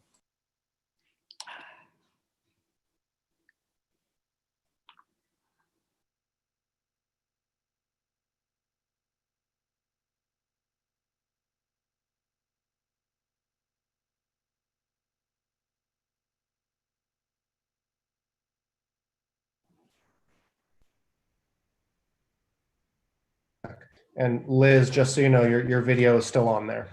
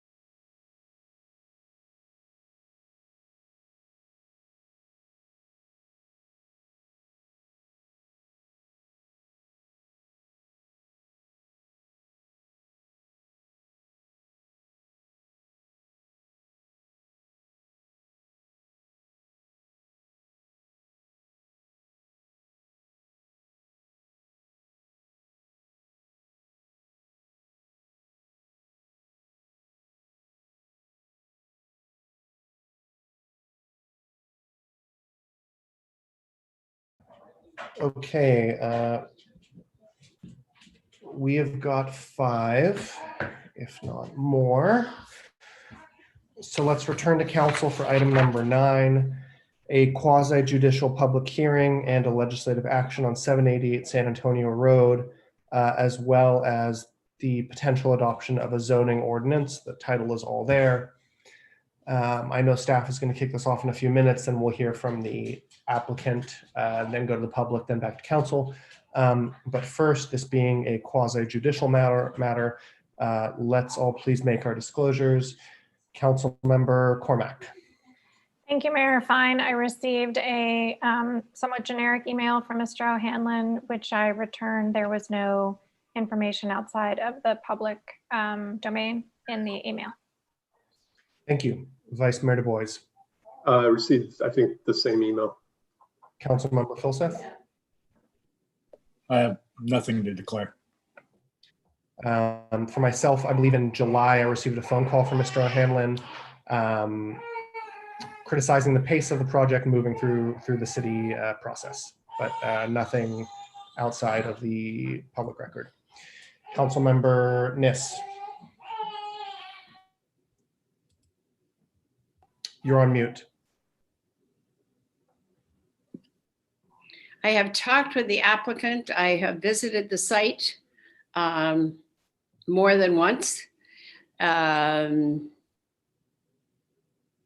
I can't think of anything else. Read the plans. Thank you. Councilmember Koo. I think I received an email from the applicant, but I did not read it. So but I think I did receive one.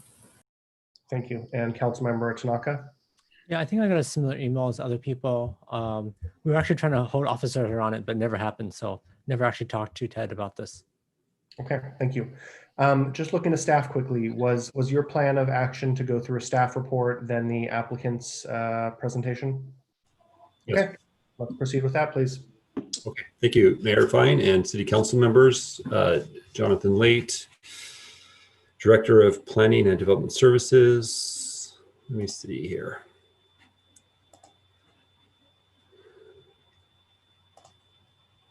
Okay.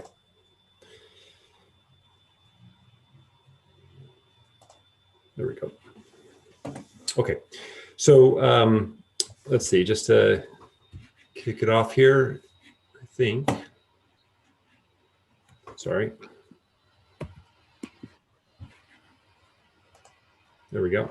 Okay, just a brief overview. So we're gonna, I'll go over the project briefly, the various discretionary entitlements and legislative actions that are being proposed, highlight the environmental analysis and with our recommendation. Our staff report, there's fundamentally 2 actions that are before the City Council this evening. One is an applicant driven request to change the zoning of the subject property at the corner of Leghorn and San Antonio Road. That's one discrete request that's before you, and it requires the list of legislative and quasi-judicial actions that are shown on the screen. That property is highlighted in orange at the corner there. And then the other item that's wrapped up into these various entitlements is a staff initiated or staff recommendation that would extend the housing incentive program for this 2-block area between Middlefield and East Charleston Road.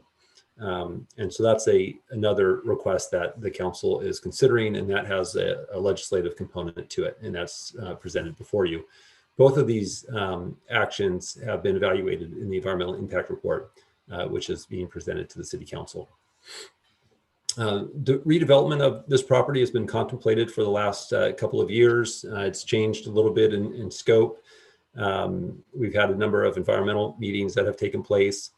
The Architecture Review Board and Planning Commission have both reviewed the project and forward recommendations of approval. I'll touch on that further.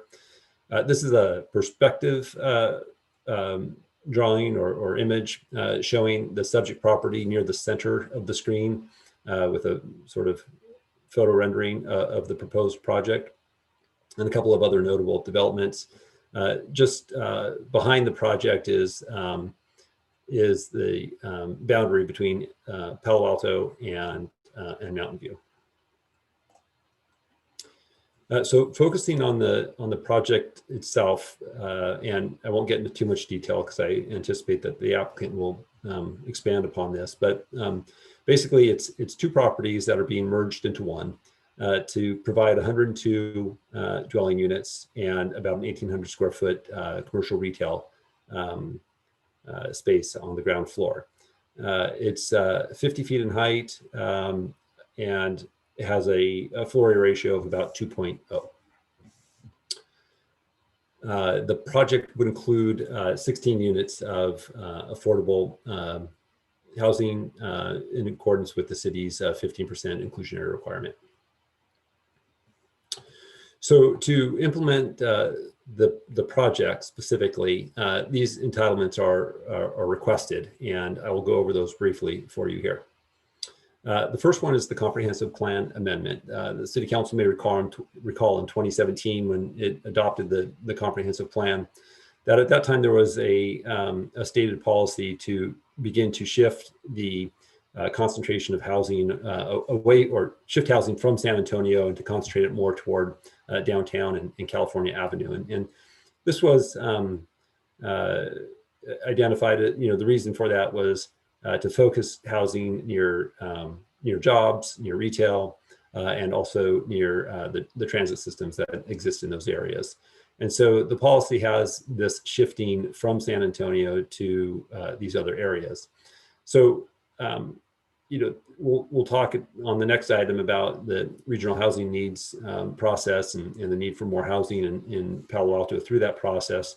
So one of the things that this project presents for us is the opportunity to maybe rethink that policy, and if not increase, as noted in the strikeout language on the screen, at least the opportunity to allow for additional housing to continue to take place on San Antonio Road.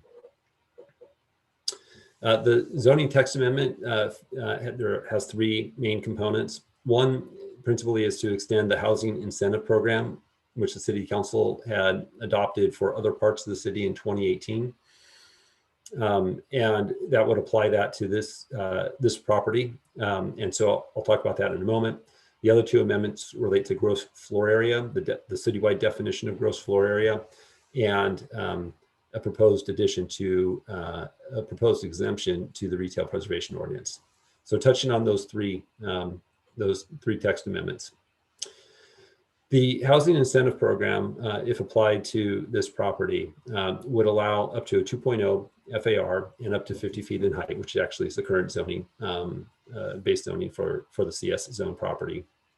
It would eliminate the maximum unit density provision, allow for rooftop gardens to count toward required open space, and excludes 1,500 square feet of retail from parking requirements. It also, I didn't notice it, but it's actually there on the first bullet. It also allows for an exemption to lot coverage too, provided the project meets the code required findings, A or B findings. So that's the request for the subject property that's shown in the shaded section. The amendment to the gross floor area is to allow for a very discrete area that's below grade in the garage that's used for equipment, whether it's mechanical equipment or fire equipment rooms, to have those spaces be excluded from the calculation of gross floor area.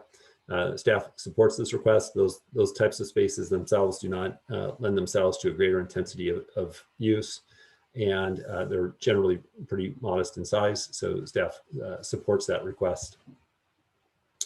The third request has to do with the retail preservation waiver, and this is to allow for housing projects of a certain density. I think we've identified 30 or more dwelling units per acre, to allow those types of projects where they are removing retail to not have to replace every square foot of that previous space, but at a minimum provide 1,500 square feet of retail.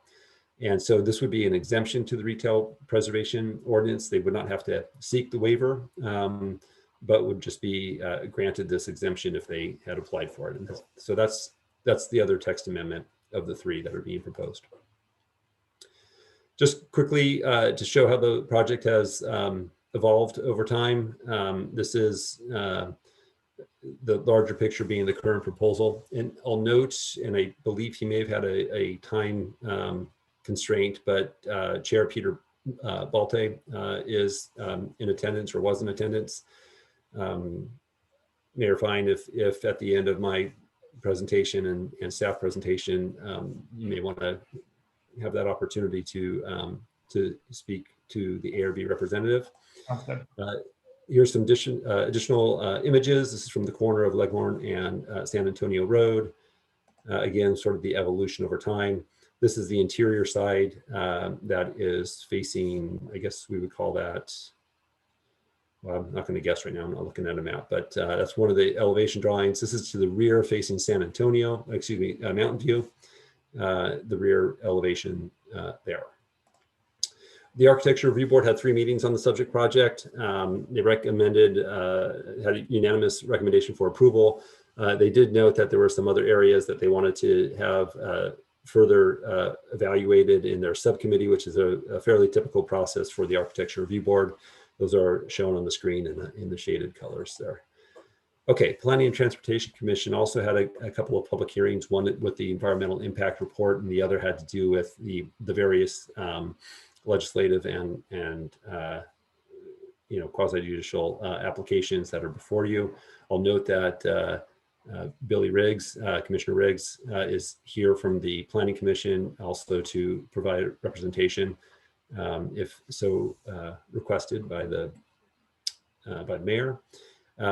Planning Commission supported the project. I believe that was a 6-1 vote with support for a transportation demand management plan and consideration of some roadway improvements at San Antonio and Leghorn Street. Both of those have been incorporated into the conditions of approval. The Planning and Transportation Commission also thought it would be appropriate for the City Council to consider embarking on a corridor study along San Antonio Road to link up the land use and transportation issues. Of course, we understand that there's a Caltrain station in Mountain View at San Antonio, and we also have a lot of jobs in Mountain View and also in Palo Alto toward Fabian and sort of that part of town. There's a real interest in seeing how we can connect the land uses along San Antonio Road and these job centers to the Caltrain station.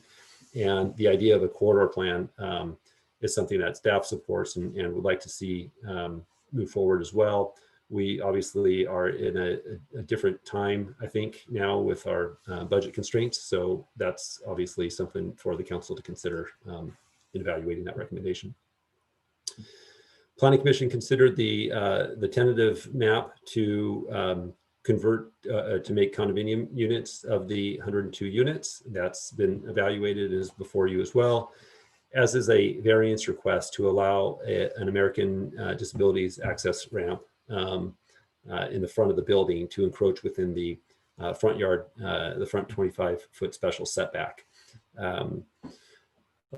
There's a condition included in the staff report that notes if future roadway improvements, multimodal access, a bike lane, things of that nature may be required at some point along San Antonio within the special setback, that changes to that entrance would be required.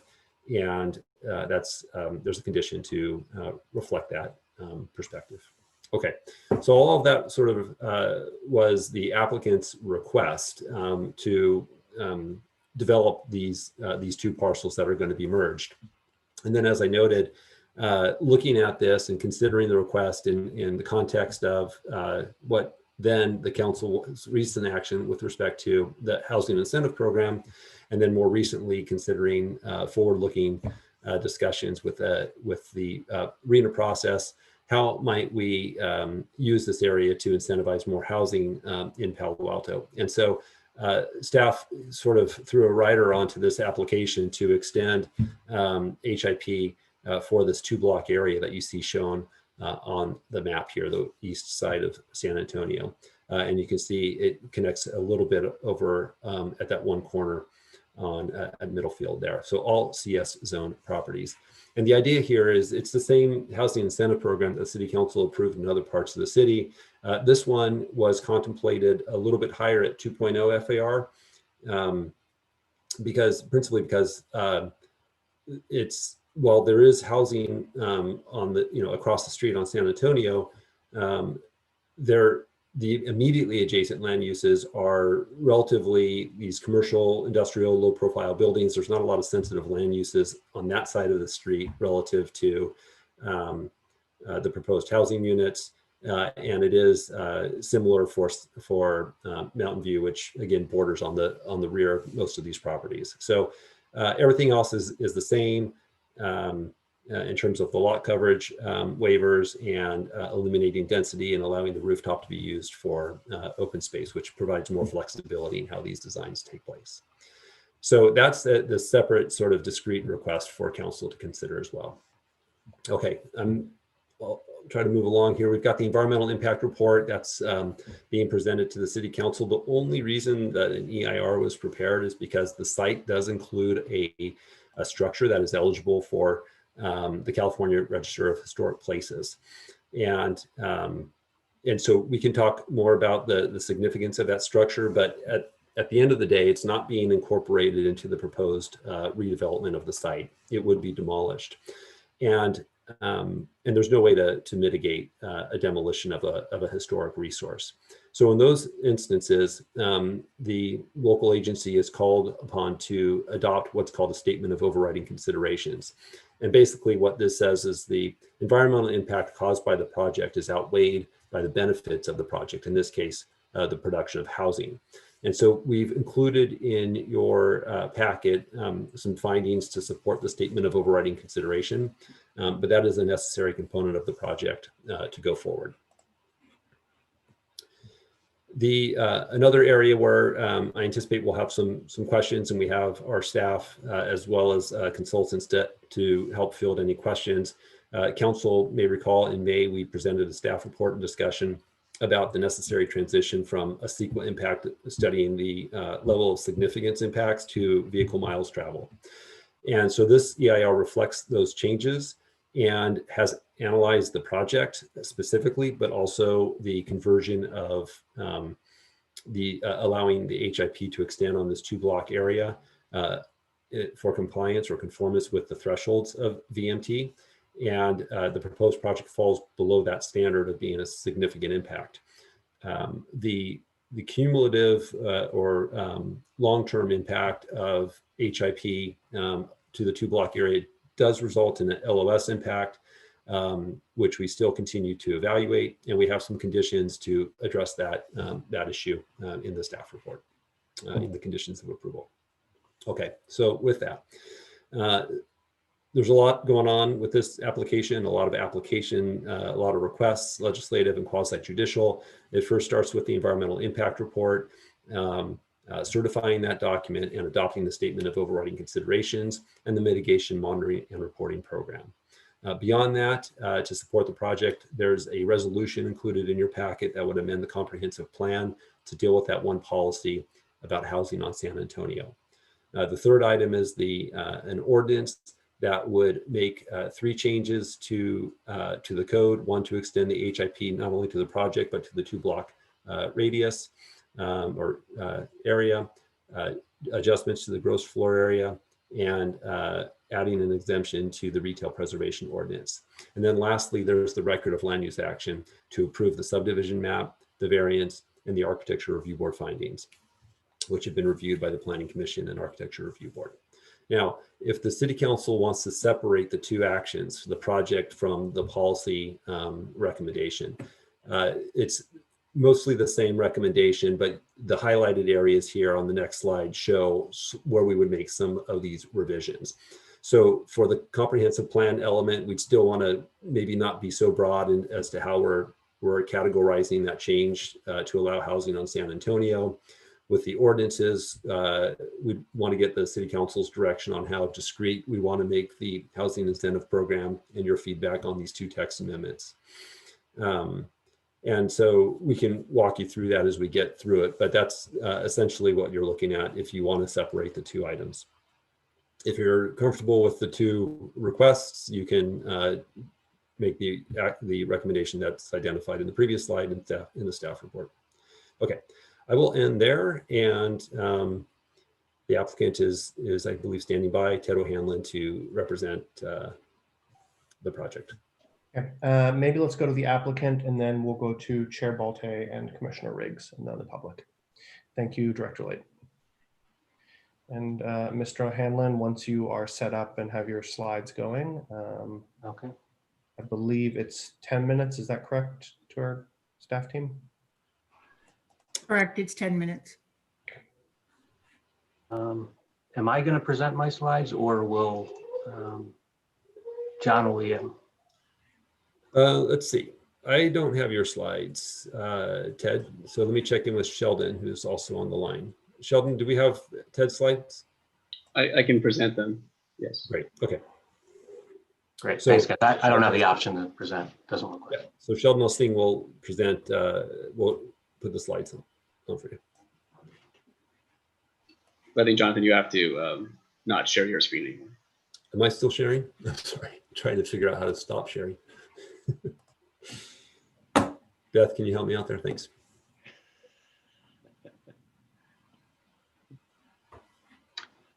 Oh, I apologize. I can share. Okay, very good.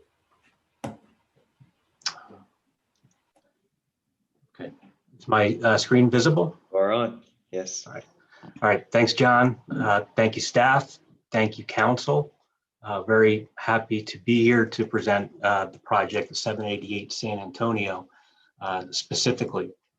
Quick overview, not to belabor some of the descriptions already given. We are requesting a use of a housing incentive program to realize the 102 units that are proposed on the site. We've incorporated an 1,800 square foot retail presence on the corner of Leghorn and San Antonio. This was a suggestion by the council at our pre-screenings in October 2018. The structure itself is 4 levels above grade, tucked underneath the 50-foot height limit that runs with the standard zoning. The parking that is proposed on the site is 2 levels. Below grade, it consists of 126 spaces, 20 of which are allocated for the retail component of the site. The 2 levels would fully park the proposed project as well. It would not use any parking stackers or machine-based parking. And that was a observation made in previous iterations of this project that more heavily relied upon parking stackers, and actually would have had to have sought a parking reduction per the implementation of a TDM. Another note on the parking structure being 2 levels below grade.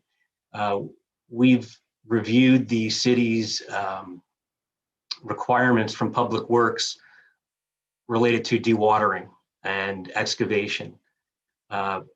These were updated by the city's Public Works as recently as February 2020. We've had an engineer who's designed several dewatering systems in the city of Palo Alto recently, and it finds that this is a possible site to be dewatered, just like all of them are, as long as the requirements of the city are followed. I think the EIR studied that as well and came to a similar conclusion. Further on the project, we have bike parking, which is really one of the primary differentiators of this project. We have 102 long-term spaces. That's the requirement, is where we located them that's different. And then there's 18 short-term bicycle spaces that would be more akin to servicing either visitors to residents or perhaps the retail presence on the corner. The housing incentive program has some interesting ways to reach open space requirements. About half of the open space requirements are achieved by the the balconies of each unit, comprising about 8,700 square feet of the required. But there's two areas in the site that provide more open space. The courtyard, which is visible actually from the street because of the glass exteriors. That's about 3,200 square feet. And we've also built or plan a 3,300 square foot roof deck as part of the open space. And the roof deck also has a 700 square foot community room or lounge or clubhouse as another amenity to residents. Very important to the project is the inclusionary housing. We're proposing 16 units, which is based on the guidance of the 15% contribution. We rounded up rather than paying an in lieu fee for the fractional. And we took note of the strategic economics study in June of 2020 that PTC reviewed, and then also council looked at in September of 2020, which had a general conclusion that a 15% contribution is something that's achievable both from a developer to come in and build housing and provide, and increasing that percentage would not be quite as feasible. And that was done from an economic study perspective based on a lot of assumptions, but we're working with a real project here and we concur with the findings of that study. A last point on this, we're running two parts of this application concurrently. Our plan is after construction would be to rent all of the units out. But we are also requesting a tentative map, which would enable a condominium conversion at a future date for sales of these units. The reason is to do that now versus sometime in the future, which has a completely different set of credentials and requirements. The timing for that kind of conversion is completely uncertain. It could be in 10 years, it could be in 20 years, it could never come to fruition. We're just not sure, but it just makes sense in this planning phase to include that with our proposal. A couple visuals of some of the interesting elements of this project as it relates to its environment and its area. You can see in the upper left corner picture, that's the lobby, and you'll see the bicycle parking, which I mentioned earlier. In many cases, new buildings will provide their bicycle parking as part of the subterranean automobile garage. We decided, given this site's location, that bicycles would be a really important part of our project, of the people that might live there, and due to its accessibility both to work and recreation that bicycles have from this location. You can also see the corner retail center there that's also part of the ground level features. And these are the open space features that I mentioned. The courtyard is on the left column. That's an interior picture, and then a kind of a bird's eye view from the perspective of the top of the building. And then you see on the right-hand column, this is a rendering of what the open space would look like on the roof deck. You see the clubhouse right here in the gray. There's barbecue grills planned for that, fire pits. So it's meant to provide a lot of different types of uses and gatherings and wonderful views of either the bay or the foothills. So when we looked at this project originally, we thought it was an excellent opportunity to build housing. Said that at every meeting that we've had. Part of our TDM study located the project to jobs. If you were to look at the kind of the 10 biggest dots on this, which have the most concentration of jobs, that's about anywhere from 9,800 jobs to about 26,000 jobs that are all within 1 mile of this site. We also liked the housing near transportation, and not just transportation, but accessibility. So accessibility to existing shopping centers, accessibility to Caltrain, accessibility to various bus and shuttle systems, and also accessibility to a solid bike network, both for getting around Palo Alto, but then also getting over to the Googleplex, where a significant density of jobs are and will continue to grow. And not to mention, this project has been planned, the bicycle access we're seeing over 101 that Palo Alto is building as well will have very reasonable proximity to that. Mr. O'Hanlon, you have 2 minutes left. Okay, thanks. So the overall project objectives, the site is listing as a housing opportunity site in the comp plan. I know that there's been some previous iterations of the comp plan that have removed that, but this is still part of the city's inventory for housing opportunities. The goal of the project is to serve a range of renters and a range of income levels. That's both for the inclusionary housing, but then also for the other renters or maybe owners of the property. Generally, we are studios and 1 bedrooms. That's 98 of our units. There are 4 2-bedrooms planned. So this will certainly lend itself to single dwellers or perhaps couples. With the bicycle, we wanted to encourage alternative transportation uses, both with the bike and where the bike can take you. The bike can take you to Caltrain, and it can take you to work as well if you're in the area. And one of the other things we liked about implementing or requesting to implement the HIP was it was an alternative for Palo Alto to develop some housing without the use of the state density bonus law. And also a real big contributor to the city's goal of 300 units a year to be created. Community benefit, we're proposing 16 units. There's a study from Berkeley published in March that said the average inclusionary unit costs $600,000 to build. And so we imputed a value of $9.6 million. Then we went a step further and we were curious about what it was costing to build affordable units at Wilton Court on El Camino. There's a 59 unit project. And according to documents with the tax credit applications, that cost is $807,000. So that imputed a value of about $12.9 million in community benefit from this project. But really the big difference is this: the city of Palo Alto is financing $19 million of that. And although our unit yield is quite a bit lower, the community value is still there. And this is going to be completely funded by private money.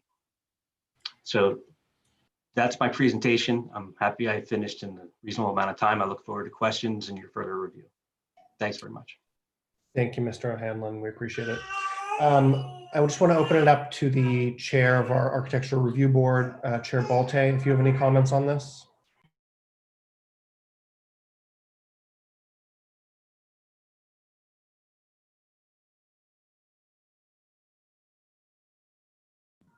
Do we have Peter on the line? Yeah, Peter, if you're on mute, if you're there.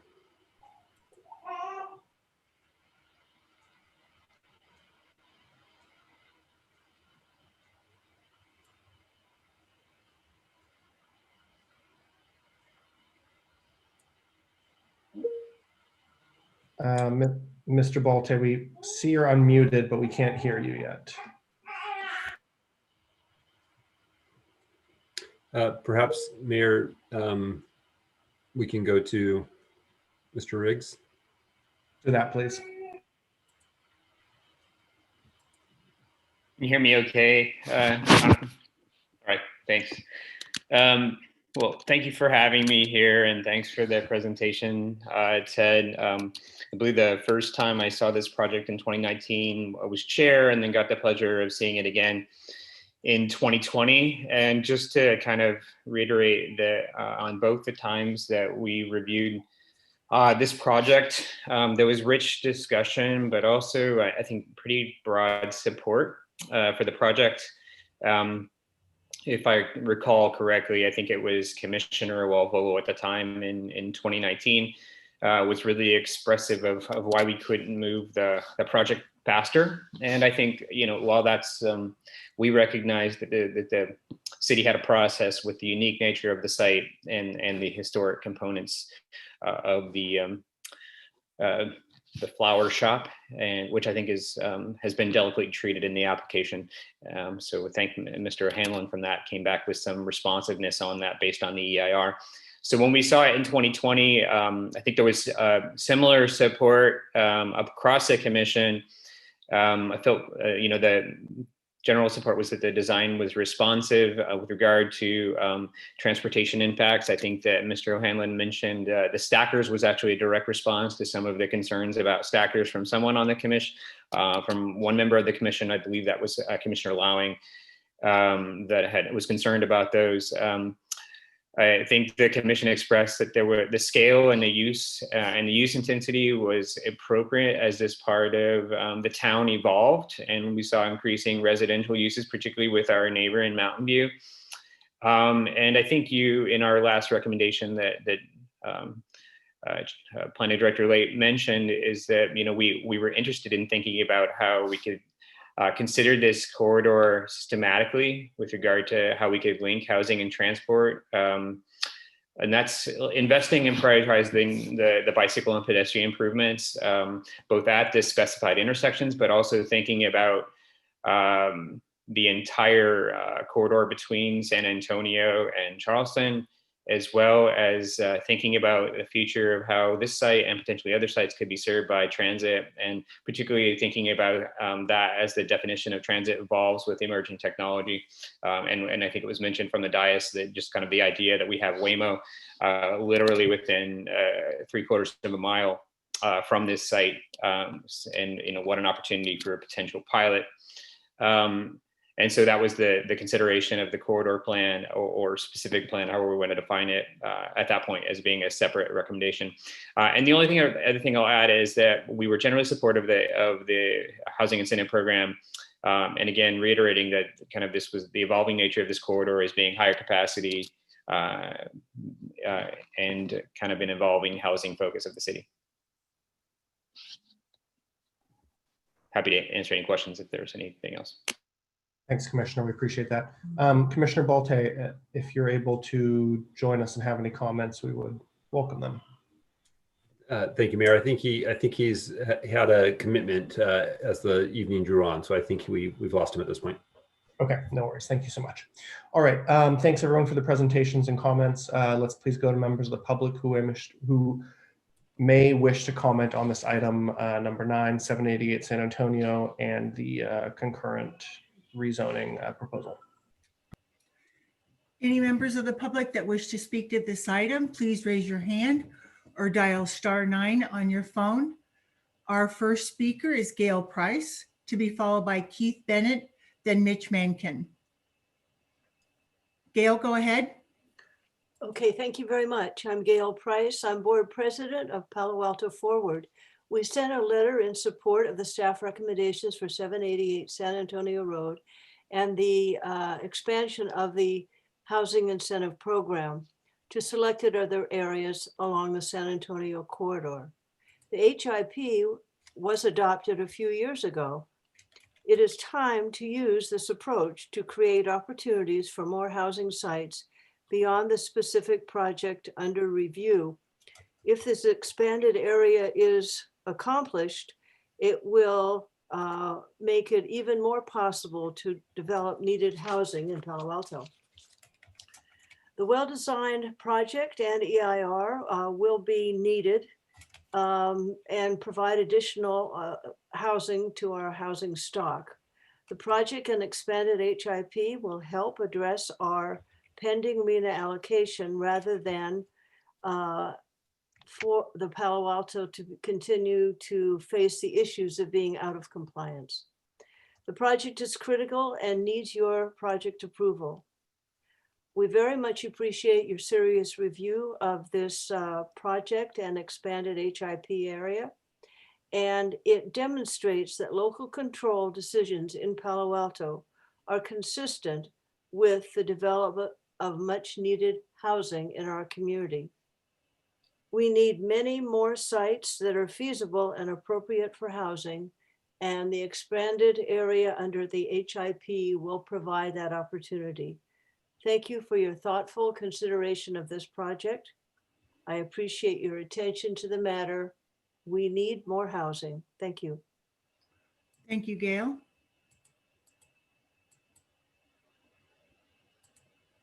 Our next speaker is Keith Bennett, to be followed by Mitch Mankin and then Debbie Mitels.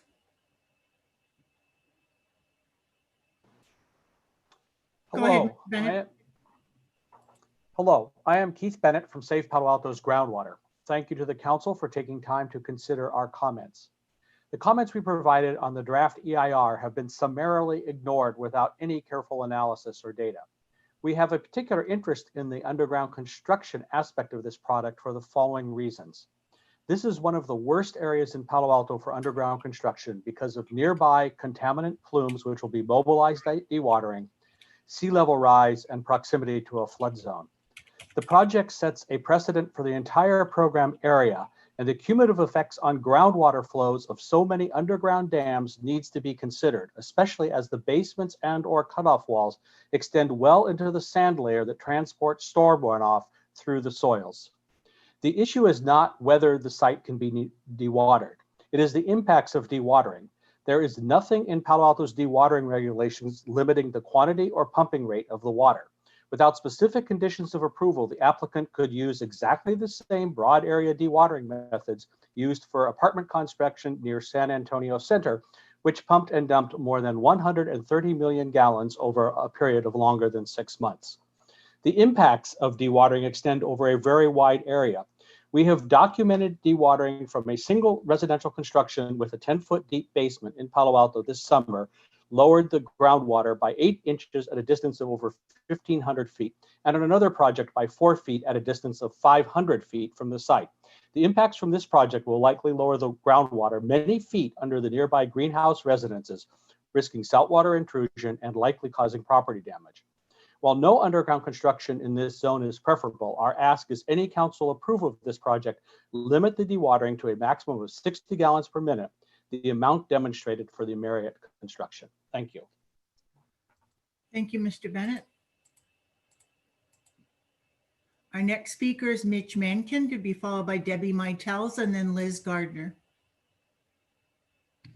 Mitch, go ahead. Hi, can you hear me? Yes. Great. Hi, my name is Mitch Mankin, and tonight I'm speaking on behalf of Silicon Valley at Home, the voice of affordable housing in Silicon Valley. First of all, I want to thank staff, the council, and the developer for your work on this project. And I want to express strong support for this proposed 102-unit residential development at 788 San Antonio Road. I also want to strongly support expanding the housing incentive program to San Antonio Road. This development itself would provide 102 much-needed new homes in a well-situated commercial corridor with no displacement of existing residents. And we're especially happy to see the developer will be including 15% deed-restricted affordable units. But we also support the housing incentive program because we know that this one project won't be enough to address the housing shortage in Palo Alto. Despite the COVID-induced economic crisis, rents are very high in Palo Alto. The average rent for an apartment in Palo Alto is about $3,347 per month. The city's extremely constrained housing supply remains a problem, and a severe jobs housing imbalance that has a long history has only grown over time. Citing housing on San Antonio has the potential to begin to address that issue. And I think it's a good area to add housing in the future. It has better transit than a lot of the city with the 21 bus and Caltrain, and it is close to the various shops in that part of Middlefield, so it has some amenities nearby. Anecdotally, San Antonio is actually one of the few places in Palo Alto that's easy for me to get to from San Jose. Mine is downtown. San Jose Caltrain is easy walking or biking distance from a lot of the San Antonio corridor. The other benefit of zoning for housing in San Antonio is it will help with the Palo Alto meet its current RENA requirement and anticipate future requirements. Proactively planning for housing in San Antonio represents the best exercise of local control over much needed housing production and helps the city meet its comp plan goals as well of creating 300 units a year. I think that's all my time, so I'll just say thank you very much to everyone. Looking forward to this. Thank you. Thank you, Mitch. Our next speaker is Debbie Mitels, to be followed by Liz Gardner, then Boris Nepo.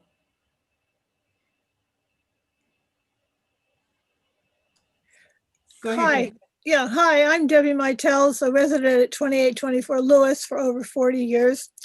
I'm involved with several environmental organizations and am speaking tonight on behalf of the Palo Alto team of 350 Silicon Valley.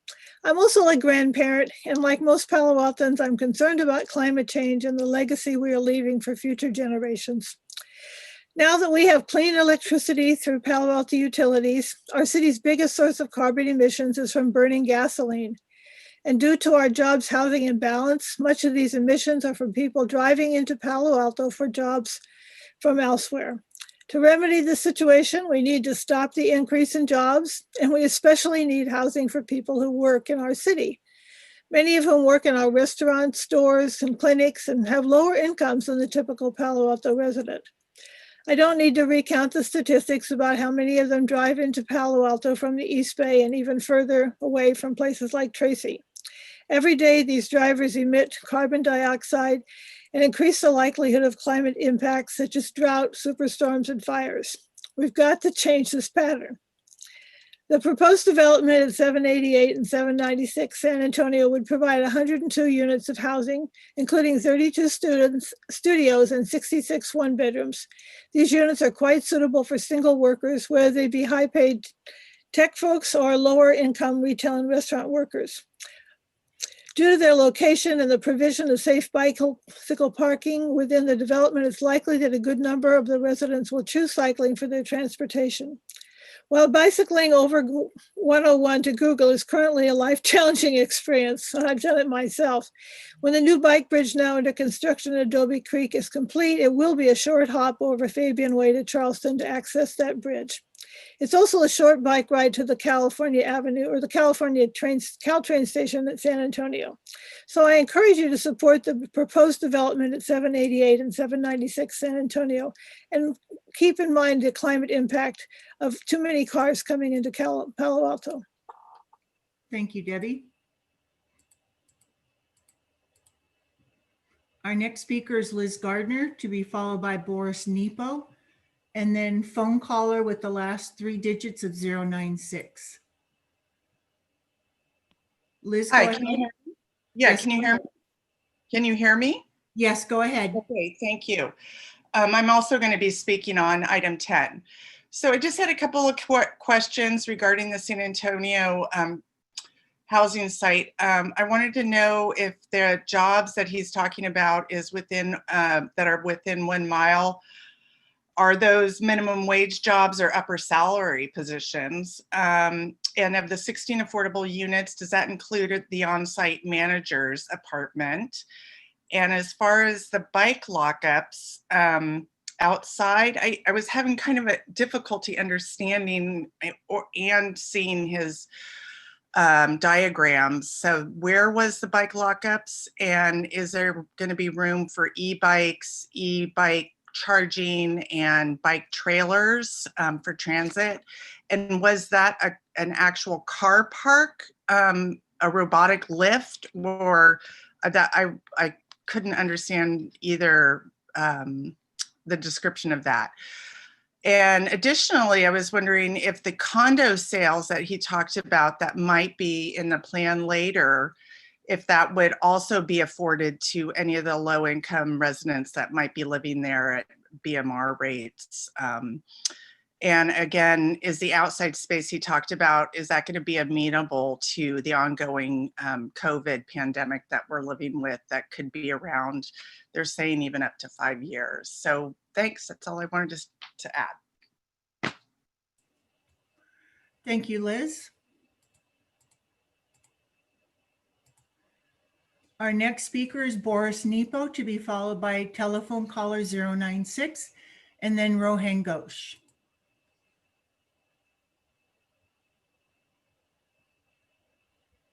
Boris, there you go. Boris, you need to unmute from your end.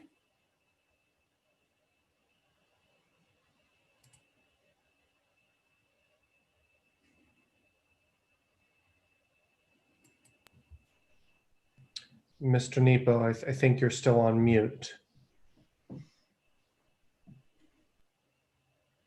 How about now? You're fine, go ahead. Okay, my name is Boris Nipa. I am owner of condominium in a greenhouse too. And I like this project. I think it would be beneficial for the neighborhood. But I have a question for members of Palo Alto City Council.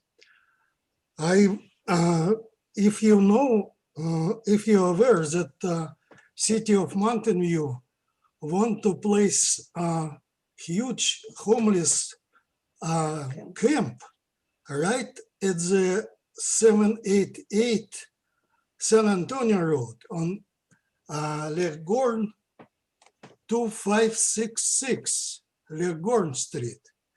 And as in any homeless camp, you can expect violence, you can expect drugs, you can expect littering, and it is concern to me. So please, if you're not aware about it, this is my information to you. If you're aware about it, I'd like to listen to your opinion about it. And thank you very much. Thank you, Mr. Nepo. Our next speaker is phone caller, last three digits of 096, to be followed by Rohan Ghosh, and then Marcia Voskreshen.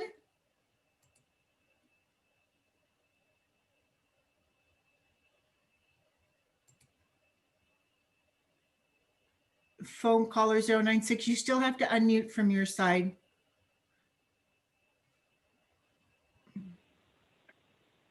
Hi, can you hear me? Yep, go ahead. Great, thank you. Mayor Fine and council members, my name is Richard Hackman, and I am speaking tonight to encourage you to approve the proposed residential development at 788 San Antonio. This proposed project would help achieve a long-standing priority in the community of adding more residential housing units.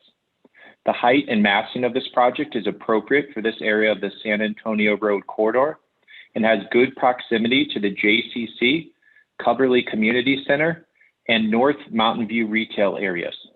The addition of 102 residential units would be a significant achievement, and I believe would be celebrated by a majority of Palo Alto residents.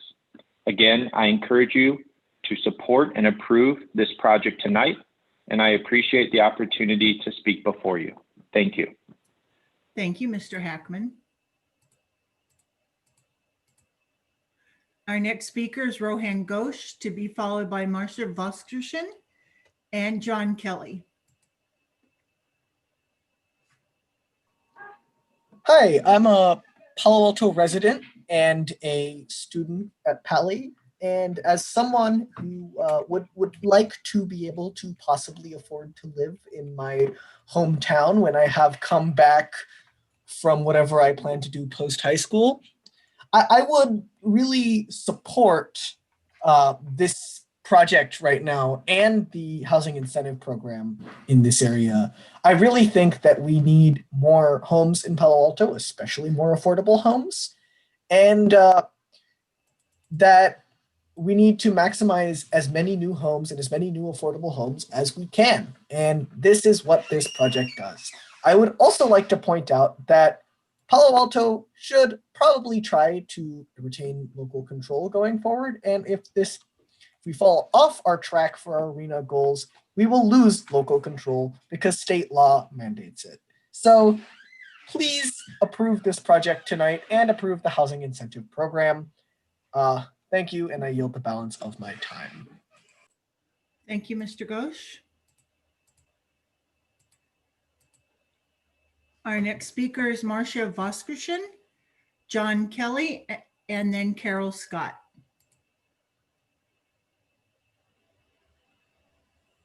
Hi, my name is Mircea Voskreshen. I'm a Palo Alto resident, and also I'm a real estate developer. I wanted to say to the council that I really appreciate this affordable housing component at 15% offer for this project. The expansion of the 2.0 FAR of this project on San Antonio Road It's something that other developers should look at and expand. This is a prime time example of what we should do if we wanted to develop more housing. I think the mix of the units, it was done proper. Design of the building, it's proper, and I just want to applaud the developer for job well done. And I'm in full support and encourage the city council to approve the project tonight as presented. Thank you. Thank you very much. Our next speaker is John Kelly, to be followed by Carol Scott, and then John Petria. Mr. Kelly, go ahead.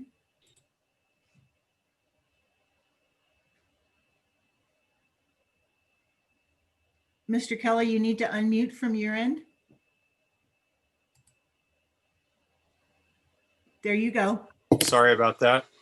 Mayor Fine, Vice Mayor Du Bois, council members, I'd like to begin by thanking Mr. Hanlon for bringing this project forward. It seems like a great project in and of itself.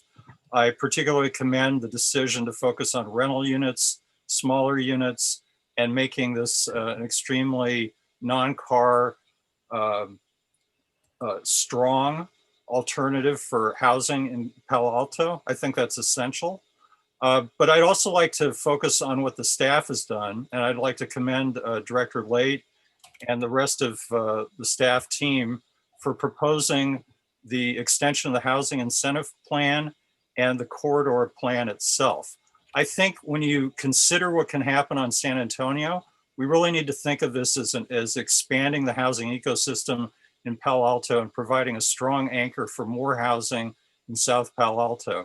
As one of the previous speakers mentioned, there's the proximity of the JCC, there's the proximity of Coverly. And I myself biked down to the media center a little bit further down San Antonio several times exactly a year ago to record a number of interviews there. I think that San Antonio is an unappreciated resource in Palo Alto, and this project at 788 San Antonio can be an anchor tenant, if you will, for a revitalization of higher density housing in Palo Alto. So I think in addition to approving this project, I really want to encourage you to extend the HIP program and to adopt the corridor plan that the staff has proposed tonight. I think those are just as important, perhaps even more important than the project itself. Thank you. Thank you, Mr. Kelly. Our next speaker is Carol Scott, to be followed by John Petria and then Kat Wortham. Ms. Scott, go ahead. Good evening. My name is Carol Scott. I'm a 25-year resident of Evergreen Park. I would like to speak to the proposed changes in language in the comprehensive plan. Specifically, I ask that the council reject the proposed change to program L2.4.1 in the comprehensive plan and instead vote to simply eliminate this program. In the original program language, downtown and California Avenue were mentioned only as areas that would absorb the housing units eliminated along San Antonio Road. The proposed change in language, however, implies a very dramatic change in density for these two areas, i.e. an open-ended, unlimited increase in density. There is nothing in the current document that discusses this change or provides a rationale for it. I note that Mr. Lade in his comments explained the need to change the language with respect to San Antonio Road, but he too said nothing about the changes proposed for downtown and California Avenue. A full public discussion of such a large change should be held. At present, the council would be approving this change with no rationale or justification. In order to move the San Antonio Road project along and not delay it further, I urge the council to simply eliminate program L2.4.1, which will clear the way for the development without approving an off-the-cuff, unrelated policy change for downtown and California Avenue. In addition, I also ask the council to table the proposed change in the definition of gross floor area, as it would also have implications for the entire city and not just the San Antonio Road project under consideration. Thank you. Thank you, Ms. Scott. Our next speaker is John Petria, to be followed by Kat Wortham and then Stephanie McDonald. John, go ahead. Mr. Patria, go ahead.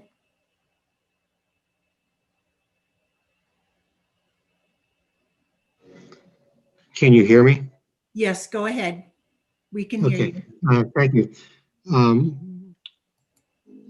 In many respects, this is a good project, and I supported the project. I especially supported it for the project part, not the program part. There are many fine aspects to the project, and I hope it's successful. But I've been not as a realtor development, but I've been in project development much of my career. And you can have a really nice design, but if you're not careful, there's a couple of fatal flaws that prevent success. In the case of this project, as I understand it, this project is not going to be successful unless you convince people to leave their cars and adopt a bicycle option or a public transit option. The bicycle option has a first mile, in this case, a first quarter mile problem. Traveling that section of the road on San Antonio does not appear safe, and people won't adopt bicycle as commuting unless it appears safe. And I'll refer you to Commissioner Lowing's comments in the transcript that was included in the EIR, and basically he says that this is not bicycle friendly, and he was almost scared to get into and out of his car due to the traffic. The transit option, I think, has too much dependence on VTA. Palo Alto is would have to take that under its own control. The stations that were cited in the EIR as being within a quarter mile of VTA, they basically been moved within the last month, and now are at least a half mile and 7/10 of a mile away. That's Route 21. You can check it out yourself. Thank you for your time. Thank you, Mr. Patria. Our next speaker is Kat Wortham, to be followed by Stephanie McDonald and then Rebecca Eisenberg. Kat, go ahead. Great, thank you. Good evening, Mayor, Vice Mayor, and honorable council members. My name is Kat Wortham, and I am the Senior Associate of Housing and Health Policy at the Silicon Valley Leadership Group. On behalf of our 350 member companies, I'm here tonight to express our support for 78 San Antonio. We know there is a critical need for high quality housing close to jobs and transit. There's no better place to build those homes than in the city of Palo Alto, which boasts a jobs to housing balance of 3.54 as of 2017. As many of us are keenly aware, we are currently experiencing a deep housing shortage, which threatens the longevity of our innovation economy, an economy that the residents of Palo Alto greatly benefit from. Combating this issue by building housing is our most effective solution. In addition, tonight, we urge the City Council to expand the HIP to see more homes built in the city of Palo Alto. The location of this proposal is within a mile of Caltrain and near multiple VTA bus lines, connecting future residents with downtown Palo Alto, Stanford, and multiple job centers around the region. Further, there's on-site affordable housing, which allows Palo Alto to work towards its regional housing needs assessment, or RHNA goals. With that, I'll close by urging the council to move this project forward this evening and not delay it any further. Thank you. Thank you, Kat. Our next speaker is Stephanie McDonald, to be followed by Rebecca Eisenberg and then Scott O'Neill. Stephanie, go ahead. Yes, hi. Yeah, my name is Stephanie McDonald. I'm a resident here in Palo Alto, and I wanted to speak in support of this project. I don't have a ton to add onto what a lot of the other speakers have already mentioned, but I just wanted to reiterate a few things. One being the affordable housing aspect of this project is something, not only does Palo Alto need housing, just more housing in general, but especially affordable housing. The fact that it's transit oriented is another great point that a lot of commenters have already made. But I also wanted to mention the community benefit that this project has an implied value of over $12.9 million with zero city financing. So on top of just really the desperate need to build housing, there's an economic benefit as well. So just wanted to support this project and urge council to approve the proposed project. Thank you. Thank you, Stephanie. Our next speaker is Rebecca Eisenberg, to be followed by Scott O'Neill and then Charlotte. Rebecca, go ahead. Thank you. City Council, I want to be clear. I strongly urge you to approve this project and approve the zoning changes. Strongly encourage. Hopefully this development will be a proof of concept and the first step in a better direction. What concept does this prove? This proves that Palo Alto needs better strategies to have affordable housing. As long as you continue to rely on commercial developers, which doesn't work, unlike every other city that has a business tax, better impact fees, mostly those two, and that apply for state grants such as Mountain View and San Jose, that's building 15,000 affordable units, and other cities that have gotten free money from the state. Palo Alto insists on funding our housing programs through commercial developers who are rightfully so in the business of making money, not in the business of building affordable housing. This isn't what they do. What exactly are you approving, which is better than nothing? You're approving 102 units that are between 400 and 500 square feet. I mean, these units are 450 square feet on average. Apparently, no one at the Planning Commission asked the question, and the developer didn't include this information in the application. So apparently I was told I was the first person to ask how big these are when I asked at the ARB meeting. Hopefully the developer will confirm, because under your counterproductive height limitations and overly costly parking requirements, this is the best that a commercial developer can afford to do. You need to rethink your policies after you approve this unit. The other thing is I want to put in a quick note that yes, this comes extremely close to one of the biggest Superfund sites in the country, the HP Superfund site.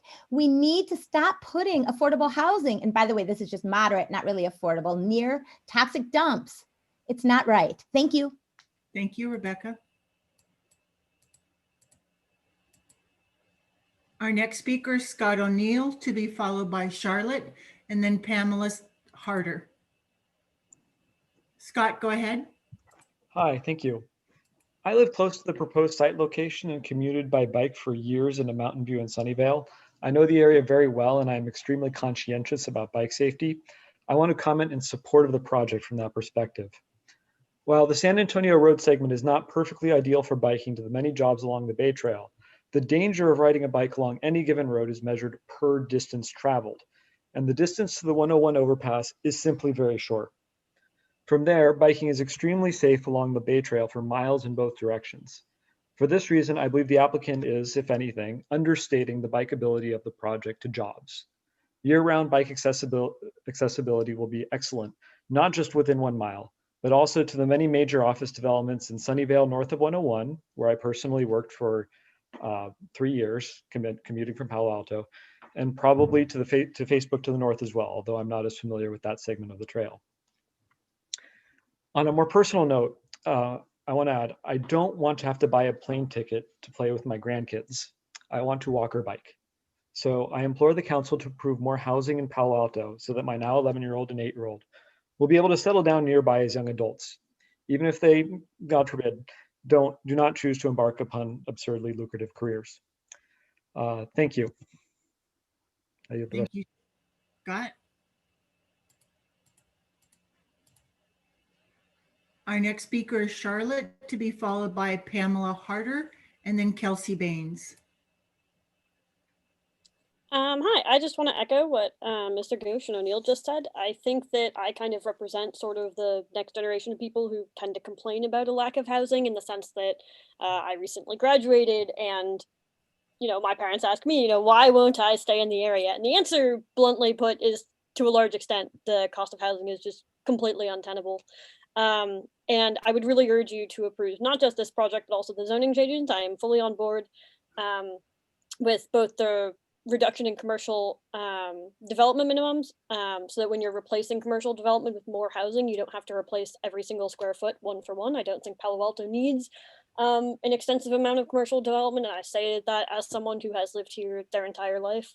I think I'm 26 now, so a while. And I stayed here for college as well. And it doesn't bother me that any of the units are 450 square feet. It's actually kind of hard to find even studios that are that size around here. It doesn't bother me that they have larger units. It doesn't bother me that they have slightly reduced housing. Before COVID happened, I was biking and Caltraining to work, so I represent living proof that you can indeed get around surviving without a car. So I really urge you to approve both the zoning changes and this project. I've read the entirety of the EIR. It's like far more dedicated than I think it should have to be. Deals with everything from how to take surveys on how many nesting birds there are in the area to what kind of mufflers will have to be present on construction equipment, and exactly how many minutes construction equipment can be left idling before it has to be turned off. I think that is far more detail than is required. I trust the developers, and I really hope you approve the project. Thanks. Thank you, Charlotte. Our next speaker is Pamela Harder, to be followed by Kelsey Baines, and then Alex Melendrez. Pamela, go ahead. Yes, good evening. Can you hear me? Yes. Hi. I live at Greenhouse 2, across the street from the hotel that's being built. And I have a lot of concerns about the rosy picture that the majority of people are painting. And let me be clear, I really believe in affordable housing. But what I'm not hearing is a real picture of the safety of bikes and pedestrians on our street. I think that it's an extremely dangerous place to bike or walk. And I'm just kind of flabbergasted, frankly, that everyone thinks that this is just such an ideal place to bike. We don't have any transportation coming up and down the street in terms of buses, and there's no bike lanes. And people have to dodge bikes on the sidewalks because there's no place for bikes and people to walk. So I don't get it. I work for the County of Santa Clara. I'm very interested in urban planning. I'm very interested in smart urban planning, but I don't like to hear all of these issues around our traffic and pedestrian bike safety painted with these rose-colored glasses, and it's not reality, folks. You have to come down here and try to walk and see how dangerous it is to live on our section of town. Thank you for hearing me. Thank you, Pamela.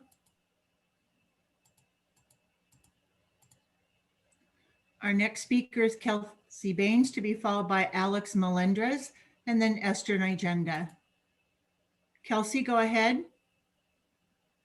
Thank you. My name is Kelsey Baines, and I also live near this project, and want to start by thanking staff and thanking the applicant for bringing this apartment projects to us.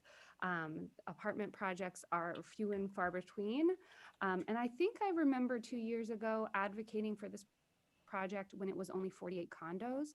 And oftentimes you'll see developments when they're first proposed, they'll have a certain amount of units and then it'll get cut down over time.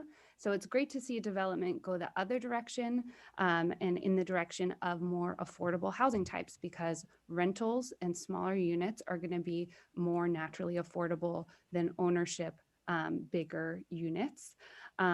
So I support this project, and I also support extending the housing incentive program to San Antonio.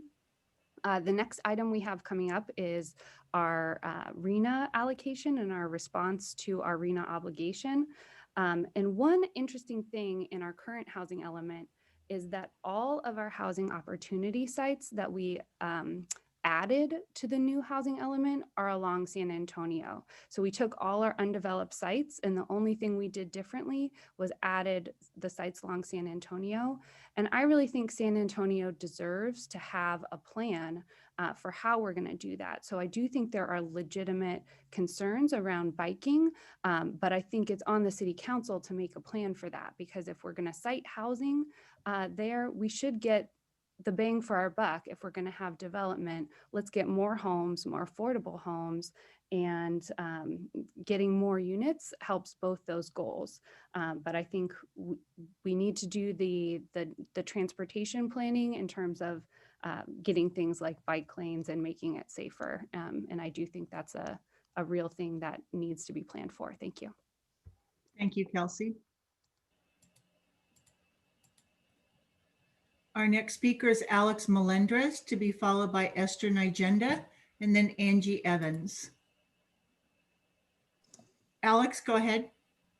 Hello, Palo Alto City Council. My name is Alex Melendres. I'm a member of the Peninsula Young Democrats, and I'm speaking in favor of the 102 homes with the 16 affordable homes in Palo Alto. One of the things we believe is that the current housing crisis must be addressed by preserving and drastically increasing affordable and more market rate homes. But that's kind of wonky and a little bit less human. So earlier today, somebody I was talking to asked about our PYD membership in Palo Alto. And as I thought about my friends in Palo Alto, I realized a majority of them actually moved out of Palo Alto. And most of the reasons for this revolve around the high cost of living. And it saddens me to think about how many young people that we've lost specifically in Palo Alto because of the cost of living.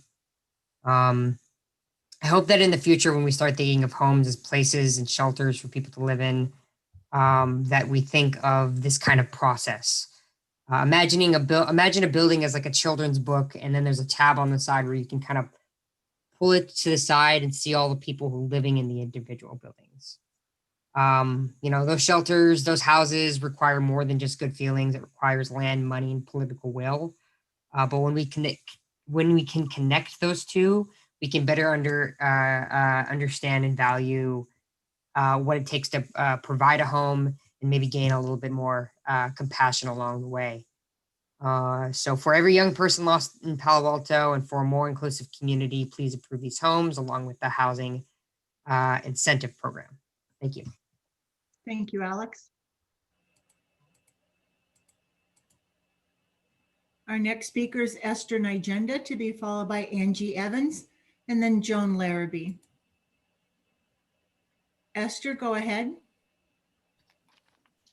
Hello, Esther for Safe Palo Alto's groundwater. We fully support housing, but we feel it should be safe and hopefully affordable. Earlier today, we sent a letter with our concerns about the proposed underground construction for 788 San Antonio Road and the program area. I will mention a few of our concerns now. The geotechnical report for 788 San Antonio Road, which deals with underground construction, is dated March 2018. As late as December 2019, the San Antonio housing plans showed only one floor below grade for the garage. In August of this year, 3 months ago, I noticed that the plans had changed to 2 levels underground. I have found no recent studies or reports for 788 San Antonio Road that support this level of excavation. I have a 1-story house. Can I add a 2nd story to my house without determining if it is safe for me to add that floor? As this project proposes 4 floors with multiple units above ground, the consequences of not doing a proper study for this project are much greater. Another concern is that the geotechnical report for 788 San Antonio Road is site-specific. As shown on the map we sent you earlier, some of the other sites in the program area sit on the flood zone on contaminant plumes. One size does not fit all, and the program EIR should make it very clear that every site should have its own geotechnical report before city approval of underground construction. We hope you will consider the comments we sent and address them before approving the proposed EIR for the program area. We want this program to succeed, be safe, and hopefully affordable. Thank you. Thank you, Esther.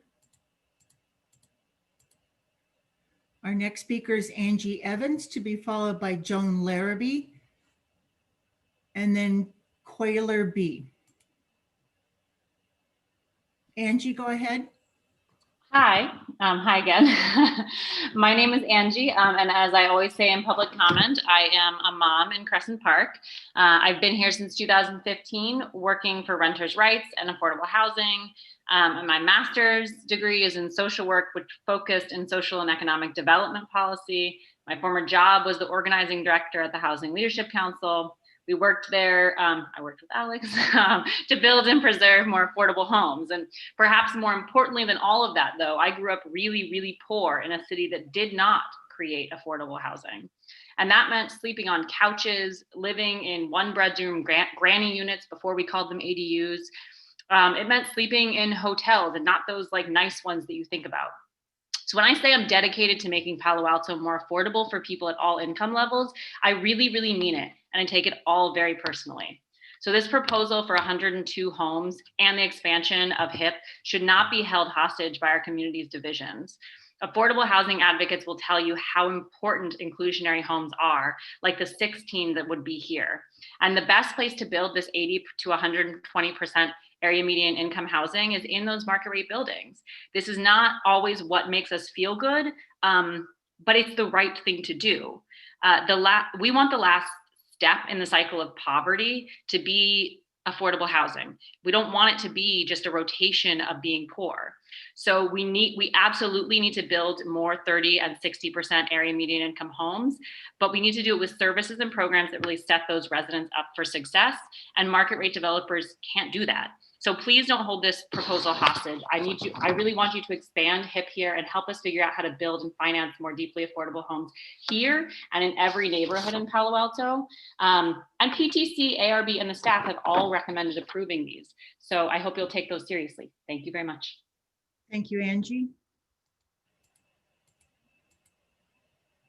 Our next speaker is Joan Larrabee, to be followed by Quaylar B, and then Ryan Globus. Joan, go ahead. Good evening. I'm Joan Larrabee. I live at 777 San Antonio Road in Greenhouse 1, right across the street. So obviously I like multifamily housing. I sold the big house when the two children went off to college and moved into multifamily housing. I graduated from Stanford, and I also have a master's degree in urban planning from San Jose State. And I am retired from the city of San Jose.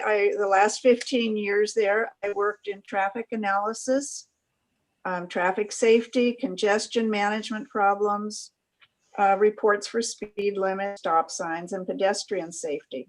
My concern with 788 San Antonio Road, and remember 18 other properties, is the heavy reliance on bicycles. San Antonio Road is only 4 lanes wide. It has no bicycle lanes. So bicyclists normally ride on the sidewalks.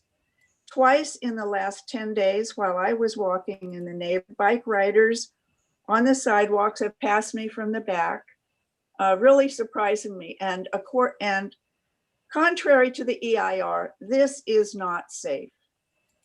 San Antonio Road also becomes congested in the afternoon commute because it narrows only 1 lane when it's going north to the freeway, approaching 101. So the traffic will back up from Charleston Road through Leghorn, all the way to Middlefield Road. And so you can't rely on bicycles, and the traffic is already there. And the program wants to add 818 more dwelling units to this. So I'm concerned about pedestrian and bike safety and the density. And please listen to the people who live right here. Thank you. Thank you, Joan. Our next speaker is Ryan Globus, to be followed by Aram James, and then Salim Demirji. Hello? Quaylerby, go ahead. Yes. Okay. Hello. In the past few decades, Palo Alto has become part of one of the most important and known areas in the world. It has also become one of the most expensive places in the world, with costs infamously in the ranges of the world's major cities, while clinging to this small town feel at the expense of accepting displacement and exclusion, which some have already brought up in this meeting. So this project at San Antonio, it is something of a bare minimum action in the face of a very large housing shortage, but it's an action nonetheless. It's bringing 102 homes for more lives and families and stories to Palo Alto. So I give my support to it, as well as extending HIP, and hopefully can give support to others like it, maybe even better ones in the future. That is all. Thank you.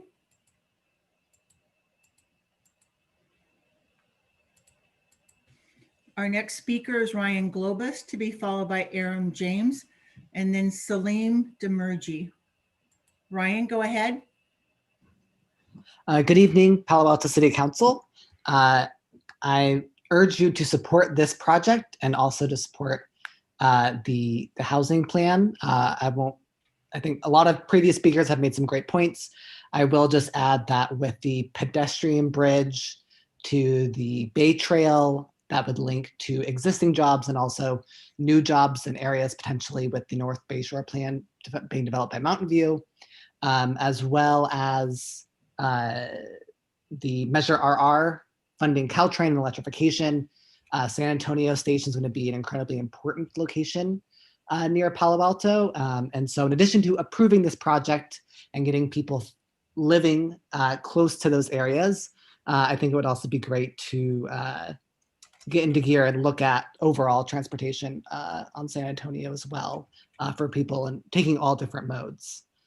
So please approve this project, get 16 affordable homes, 100 affordable homes overall, as well as looking at making San Antonio a more well-rounded means of getting around for all modes of transportation. Thank you.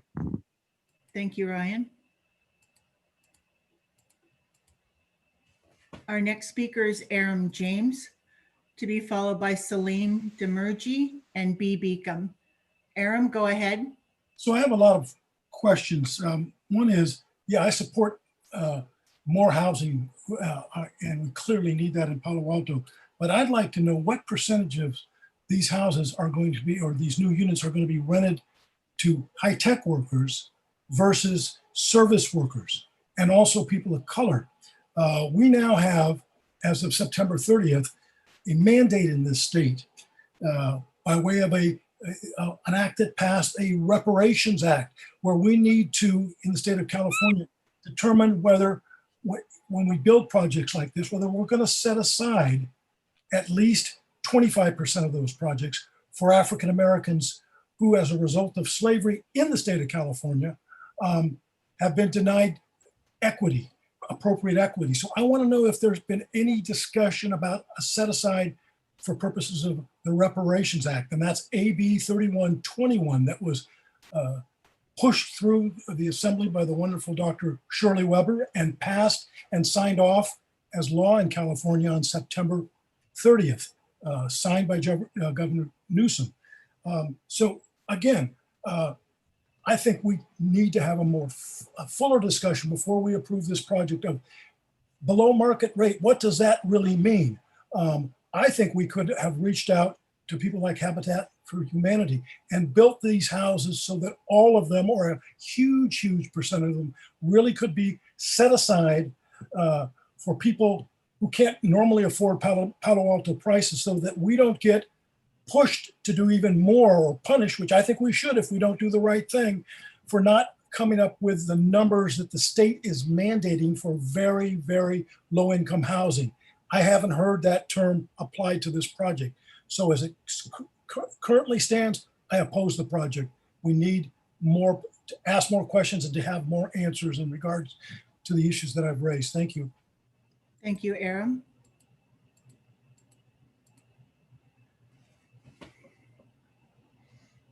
Our next speaker is Salim Demarji, to be followed by B. Beekman and Roberta Alquist.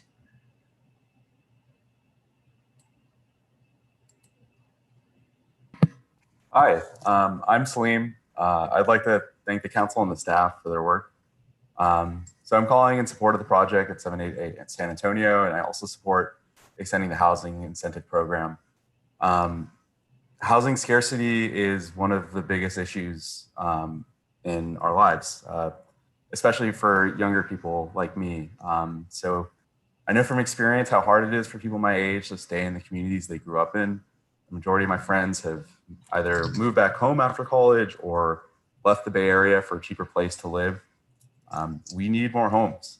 There's a lot of demand to live here, and there just hasn't been enough housing to keep up with that demand. And so the competition makes all housing less affordable.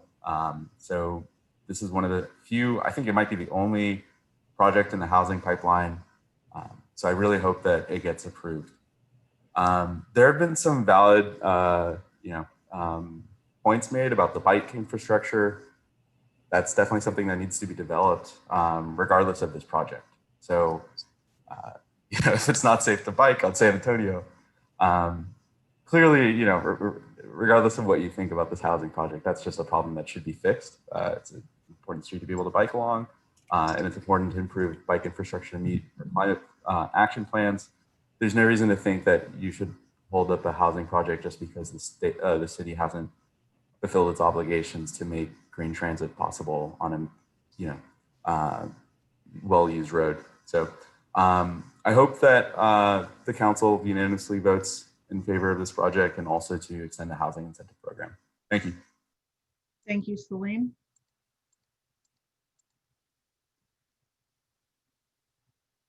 Our next speaker is B. Beacom, to be followed by our final speaker, Roberta Alquist.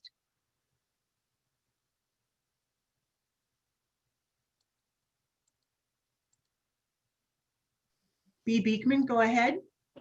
Hi, thank you. This was an interesting item. I grew up in the San Antonio area in the early 2000s, and then I lived in the San Antonio area in the early 2000s and the 2010 to 2015 time. And I'm interested in the public comment today on the item. It is a Superfund site area. It has an interesting neighborhood and shops and community centers and things. And so it does have an interesting parts to it. And I am very much for the ideas of affordable housing spoken in terms of 30 to 60% of median income for the area. And to work toward those goals, as someone mentioned earlier, I think that's an important concept. And I'm currently living in the San Jose area, and they've made real attempts to begin to address Vision Zero and what can happen, what can work well with Vision Zero. And I hope that, as someone in this item said today, to treat this project as an anchor, it's important to really consider the future of bicycle use in the area, and how, to consider traffic practices. And I know it's a busy street that goes down to the freeway, but how can you address traffic learning to go slower in that area? It's an important concept to respect the future of bicycles. So good luck to yourself. Thank you. Thank you, Mr. Beekman. And our final speaker is Roberta Alquist. It's like stocking sizes, right? The bigger your stocking, the more stuff you get to. Roberta, go ahead.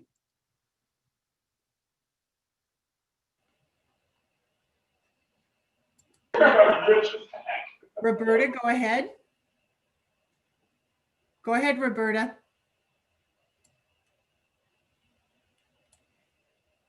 Ms. Alquist, do you want to speak?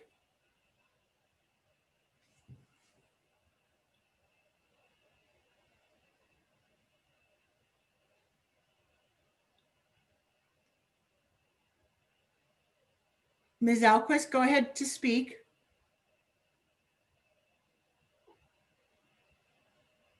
Mayor, find no response from Ms. Alquist. Okay, thank you. Ms. Alquist, if you do have comments, please feel free to email them into us. Okay, let's return to council, but first I see the chair of our ARB, Peter Balte. Mr. Balte, if you have any comments or kind of context that you think would be helpful for us, please feel free to share. Hi, everybody. Can you hear me now? Yes. Wonderful. Thank you. I'm sorry I've been so difficult to reach. It's been my daughter's birthday, so I've been split screening here all night long. I'm afraid I don't really have much to add. This is a very good project in what it's doing, and the ARB worked carefully with the applicant to come to this design, and we think it's a passable design in a great location, doing a really good thing for the town, building the housing where it is. So we supported it strongly in the end. The applicant worked with us very closely to get the design where it is, and we support it as a whole. So I'll leave it at that. I'm open for questions if anybody has anything to ask. Thank you. Great. Thank you so much for your work on that, and go enjoy the rest of your Zoom meeting with your daughter. Way more important. Cheers. Thank you, Mr. Mayor, find Ms. Alquist is back. Would you like me to try again? Yeah, let's see if we can get her comments in, and then we'll go to council. Can you hear me? Go ahead, but there's a lot of background. Okay. There you go. That's better.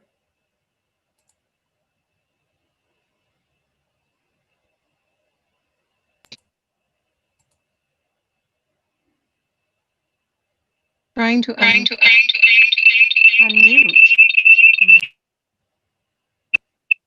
Hello. Can you hear me? Yes, but there's a loud noise in the background when you speak. If you have a TV or telephone or something else on, can you turn it off?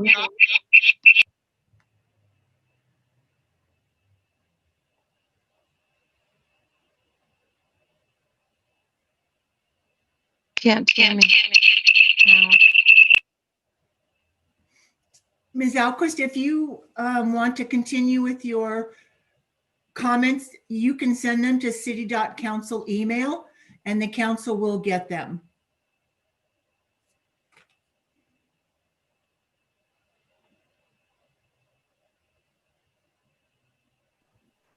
Okay, I'm going to suggest we return to council, and Ms. Alquist, please feel free to email your comments.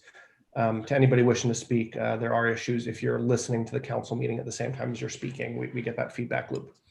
Okay, so back to council. We've heard from ARB PTC reps. Want to open it up for a round of questions and comments. As you may have noticed, this discussion is kind of twofold. One on the project itself, and then a kind of second part on potentially expanding the housing incentive program to areas of San Antonio Road. So if you have questions, comments, feel free to kick it off.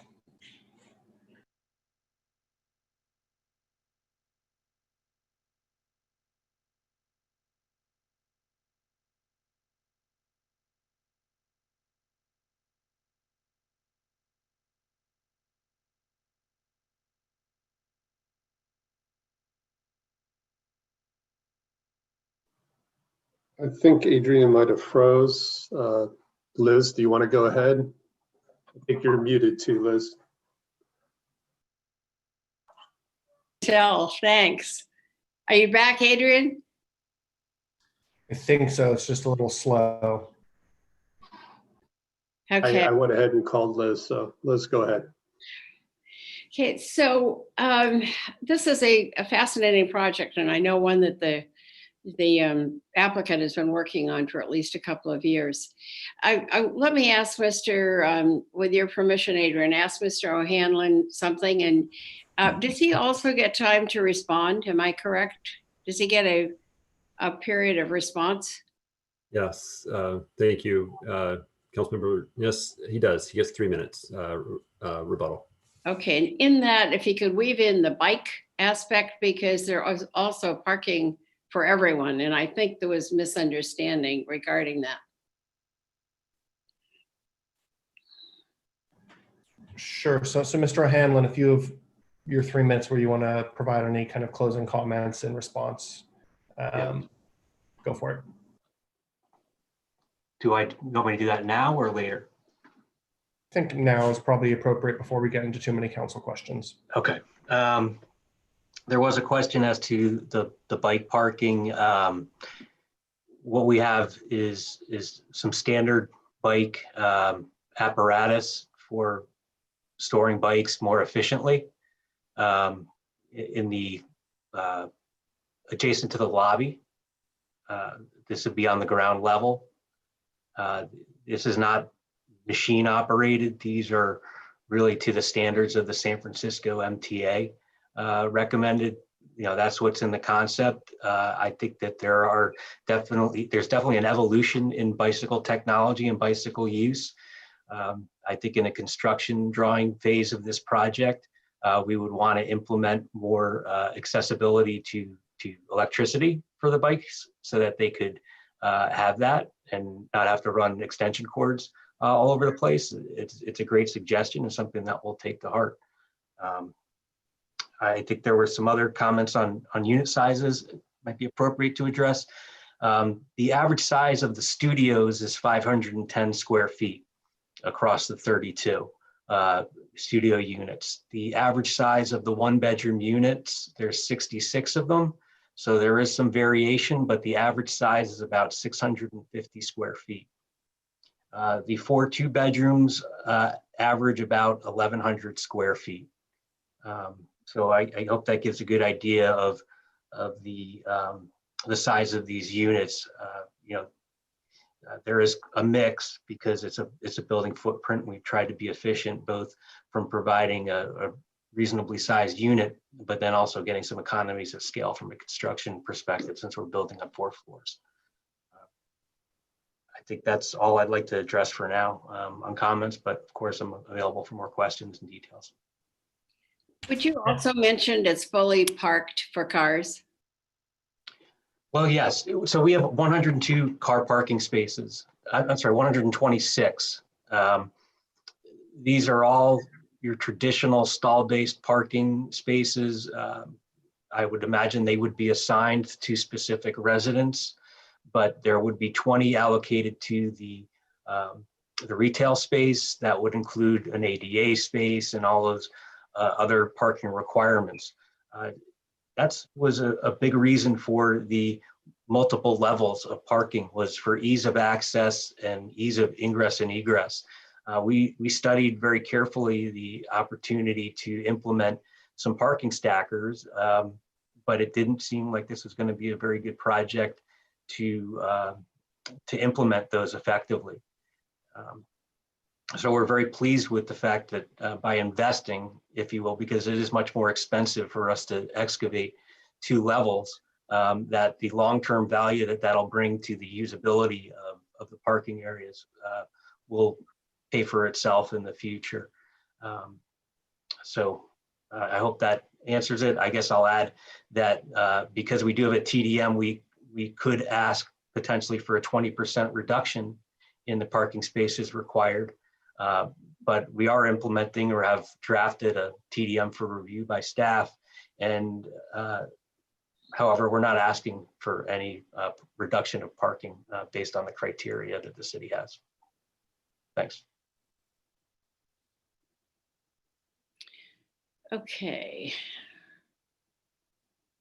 Shall I go forth? Please. So I need to ask 2 or 3 things first. Of the mayor, would you like to keep these 2 items separate? You have a project, a housing project, and also we have a housing improvement program zoning issue as well. So do you want to keep them separate or together? I think kind of thinking of them separately and maybe 2 separate motions is helpful for our discussion. It's not a hard rule, but that's my gut feeling. And when the time comes, I'll be glad to make the motion. But I also wanted to ask Jonathan, there you are. What's the last time we approved a housing project that you can remember?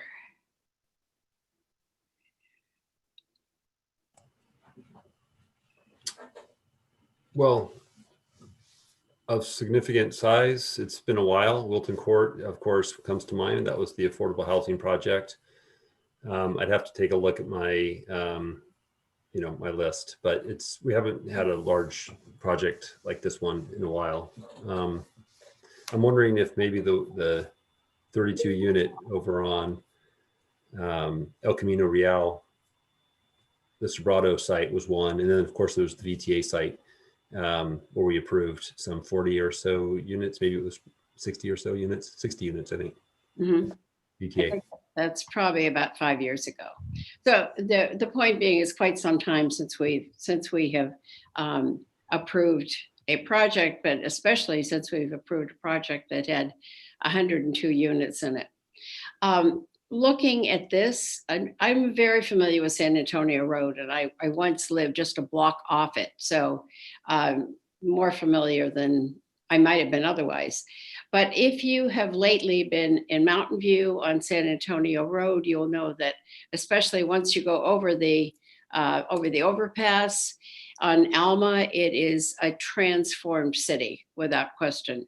And I don't know if there's a height limit, but most of their new buildings that have gone in have certainly run, I think, between 8 and 10 stories high. So they had a specific plan, I know, for that area. I've talked to their mayor several times about how they did that. I think they have 5 separate plans, specific plans that they're operating with in Mountain View. So by way of saying that just down the street is, I can't say a similar housing area, but there is another housing area, and one where you can certainly get a good idea of what could happen, especially in the San Antonio area, if that becomes a housing area, which is what I hope it would become. I think it's a particularly good area to have housing here in Palo Alto, given its proximity to any number of jobs that are in the area.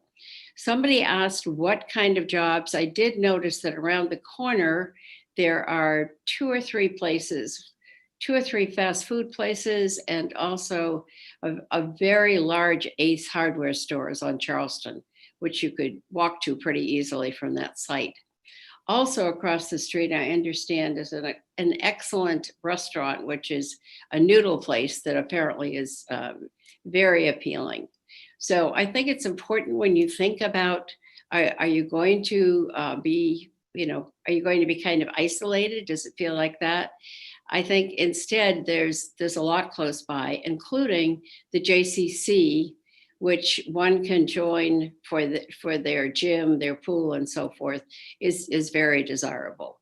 And they've improved that intersection rather markedly.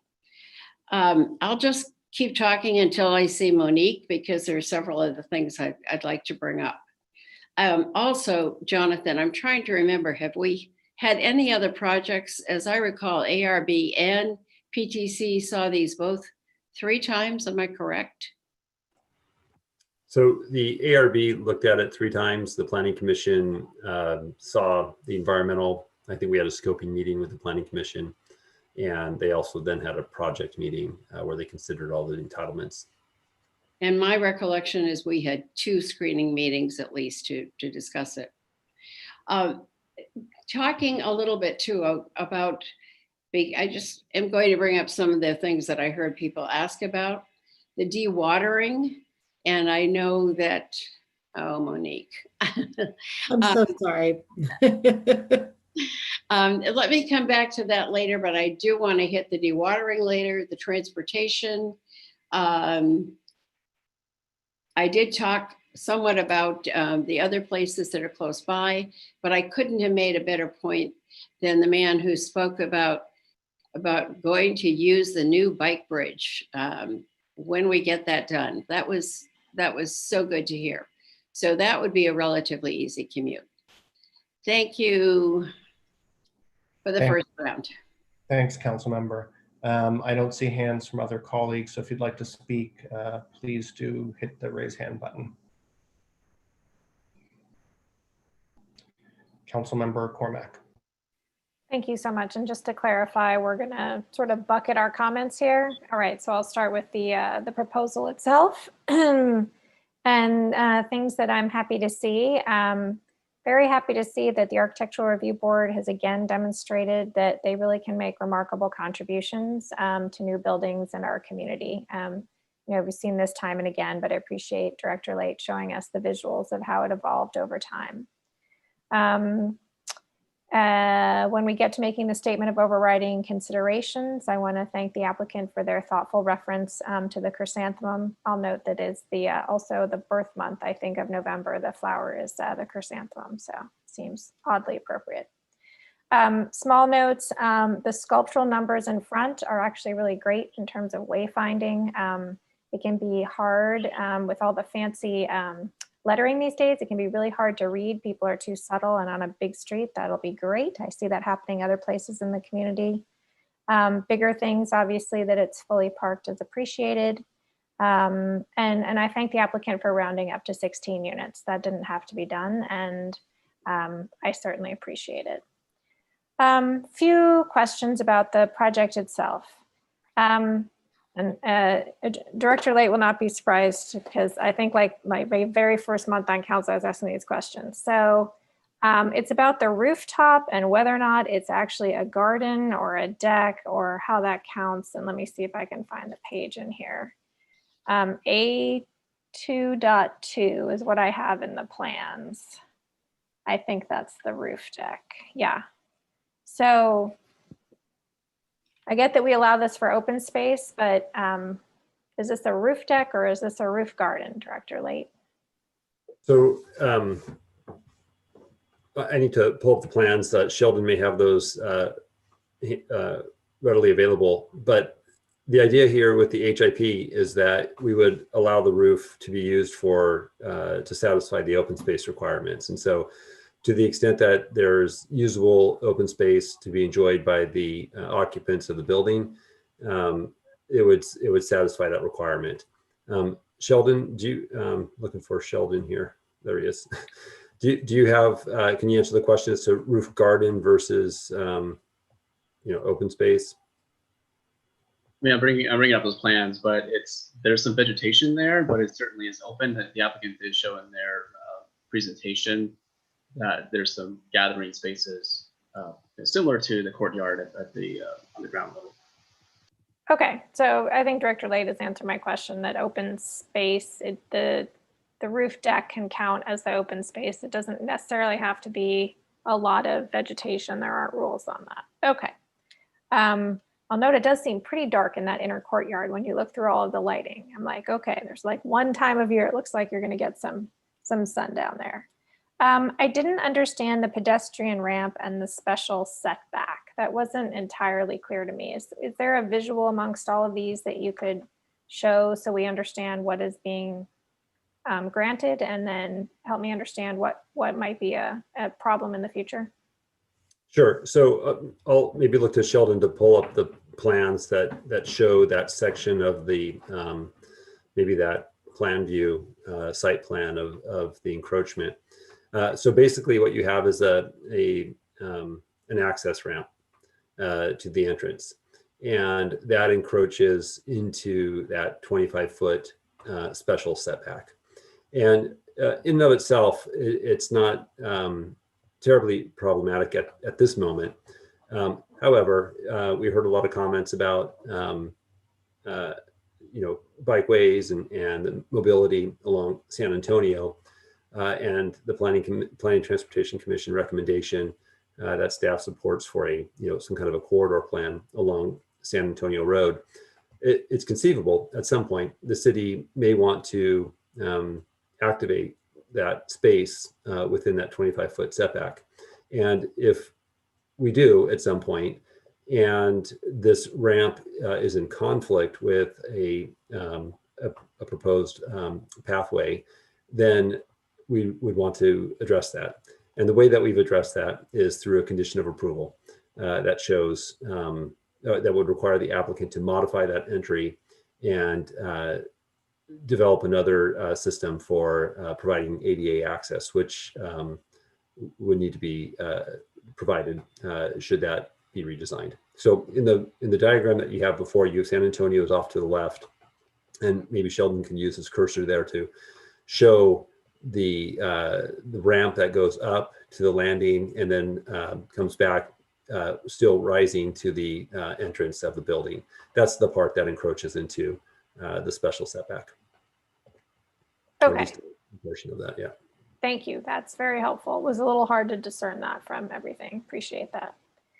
5 minutes. Oh, yes. And thank you so much to the Assistant City Manager.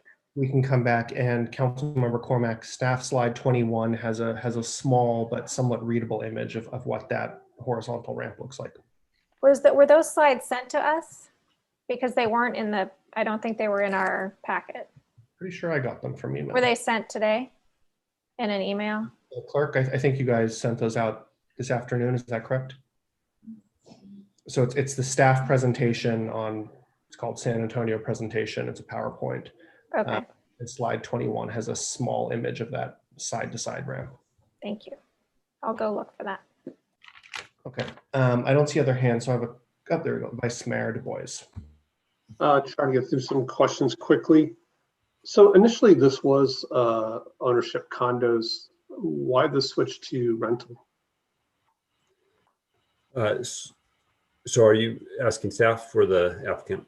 Whoever's quicker. Well, happy to take it. Yeah, as the unit yield increased, the unit sizes went down, and it played itself to more of a rental user seeking smaller housing units. We are also conscientious of some comments that were made at a council pre-screening as to with larger units, you have likely students, and how might those students ultimately get to either an elementary, middle, or high school?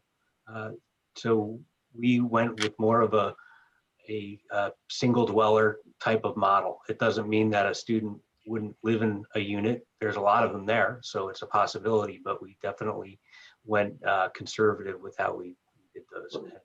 Okay, that answers your question. Yeah, and maybe for staff, this is where Studio Kicks was, right? Just yes. The same, yeah. And so October, when this came to us, there was 12,000 square feet of retail. And then in this staff report, there's 5,897. I'm just wondering how that changed. Yeah, I think there was a review of the permit history for the two uses within the building. And I think a review of that building permit history showed that one of the uses that was established was not really established. I'd have to dig further into that, but I think that was my recollection. Okay. And then we require 15% BMR, right? Yes. What is the proposed affordability level of these BMR units? Yep, it's consistent with the code. 2/3 of it is deed restricted to the 80 to 100% AMI, and 1/3 is up to 120. Okay. And then I didn't see in the conditions of approval anything about construction hours. What are the allowed construction hours here? Oh gosh, Jody, I might need some help from you on that. And generally, we put those in the conditions, right? Yeah, those are all things that we, they're routine. I'm sorry, I'm blanking on the hours though. They just seem like they were missing. I mean, can those be added in? Could you look up? Yeah, they're not things that we could certainly add them in. It's set forth in our municipal regulations, so it's not something that they would still be subject to it regardless of whether it's listed as a condition. Okay, I just wondered if it's because it's CS, even though the greenhouse is right across the street, if it would allow like earlier morning construction or not. I just want to be respectful to the people living across the street. Right, so we do require a logistics plan, and at times, sometimes to accommodate certain types of construction activity, there is a need to get a permit to work outside of our typical hours, but we consider each one of those requests carefully, and we look at the hours and the time and the sensitive uses that are in the area. And then are we losing protected trees? I have to admit the tree plan wasn't really clear. Yeah, Sheldon, can you assist on that? I know that there was a tree inventory. There are some trees that are being removed. Were any of them protected? Yeah, let me look that up. I had a blurb in a prior staff report on that. Let me look that for you. It looks like 13 trees are considered protected. This is on page 4 of the staff report. 16 trees were surveyed for the project. 9 are street trees. The other 4 trees are on the project site. 13 are considered protected of that inventory of 16 that are on and off site in the area. Looks like some protected trees on the public right-of-way need to be removed and replaced. Got it. Thank you for pointing that out. And then on the historic resource, I just wondered if there'd been any discussion about maybe some kind of marker or plaque on the site. Yeah. So as you know, Vice Mayor, you know, anything that we do is not going to be a substitute or mitigation for the loss of the cultural resource. The mitigation measures that have been proposed are the ones that you typically see, such as photographs and things of that nature. Certainly the city council could require a marker that could be placed. I think we did this with the Compadres restaurant. And so that's something that we can certainly work with the Architectural Review Board or the Historic Resources Board to find a good sort of plaque to place that in an appropriate location. I don't know, Mr. O'Hanlon, do you have any interest in that? We almost, you know, we see plaques with buildings quite often. It's something that we would be amenable to, and I think that it's, you know, would make a lot of sense in that retail frontage to be able to honor that in addition to some of the chrysanthemum designs that we've concepted throughout kind of the retail frontage and in that courtyard. Yeah, I think it'd be a nice thing, just kind of the Japanese heritage at that site. Yep. 5 minutes. No, I wanted to get to the dewatering, but maybe somebody will pick that up for me. So thanks. Thank you. Couple questions and some comments. So building on the Vice Mayor's questions around condos versus rentals, just to be clear, if you build rentals now and you get the condo map, if those were to be converted into condos, you know, in a year, 5 years, 10 years, would the affordability restriction live on, and what does that look like? Yes. So as part of the approval, there's an affordability agreement that we would draft and enter into with the applicant. So we have the 16 units that will be deed restricted. If they use them as rental units, they will be subject to the rental restrictions that we have at that affordability level. If the units are sold, they can be sold, but they have to be sold at a certain income level, inclusive of HOA fees and all the other sort of, you know, factors that go into it. And the affordability would continue regardless of it being rental or ownership. Okay, thank you. That's helpful. And then a couple people have mentioned, and one of the kind of historical aspects in this project was some of our earlier discussions about the San Antonio Corridor Transportation Plan. Can staff just kind of give us a rundown on, you know, what that plan looks like, what would be included, where is it, you know, does it need a kick in the pants, like what's going on there? Yeah, so I think you know, I might invite Philip to join us in this conversation. He and I have had some conversations before we were all sheltering in place, talking about the you know, really we were talking more about the properties where Space Systems Laurel, you know, where those buildings are, and, you know, just kind of, you know, musing about redevelopment for housing and things along the corridor. and how we might want to think about a corridor plan for San Antonio that blends these housing or land use interests with the noted transportation, items of San Antonio. So, we didn't get too far on it. I think the Planning and Transportation Commission delved a little bit more deeply to think about how development might then be used to help fund or pay either for some studies or some concept plans or even some pilot programming. But I don't know that we ever developed it to the level of detail that you're asking for, Mayor. But Phil, do you want to add any more to that? Yeah, so I can just add a little more information to that. Not much, but some of the initial conversations that we had within the Office of Transportation relating to this would include discussions that we've had with VTA, encouraging them to mind the development that's happening along San Antonio, the employment, and potentially look at providing service there. And along with that, looking at opportunities to enhance our bicycle network connections in this area. And also, as PTC Commissioner Billy Riggs mentioned, the possibility of maybe even Waymo providing service in this area or some kind of pilot program in this area. So we're looking at all of these things. Cool. Thank you. Yeah, Waymo's just up the road there. I think this corridor plan is one thing council may want to focus in on a little bit. I think it's an area of concern for a number of community members. Okay, I just want to go into a couple of reasons why I think we should support this project, but more specifically on the specific asks from the applicant and staff and what our PTC and ARB have endorsed.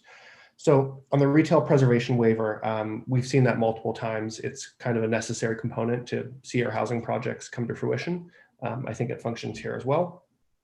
On the applicant using the housing incentive program instead of the state density bonus law, that is exactly the point of the HIP, is that we wanted to use our own local zoning controls to incentivize housing in a way that goes through our design and process reviews. That's exactly what this project has done. It's also only upgrading the area in this project to similar density as to California Avenue. For the gross floor area waivers, some may think of it as papering over, real development space. But I think the key difference is for parking, parking doesn't increase the intensity of use, right? And the development itself is still monitored and cornered by other development controls, FAR, height, et cetera. And so the gross floor area waiver is essentially saying, like, build your maximum parking, meet our requirements. We're just not going to count that square footage. In terms of the process, 7 meetings, including 2 pre-screenings at council. That's fairly strong, I think. And then I see the assistant city manager. I have one slide I want to go to. Can we go to the applicant slide 10, please? So Ted, that's going to be your presentation. Yeah, and I'll be quick about this one. We often in Palo Alto, wonder how the heck do we get more affordable housing in this community? One way that we've done it is with Wilton Court with a direct subsidy of, I think it's $19–20 million plus of city funds from our general fund to support 59 units. That project is 100% affordable, developmentally disabled adults. That's great, and I support that. Can we just go back to slide 10 there? The more scalable way is to use OPM, other people's money, and that's what we're getting at 788 San Antonio. We are using our zoning powers, the tools in our toolbox, our own local control to enable a building of 100-something units. 16 of those are deed restricted affordable, and our project applicant here is going to be paying for them for the lifetime of that deed restriction. We won't. It's only 16 units, but it's still something. And I think this slide, the numbers are not perfect. I think this is a really important message for us. Okay. Those are my comments. I know a number of you haven't spoken yet, so please raise your hand if you have comments or questions.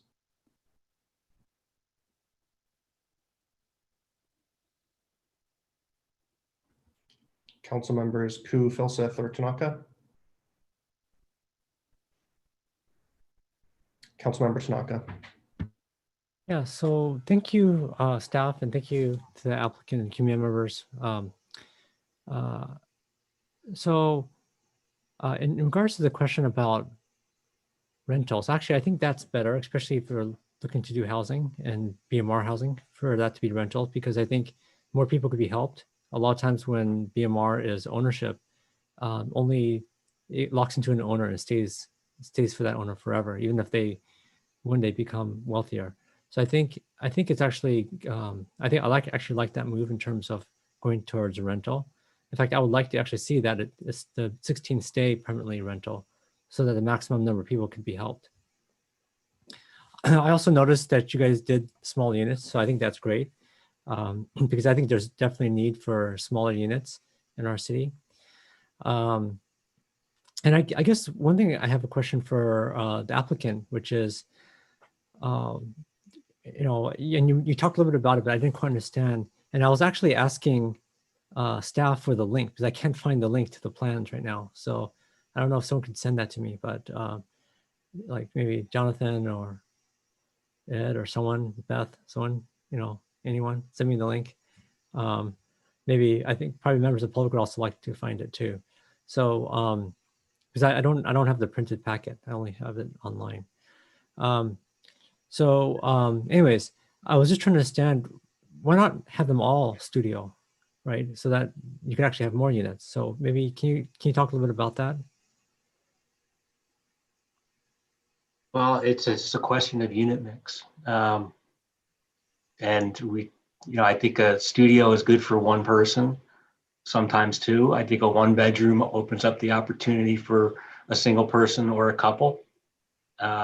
So, you know, even within, you know, those finite type of plans, there's a number of different type of users who would be attracted to that for different reasons.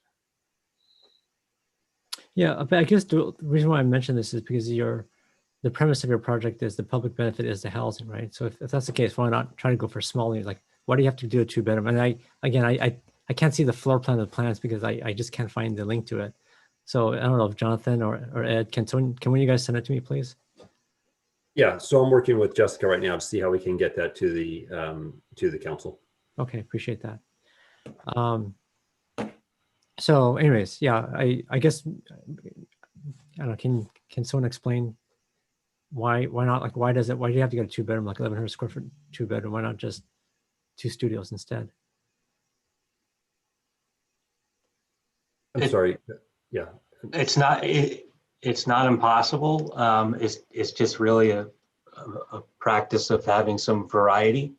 I think if you have all of the same type of unit, you are going to be kind of a one-trick pony, and that you're not going to have enough differentiation within your stock for that kind of user base. We already feel like we're pretty skewed towards these smaller units. We didn't want to replicate perhaps what Windy Hill did over in the Page Mill project with, you know, more of a micro unit. We wanted to keep these larger and more livable to the extent that they can be, being already a small type of multifamily unit. Okay.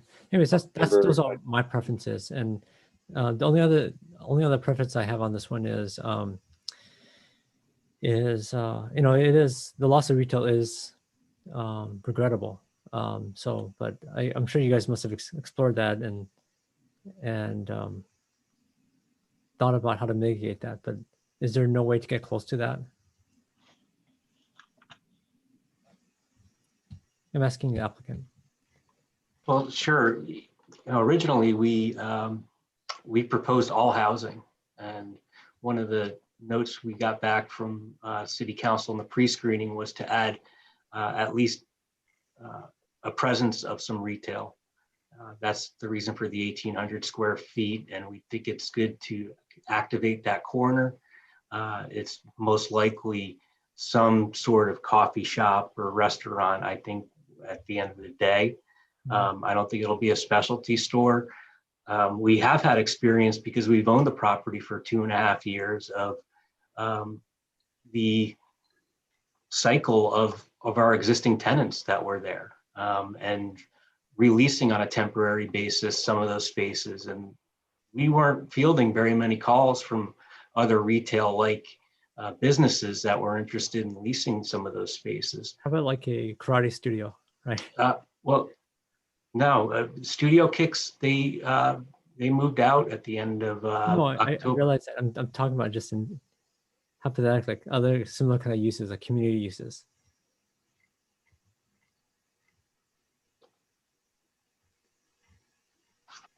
Well, our mission was to build as much housing as we could.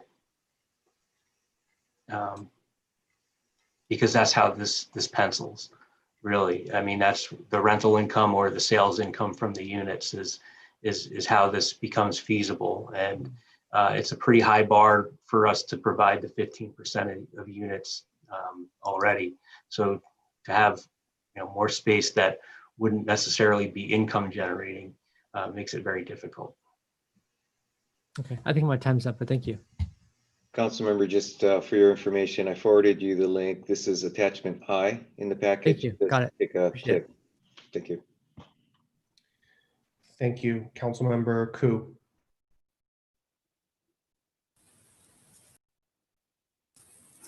I just wanted to ask the encroachment into San Antonio setback. So what happens if we wanted to widen it to accommodate bicycles and more walkability, etc.? Yes, thank you. I mean, is that considered also, or? Yes, it is. There is a condition. I'll have to find out what number it is, but there is a condition in the staff report in the record of land use action that would say that the applicant upon notice from the city shall be responsible for rearranging the front entrance to accommodate whatever city improvements we're needing to make there. I'm getting a note from Sheldon that it's condition number 15 on the record of land use action. So that's been thought through, and we have that condition. So what would the frontage be then? If you decide that you want to take that back, and so what would the frontage from the street to the front of the building or to the entry be, to the entrance? So it would change, right? And you would still have your steps that would access the level of the first floor of the building. And then you would need some kind of a ADA lift in the front that would enable wheelchair access to the building. That would all be done outside of the front yard setback. Okay. Thank you.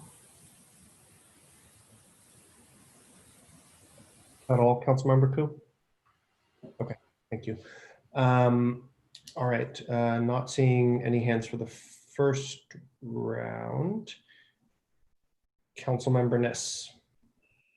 So I will be getting ready to make a motion, but I do want to just discuss a couple of things first. It's interesting when we're putting up a building where there's nothing else essentially around it. Normally we get pushback from people who live close by who don't want something of that size. So it's kind of a pleasure to not be really in somebody's backyard. That makes a big difference. Quickly to one other more sort of interesting thing. I ran in 2016, 2018 was an election, just finished an election. And every election we have is about housing. Every single time people run, the people wring their hands about the lack of housing. So we have an incredible opportunity tonight, I think, to add the 102 housing spots. And Jonathan, our comp plan has us building about 300 a year, am I correct?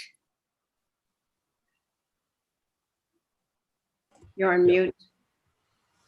Yeah, I think a couple months ago, we showed you a slide that showed what we've produced versus what the comp plan expectation is. And we're way behind. So this at least moves us in that direction, as would the housing improvement plan at the same time. But let me try a motion on this. We have I'm on page 1, where there's a staff recommendation, which if you would mind putting that up on the board to Jessica or whoever else is there. So this motion is to move the project and to be sure that the construction hours are what we usually anticipate. And lastly, to put a historical plaque on the building wherever it's appropriate. So with that, let me see if I get a second. I'll second that. Thank you. I just want to check one thing from staff quickly. This is numbers 1, 2, 3, 4 from the first page of the staff report. This is just the project stuff. Is that correct? Just 780 San Antonio? So this is the complete recommendation. So if I'm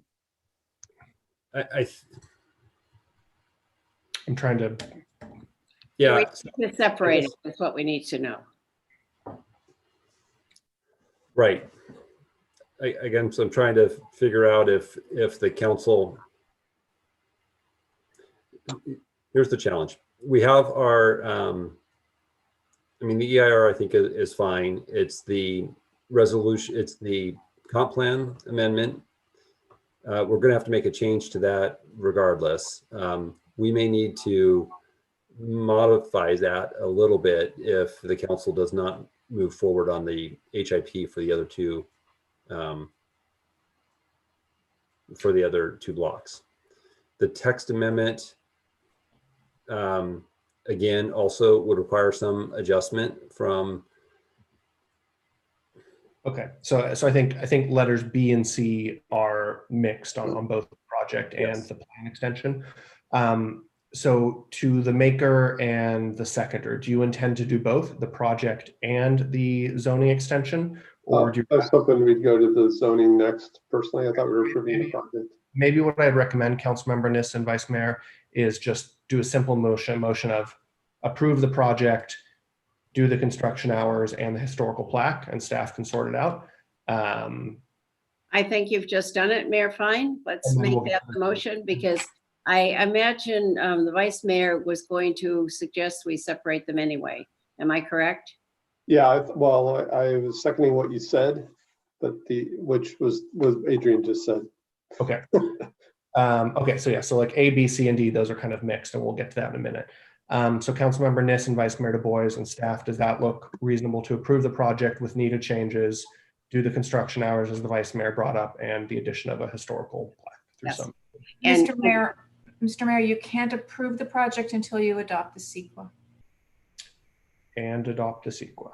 You have to do that first, please, the CEQA. Why don't we just get that out of the way then? Why don't I move, can you hold the other motion in abeyance? I think it's also D, right? It is. Or C now. Yeah. So, it was a minute ago. It's A we want to approve. Am I correct? That looks like the CEQA to me.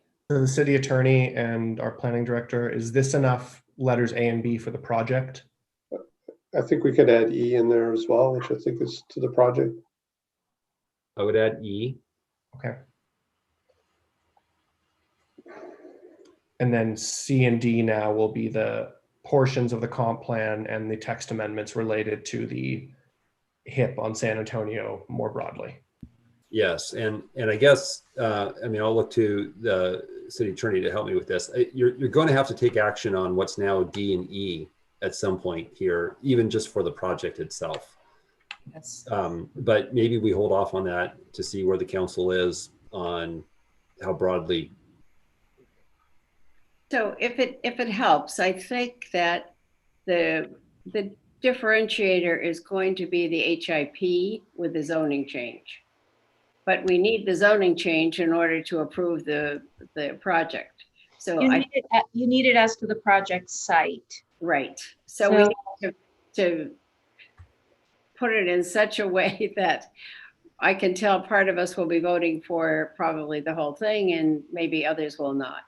So John, could we say as to include D and E, but just say to the extent necessary for the subject project, adopt a resolution amending the comp plan and introduce an ordinance, blah, blah, blah. Thank you to our city attorney. So taking the parts of D&E necessary for the project.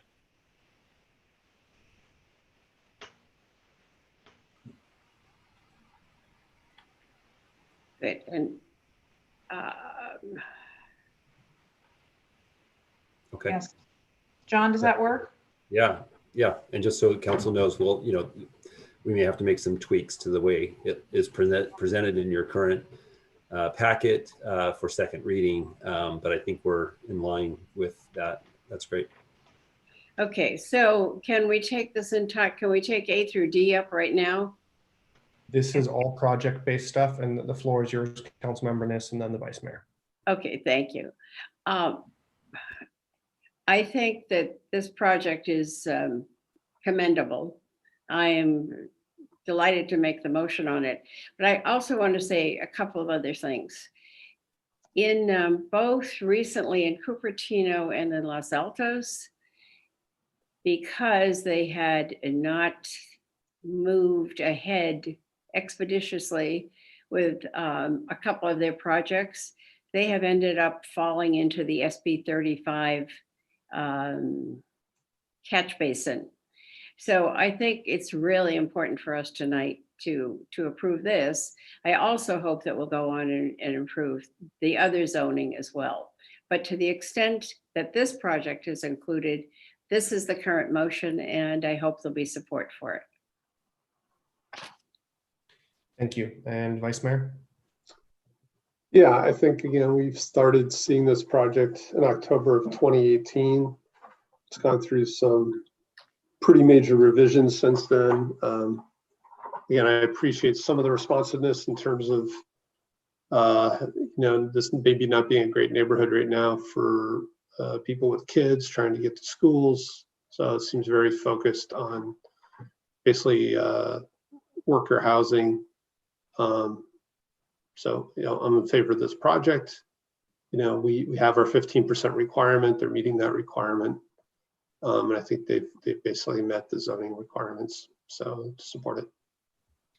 Thank you. So if you'd like to speak to the motion, please raise your hand. Councilmember Cormack. Thank you, Mayor Fine. We're moving more quickly to this. I thought there might be more questions, so I'll just come back up a level and thank particularly the Vice Mayor for his comments on the evolution of the project and the maker of the motion for her reminder of why this is important. I'll just take a moment to say that Howard Miller, the mayor of Saratoga, recently said, with respect to Saratoga, if housing is not built under our rules, housing will be built under the state's rules. These are the rules that we've set, and I look forward to welcoming all the people who may or may not already live here to this space, and particularly, the 16 people or families who will have homes who would not otherwise be able to live here. I don't know, Mr. Mayor, exactly where we're going to talk about the transportation plan, because while this is definitely near jobs, I do have a lot of concerns about the bike infrastructure. So is that going to be in a later motion? You are certainly welcome to add something now, I think, as it relates to the project, but I think after we get through this motion or another one related to the project, I'd encourage us to move on to a discussion of the San Antonio HIP stuff. Yeah, I think it's better suited to that. So I don't think I have anything else here except just a very small thing, but on packet page 171, it looks like this is part of the record of land use. I see at the very end, we talk about the housing crisis. I wonder if we might call it the housing imbalance. Small thing. If the maker and seconder would be willing to add that. Are you on the page, Allison? I'm on the very bottom of packet page 171, which is page 20 of the staff report. Current housing crisis Yeah, I just wonder if we could call it imbalance or situation. situation is fine. All right. Fine with me. Okay. Thank you so much. I look forward to supporting this. Thanks, Councilmember. Councilmember Philseth. Yeah. Okay. Yeah, so this is materially what we looked at before, so I think that's fine. And I agree that extending the HIP to this area makes sense. I think it makes sense for us to revisit this whole area as a potential area for housing, even though we were sort of going a different direction a few years ago in the comp plan. You know, I'm looking at this one in the context of sort of the last couple of projects we looked at, although some of those were more preliminary. You know, the whole issue of inclusion rates. I mean, the big need in our town is we need more units that cost, you know, $1,600, $1,800 a month, as opposed to just more $4,000 a month units. And so that accounts for 15% of these, although a third of them are actually going to be $2,500 a month if I heard Mr. O'Hanlon right. And we struggle with this. And I think, you know, part of the reason is, you know, I really think that market rate and below market rate housing are two considerably different things. And I think we need to start thinking about them that way. Below market needs to be subsidized. And most of us think that market rate ought to kind of pay for its impacts, you know, whether that's city services or traffics or loss of studio kicks for our kids or whatever. And we kind of get that obviously through impact fees, but it's also sort of the point of having codes is it goes in that direction. So we get these projects that push the limits of codes. And we say, boy, if we're going to go this much over code, you know, I wish we could have more than 15% below market housing, because that's where the real need is. And in the meantime, all the neighbors are howling that if it's so important to put if these 16 units are so important to the city, you know, how come we here in Greenhouse have to pay all the costs in terms of traffic and so forth? And so I think that, and it's a little too late for this project, but I think we ought to rethink how we do BMR housing in Palo Alto altogether. And it keys off to something the mayor said a little while ago, is I think we ought to have another model in addition to what we've already got. And I think we ought to have a business model where we can use affordable housing funds to invest in increasing the BMR inclusion rates in other mostly market rate projects. Because I mean, we'll see this in the RENA discussion later, but you know, we need 50 or 60% inclusion rates, not 15. And you know, we get into discussions with developers and we say, well, we'd like 20 or 25%. How about that? And the developer says, well, I can't make money at that, right? And you know, there's not any good way out of this box. And so I think we need to take a look at a project like this and saying, okay, if it's going to pencil out at 15%, you know, can we find a way to make further investments in this so that we can get the BMR inclusion rate up? And again, it's, you know, I think it's not for this project because this is sort of cut and dried already. But I think going forward, we ought to put some effort into thinking through that, because the current model we have, you know, it's going to produce, you know, this one's going to produce 85 units for Google and LinkedIn employees and 15 for people that can afford $2,000 or $2,500 a month. And I'm not sure that's what we need in town as a general thing. This project is fine. HIP in San Antonio is fine. I think we really ought to look at how we do BMR housing a little more flexibly than we did. Thanks, Councilmember Philseth. Just a quick couple comments. I'll support this motion. I think you do bring up a good point that we need another model. I would say we need, you know, one more model. That to some extent this works, to some extent the Wilton Court model works, but maybe there is a project like this in a few years where we say, gosh, if we put in, you know, $5 million, can we go from 15 to 25% affordable? Totally legitimate, and we're essentially paying for it. The question is, you know, where does that money come from? That's one thing. Well, we're paying for it now, just in sort of other ways. Yeah, I think that's a little more debatable. And, you know, we pay for it maybe in height, we pay for it maybe in parking, maybe, but those are a little more fungible, I think. The other thing I'll just remind us of, in terms of the AMI level, first of all, our code does specify affordable housing is up to 120%. So 120% of area median income, which I know sounds super funny, right? It's like, oh, somebody's earning over the area median income and they still get, a subsidized housing unit. That is because housing is so darn expensive around here, right? And Well, I get that at $2,500 a month from the strategic economics model for 120% AMI. 120%, right? That is still subsidized. And I don't know if you will remember, but when we did the Page Mill and El Camino project, that was our workforce project. So like we were doing some of the subsidy mix for units that like were 140% AMI, technically not our affordable definition. But I remember one of the questions that really stunned me is the developers of that project believe that anybody up to 180% of AMI needed a subsidy, right? So people making almost twice the area median income, their income was still not enough to meet the market price of housing. And that just kind of blew my socks off, at least. So I'm going to keep in mind. Anyways, those are my comments in support of this motion and fruitful discussion, I hope. Councilmember Koo. I wanted to ask the EIR, are we certifying just for this project, or are we certifying for all the proposed HIP for the other 16 parcels? So the EIR studies all of it, the project and the extension to the other parcels. That doesn't mean that the council is approving the other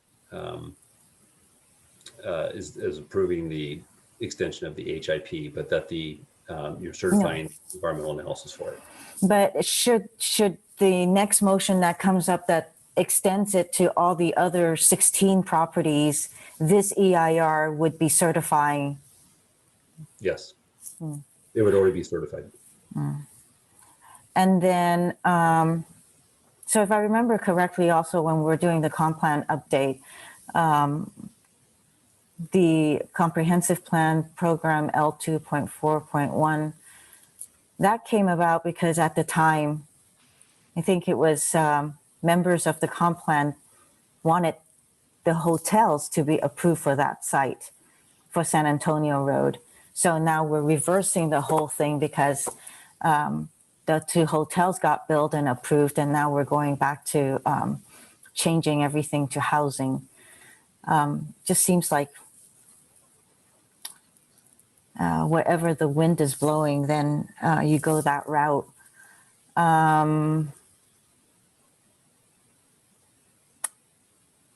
I do have huge concerns about the certification of the EIR when it would involve the 16 other properties as well.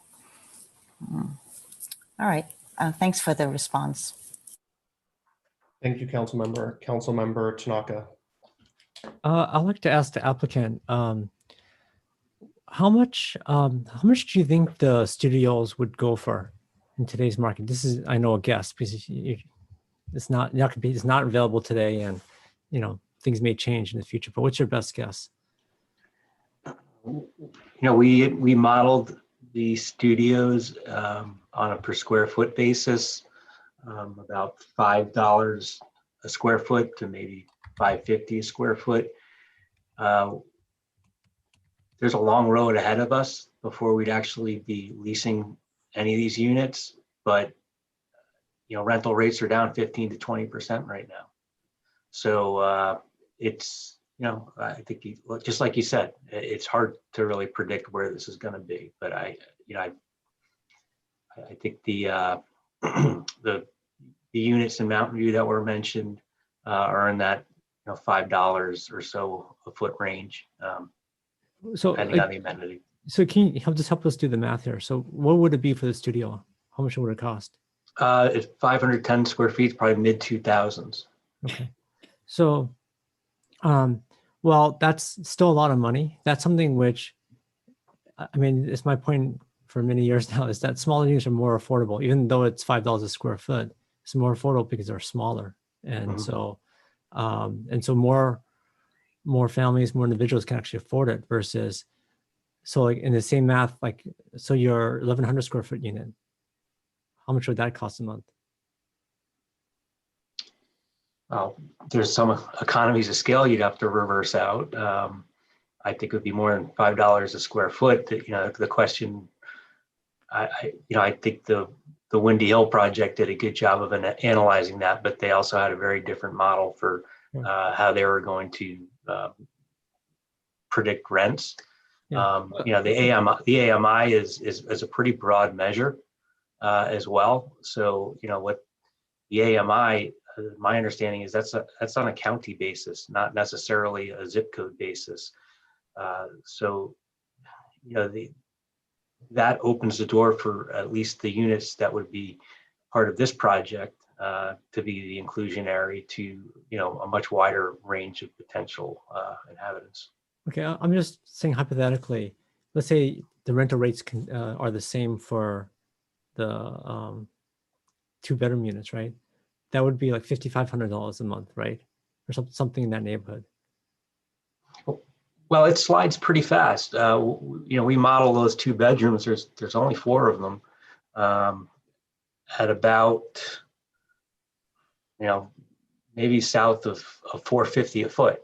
So it slides pretty quickly with the economies of that. So how much would it be then? For the 2 bedrooms, probably between $4,000 and $5,000 a month. You're right.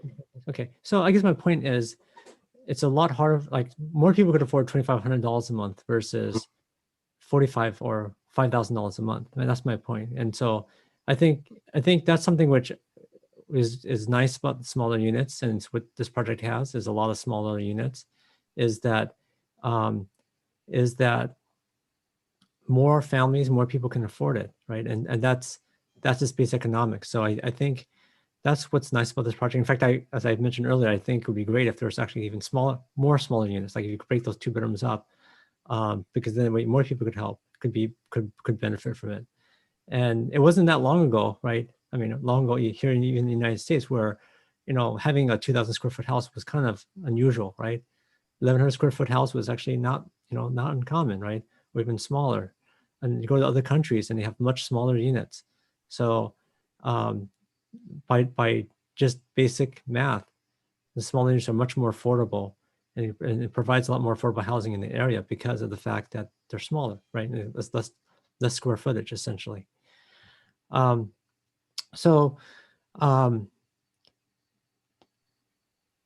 I don't want to redesign your project, but I do. I mean, I'm curious to know how hard is it to make those 2 bedrooms. So we would have 8 more affordable units versus 4 like luxury units, right? What would it take? I mean, is it? I don't know where we are in your process and your design. How hard would it be? It's not a question I'm prepared to answer, because the question I was anticipating in this nature was to go in the opposite direction. Oh no, I don't think. To be honest, more affordable housing. We want smaller units, not bigger units. Right. Well, 102 units on 1 acre. And understanding the dynamics of development in Palo Alto is something we don't see very often. So what we were studying is, if we melded some of the studios together and reduced the unit number, I think that, if we look to replicate more of the studio footprint within this, the 2 bedrooms would obviously lend themselves to that, but then the 1 bedrooms are much trickier to. Well, I think maybe 1 bedrooms won't stay as they are, but I'm just thinking about, like, if we're looking at this as the housing as a public benefit, then I would say try to get more studios, because that makes you have more affordable housing in the city, because more people could afford $2,000 a month. Very few people, a lot less people could afford $5,000 a month. Yeah, I agree, and that's why we skewed this thing so much towards these smaller units, because there's not a lot of these style of units, whether it be studios or 1 bedrooms within the city. I think one anecdote I think of when we talk about this is the number of single family homes that are shared by 3 or 4 professionals. It's very common. One per bedroom, and this will be an opportunity maybe for those professionals to say, I'd rather not have roommates, and I've got my own place, and then that would open up maybe a home for a family, and that's a pretty big statement. That requires some sea change to see that happen, and But that's why we believed in this project in this format that we've presented. Okay, well, 5 minutes. okay. I have a little more, but I don't know whether we should next round or try to get it now, Mayor. I think we should probably go to a vote on this motion, and then the next round, I'm going to suggest we kind of focus on. Well, I had one last thing then, which is question on this. yeah. So and maybe amendment depending on what's said. So you know, the nice thing about rental BMRs is that you get more circulation. More people over the lifetime of the project are going to be helped versus like ownership BMR. How amenable are you to making this a rental, at least for the 16 BMR units, making those rentals permanently rentals, so that we get this public benefit kind of permanently in our city, versus versus like 16 lucky people get this and it's locked up for everyone else. Yeah, it's a condition that I think it reaches out way too far in the future for us to predict. I think in a way it makes more sense for the units, if they're going to be rentals, every unit in the building should be rentals. And if this was ultimately going to be sold as condominiums, then those units that would remain part of the inclusionary pool would be sold to users. I think that I guess Alta Housing administers those wait lists on behalf of the city of Palo Alto, and I think that there's desire for both types. And as I said, for us to lease up 102 units, and then that would be a very long path to unwind that between letting units sit dormant while ultimately the building is mostly vacated, either in bunches or whatnot. But it would be a huge undertaking. I think the preference would be to keep these 16 units in an inclusionary mindset, but to kind of follow the methodology that the building employs as rentals, or if it's eventually sale units. We started so early in this process with larger units and thinking condo sales. As we've implemented these smaller units, it just lent itself so quickly to a rental model, which it does have that turnover idea, and I think that is an excellent way to approach inclusionary housing. And then for these smaller units on a market rate basis, it does as well. And that was something that went into our decision to go with the 2-level below grade parking, was that would be greater satisfaction of the tenants and the renters, and a lot less learning curve on figuring out stackers and how they work. So there's a lot of information for a short question of yours, and I apologize for that, but I hope you understand where it's coming from. Okay, thank you. Given the hour, I'm going to suggest we vote on this and then move on to the broader San Antonio zoning changes. And just a reminder, we still have one more item tonight, which we're now over 2 hours behind. So Councilmember Koo, I see your hand. Is it a very brief question, or can we just vote? Very brief question. So thank you. For the garage, the 2-level, members of the public said that the EIR only looked at 1 level. Is that so? No, I believe the members of the public were talking about the soils report that was prepared for the groundwater. The EIR contemplates the subterranean garage as proposed in the plans at 2 levels. Okay, thank you. And we'll also need to get updated soils reports, which we typically do during the plan check process as well. So that'll all be verified. The soil, the groundwater requirements in compliance with the city's standards. Okay, and the HIP program, it's actually up to 1.5 FAR, but this one here is asking to expand it to the 2.0 FAR. So it's much higher, and it extends to all the 16 other parcels too, right? So we're actually really changing the entire HIP zone, correct? So HIP ranges from 1.5 to 3.0, depending on where it is in the city. This particular request is context specific, recognizing that it's a little different than El Camino Real. And it is proposing 2.0, and what you're voting on or will be voting on specifically is 2.0 at the subject property, not the other 16 properties right now. That's a forthcoming discussion for the council. That's in the next motion, right? That is going to be contemplated. Okay, thank you. Thanks, council member. Okay, let's please vote on this motion by Nis and the vice mayor, A through D. Just once again, this is project specific, and after this we can get to the broader San Antonio stuff. Okay, Vice Mayor Du Bois. Yes. Councilmember Philseth. Yes. I'm a yes. Councilmember Nis. Yes. Councilmember Ku. Yes. Councilmember Tanaka. Yes. Councilmember Cormack. Yes. Okay, and that passes unanimously. Thank you, everybody. We just approved a housing project, pat ourselves on the back. Okay, let's maybe focus our discussion on the broader San Antonio zoning changes. I don't know if staff has any framing comments or if you just want us to take it from here. I think we said everything. Happy to answer any questions.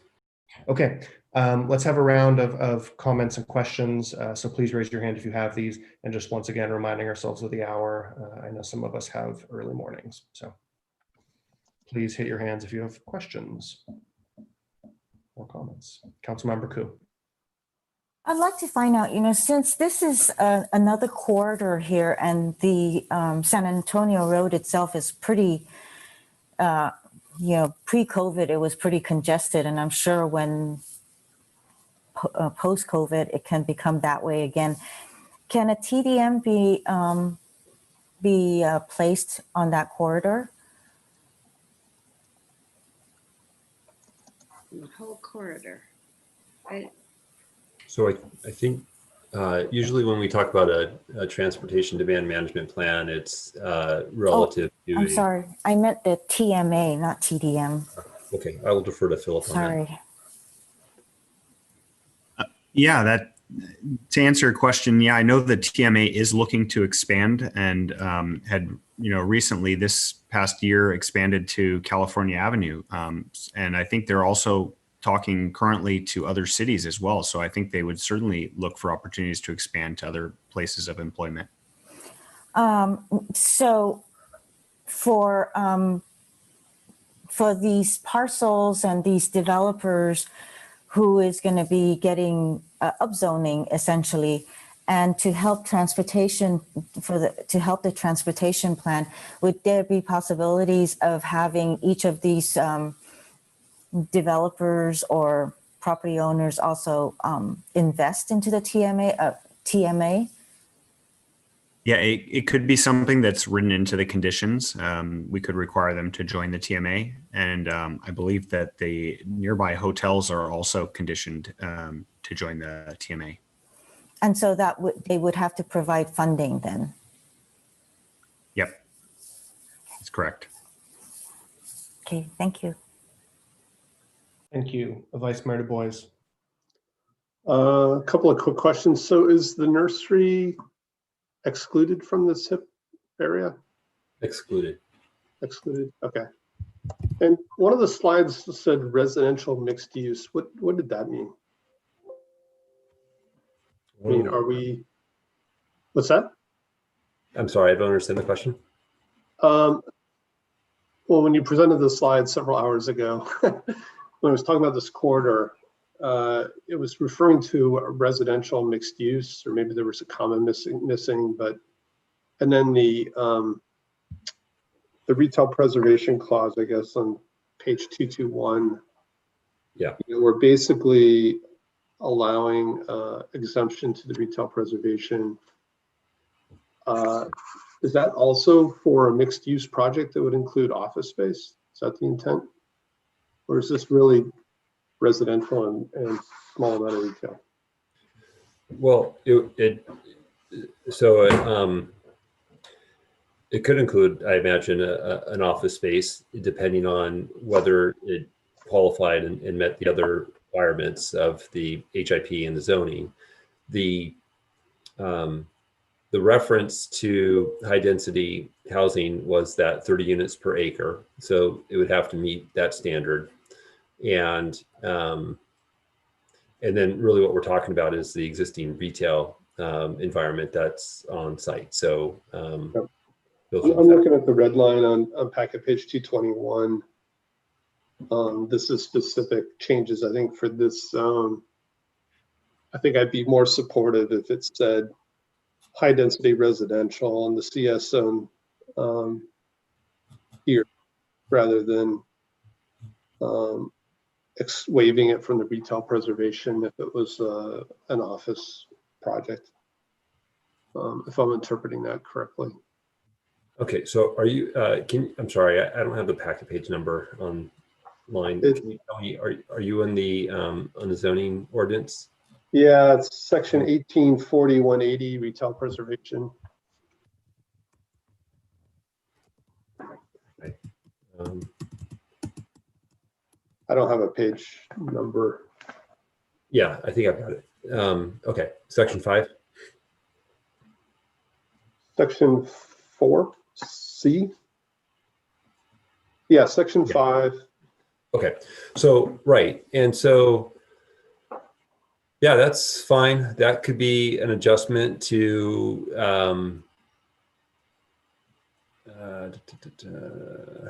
yep, you can say, yeah, excluding office.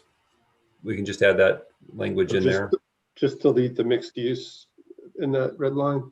Well, if you do that, then you're eliminating, we're trying to account for the small, element of retail that is inclusive. I'll also know, I mean, you've heard this before, and I know there may be different perspectives on this, but, office also does tend to help make some of the housing projects pencil out, and I know the individual council members have perspective on that issue. Yeah. So anyways, but yeah. I mean, they could still do it. They just want to get the waiver from the retail preservation. You have to ask for the waiver instead of get the exemption. So yeah, that's true. Then the big one, I really wanted to understand the traffic analysis. And so trying to read this traffic report and kind of the way VMT is applied. The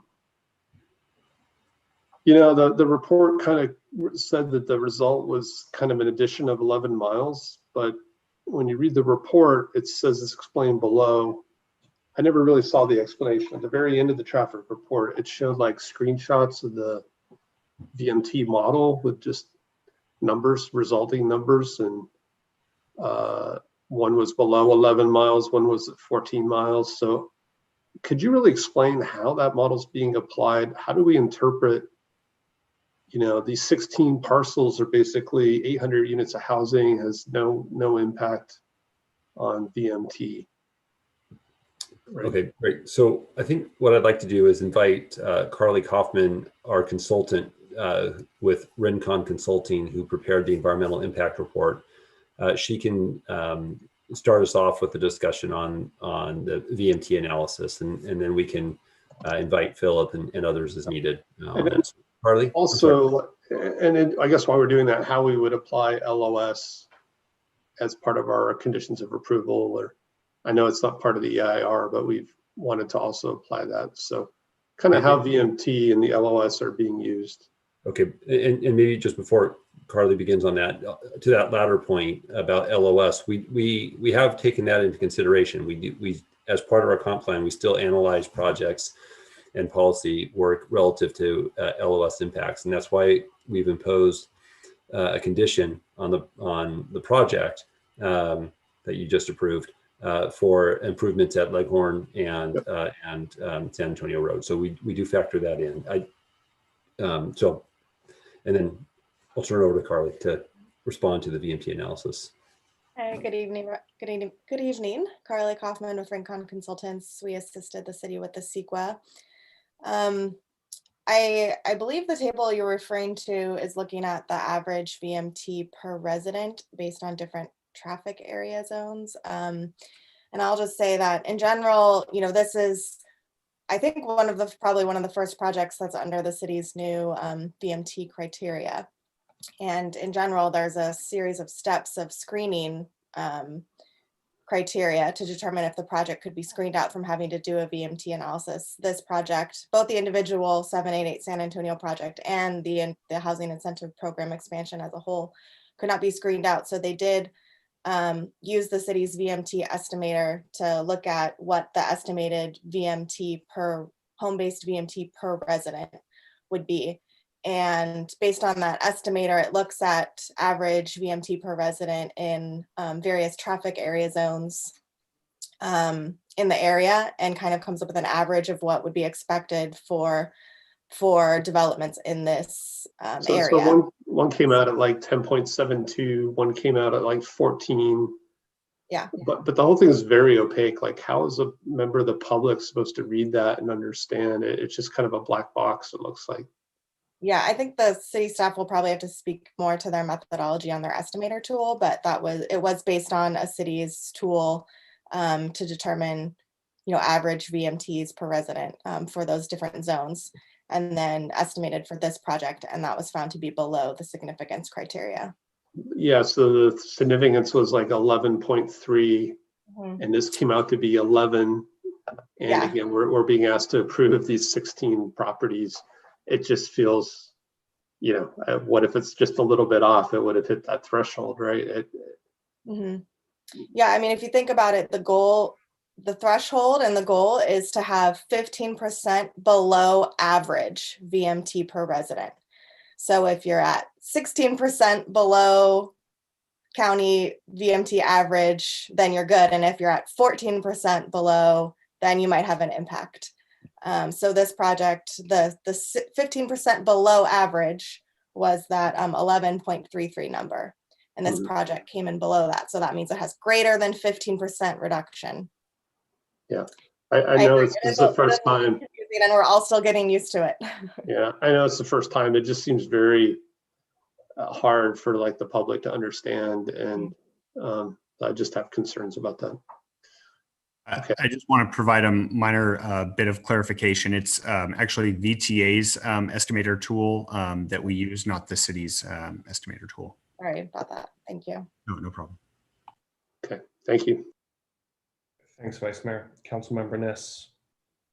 So what I would like to do at this point, Adrian, if it fits in with where you're going, is ask staff to help us scope the next motion that we need in order to pass the HIP program, which will include the zoning change and also, as we've been discussing, the CEQA approval as well. So some help with that so that we finish up on what essentially are the recommendations on page 1 of packet page 152. So I'm open to that, but I do want to give everyone a chance to have one round of comments and questions first. So maybe then I'll wait. I'll come back to you after that. Okay, so if others have comments or questions on this, please raise your hand. Councilmember Cormack. I'm reaching the point in the evening where I'm not sure I'm going to be able to communicate my thoughts clearly, but I will try. I think the biggest concern I have about this is the integrated transit plan. And I remember discussing this at the one pre-screening for the project we just approved, and Mr. Kami describing, what would happen eventually at some of these places, but I don't feel like we've made any concrete progress since then. So what exactly does staff need from us tonight in order to put together a plan? Because I will just say, looking at AO.5, it's a big old gap in the middle, right? That bicycle boulevard isn't really there on San Antonio Road. We don't have our shuttle at all right now, and our shuttle doesn't run on those areas. In addition to Waymo, sorry, I'm gonna just sort of talk for a minute while you think about what you might want. We could get a little bit more creative here. We could think about connecting with Mountain View and Google, right? San Antonio is a street that goes all the way, not just Google, LinkedIn and Intuit. So I think there are a lot of opportunities we have to do a better job here, but help me structure what it is that we should ask you to do. So the next time one of these projects comes forward, we can approve it with confidence, knowing that there will be, a place for people to ride their bike and a shuttle bus to get them where they need to be. Well, I think the first thing is what Director Late had mentioned earlier is we probably need some funding set aside to work on the corridor study. And just, noting that on San Antonio, the opportunities for potential bike infrastructure would come at the expense of parking and or a relatively new landscape median that has been put in there, or some combination therein. But you're absolutely correct. There's a lot of nearby bicycle infrastructure that it would be really nice to see connect to here. Coming back to your earlier question about transit in the area, like I had mentioned, we have staff pushing and advocating for VTA to provide transit service here in light of the growing employment in the area. Okay, so a corridor study, that's what we should ask you to do? I think so. Director Late, would you like to chime in on that?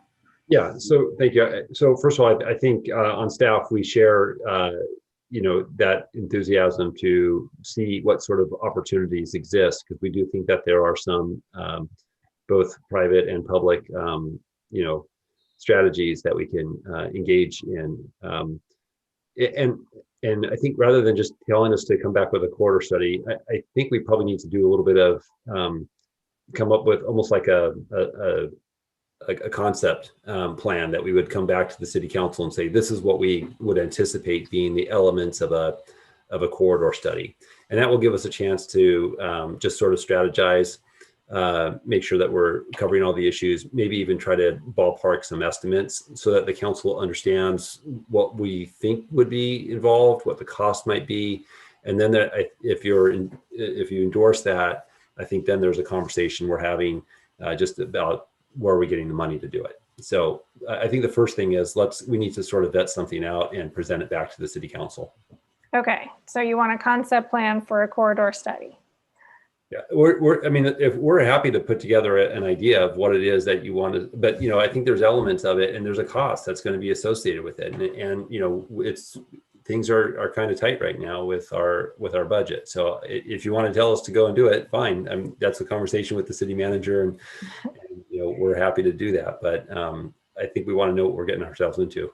Understood. While we're on the topic of money, one member of the public has been lobbying for a similar program that we used in Charleston or Astrodero, essentially. So having impact fees that are designated to fund bike infrastructure. Is that something you would contemplate being part of the study, or is that in the concept plan part?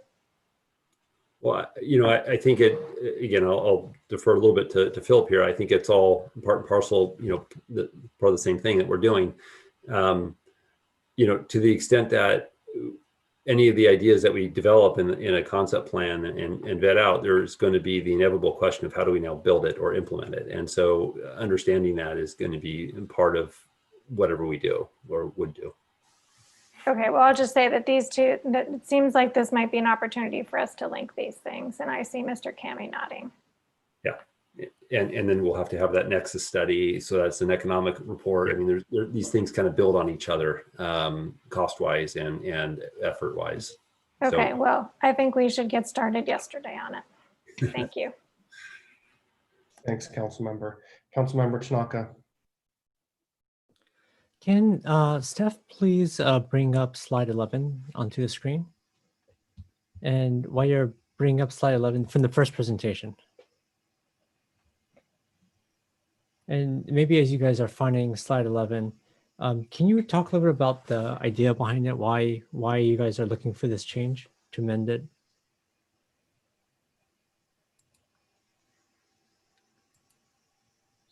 This is the gross floor area exemption. Oh, okay. Okay. So great. Let me share my screen.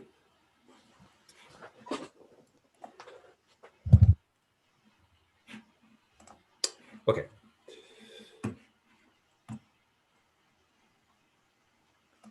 So, sorry, I'm trying to get this into presentation mode. There we go. Okay, so this is the gross floor area definition. So it was a project specific request initially, right? Because they were trying to get under the 2.0 FAR, but in practicality, we don't disagree with the request, principally because when we talk about well, A, it's underground, and B, it's this sort of equipment room and doesn't add to the intensity of the uses, and it doesn't add to the bulk of the building. So anyways, those were some of the reasons why, we didn't, that we supported it. No, it seems to make sense. And I like it when staff is going after like win-win solutions, right? Because the basements don't add to the bulk of the building, right? It's not necessarily visible from the neighbors. And so it definitely seems like a kind of win-win solution. I guess in the language here though, why, so I guess maybe what's rationale behind having it like the exclusion though for the RE, R1, R2, RMD residents? Why not just say exclude all of them? Why not just allow for all of them? Why make this carve out? So that's existing language. The underline is the new language. Okay. Because I know like there's like the Castellia project, right, which is an R1, which is has underground parking. And I know that EDUs have been quite popular in our city. And in general, people have been very supportive of EDUs. But one of the pushback that I'm starting to hear about EDUs is the fact that it pushes some of the parking onto the streets. And so there's been a desire for folks to be able to still park on site, but then it's kind of hard to do that if you're building an ADU. And so, if the language here was changed to because we're allowing for commercial, right? And we're allowing for this project, and we're allowing for Castellia, and we're allowing for a lot of other projects. Or I can't say Castellia yet because we haven't even looked at that yet. But it's in the project for Castellia. Then why not extend it to folks that want to do ADUs and park off street? Because to me, it seems like you could already build a basement, right? Except you have to put people down there. You have to put people in the basement. But instead of putting people in the basement, living space in the basement, why not put cars, right? It seems like a much better solution. And in the past, I think in R1 areas, it was tough because you had to have car ramps, but now with all the lifts, you don't necessarily need to have that. And so anyways, I was just curious to know your perspective on this, and because it seemed to be headed in the right direction, but I was just thinking about why not kind of extend it to all areas, so that we don't have a street parking situation. But anyways, thank you for explaining. I appreciate that. Thanks, council member. Just a couple comments generally in support of this. If you look at the map, all of these sites are zoned service commercial. Some of them have the auto dealership overlay. I think in general, we've reached some consensus on council and community that we would like to see housing where commercial previously was or is. And so I think this is reasonable. Just to the vice mayor's questions about potentially including office. One thing in the CS zone is actually residential is only permitted as part of a mixed use development. So that's actually one of the changes I believe we had to make for the previous project we just approved, saying you can do, this like generally purely residential project. And so including a range of different components in there, whether it's office, retail, something else, does make it feasible in our code. And then once again, even if we extend this thing tonight, any proposals that come forward will be vetted by the council, right? One of the nice things about the HIP goes through our pre-screening, goes through PTC, goes through ARB, then comes to council. If y'all don't like it, you give it the thumbs down, and maybe they come back, maybe they don't. And so I think that's a pretty defensible approach to kind of match some of our zoning powers to where we're beginning to see interest. I think a lot of us over the past few years had hopes that some of our zoning changes would result in housing downtown in Cal Ave. That obviously hasn't happened to the extent some of us would like, but we are seeing some interest on San Antonio. So I think it's worth extending the HIP to these sites on San Antonio. And if future councils don't like those individual projects, they can vote them down. Okay, any other comments on this go around, or should we move on to motions? Mayor, if I may, one clarification to your remarks. The HIP is not necessarily subject to city council review, only if it's appealed. It is ARB review, and then it would need to be appealed to come to council. Okay, so this project was reviewed by the council because we were applying the HIP at the end versus the beginning. It required a legislative change and also an EIR with an SOC. Okay, still the projects will still go through our design review. That's right. Okay, that's right. Thanks for that clarification. I appreciate that a lot. Okay, opening it up to motions. Councilmember Niss. Yes, but I want to say one thing before I do the motion, and I'd like to have Jonathan and Molly's help with that, please. I think, I don't see Mr. O'Hanlon here, but perhaps they can call the coffee shop that might be in that retail space, the Chrysanthemum Coffee Shop, or something that would, relate it back to the past, which might be fun. So may I look to the two of you to make sure that we have included what needs to be included in this change that allows the housing improvement program to go forward?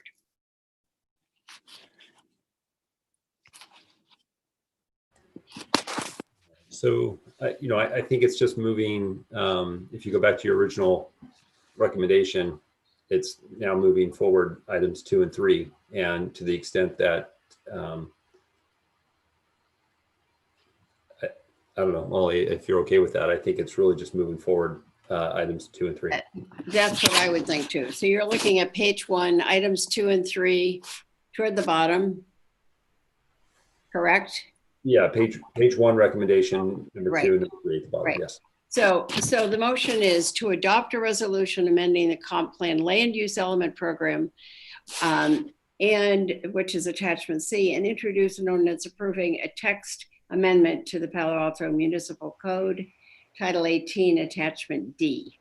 So that will, pardon? I'll second that. I may want to propose some changes around transportation stuff. So since you already did that to the extent that you needed to for the subject project, for the applicant project, maybe to make a clear record, you could say in order to extend the HIP to, how do you describe, John? How do you describe that area? Yeah, the 2-block area shown, it must be a map, I think, on that. It's in the staff report. The map is, it's called the program area on page. The program area as defined in the administrative record. Yes. Well done. Well done. So Jessica, are you putting things up on the screen? Great.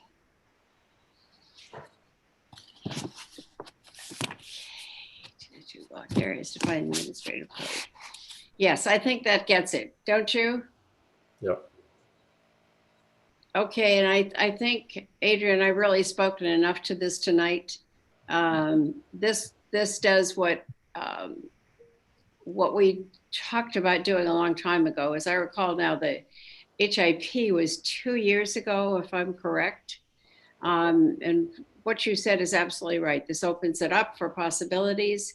This is not a slam dunk in any way for putting housing in. It simply is a mechanism to get to that point.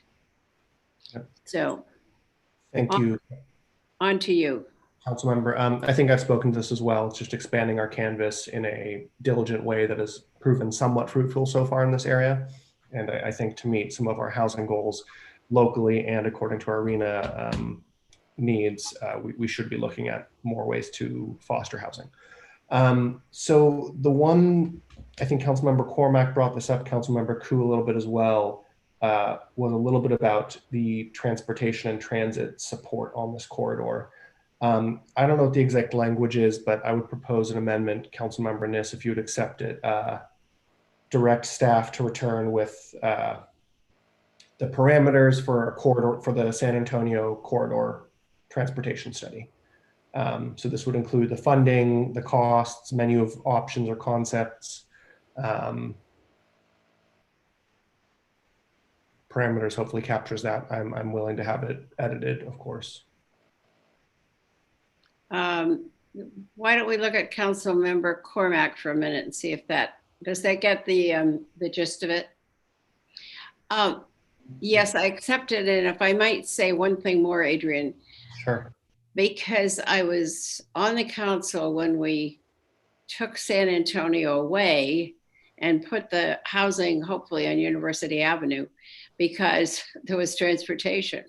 However, in that length of time, nothing has been proposed for University Avenue, which such irony is. So we are now back where we were several years ago and having exactly the same conversation that we thought would involve Google and the city of Mountain View and so forth on this San Antonio corridor. Yep. Just one thing I'll add, I guess a question actually for staff. Can we look to like pavement condition funding for something like this? Wow, that's creative. Well, I'm just wondering, since we typically hit our marks, aren't we allowed to use the excess for? Yes, we are. Yeah, to answer your question, the Measure B local streets and roads funding, if our pavement condition index is above, I believe, 72, which it is, we're allowed to use it for congestion relief projects. Okay. There is Measure B funding. Yeah, yeah, exactly. As long as Measure B funding doesn't all go to part. As long as there is local streets and roads formula funding being programmed. Awesome. Thank you. Just one small area that crossed my mind. Okay. So that's incorporated into the motion. Thank you, Councilmember Niss, Vice Mayor Du Bois, and Councilmember Cormack. So if projects are proposed with different housing units or different mix of uses, will they require project EIRs, project traffic analysis?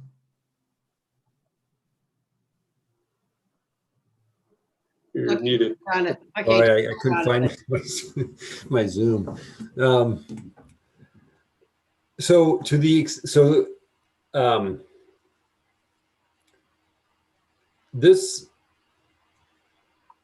extent that the EIR that was certified does not cover those projects, then more environmental analysis would be required. My guess is it will be in at least two fundamental areas. One is cultural resources, and two for hazards, toxic. Yeah, that was my next question. Really, like there is a toxic plume in this area. The hazard one mitigation seemed kind of light. Like, what happens if? Are we going to require sampling, vapor barrier, those kinds of mitigations? Yeah, so all of that is standard sort of operating procedure for us and things that we evaluate during the course of application submittal. Approval of the EIR does not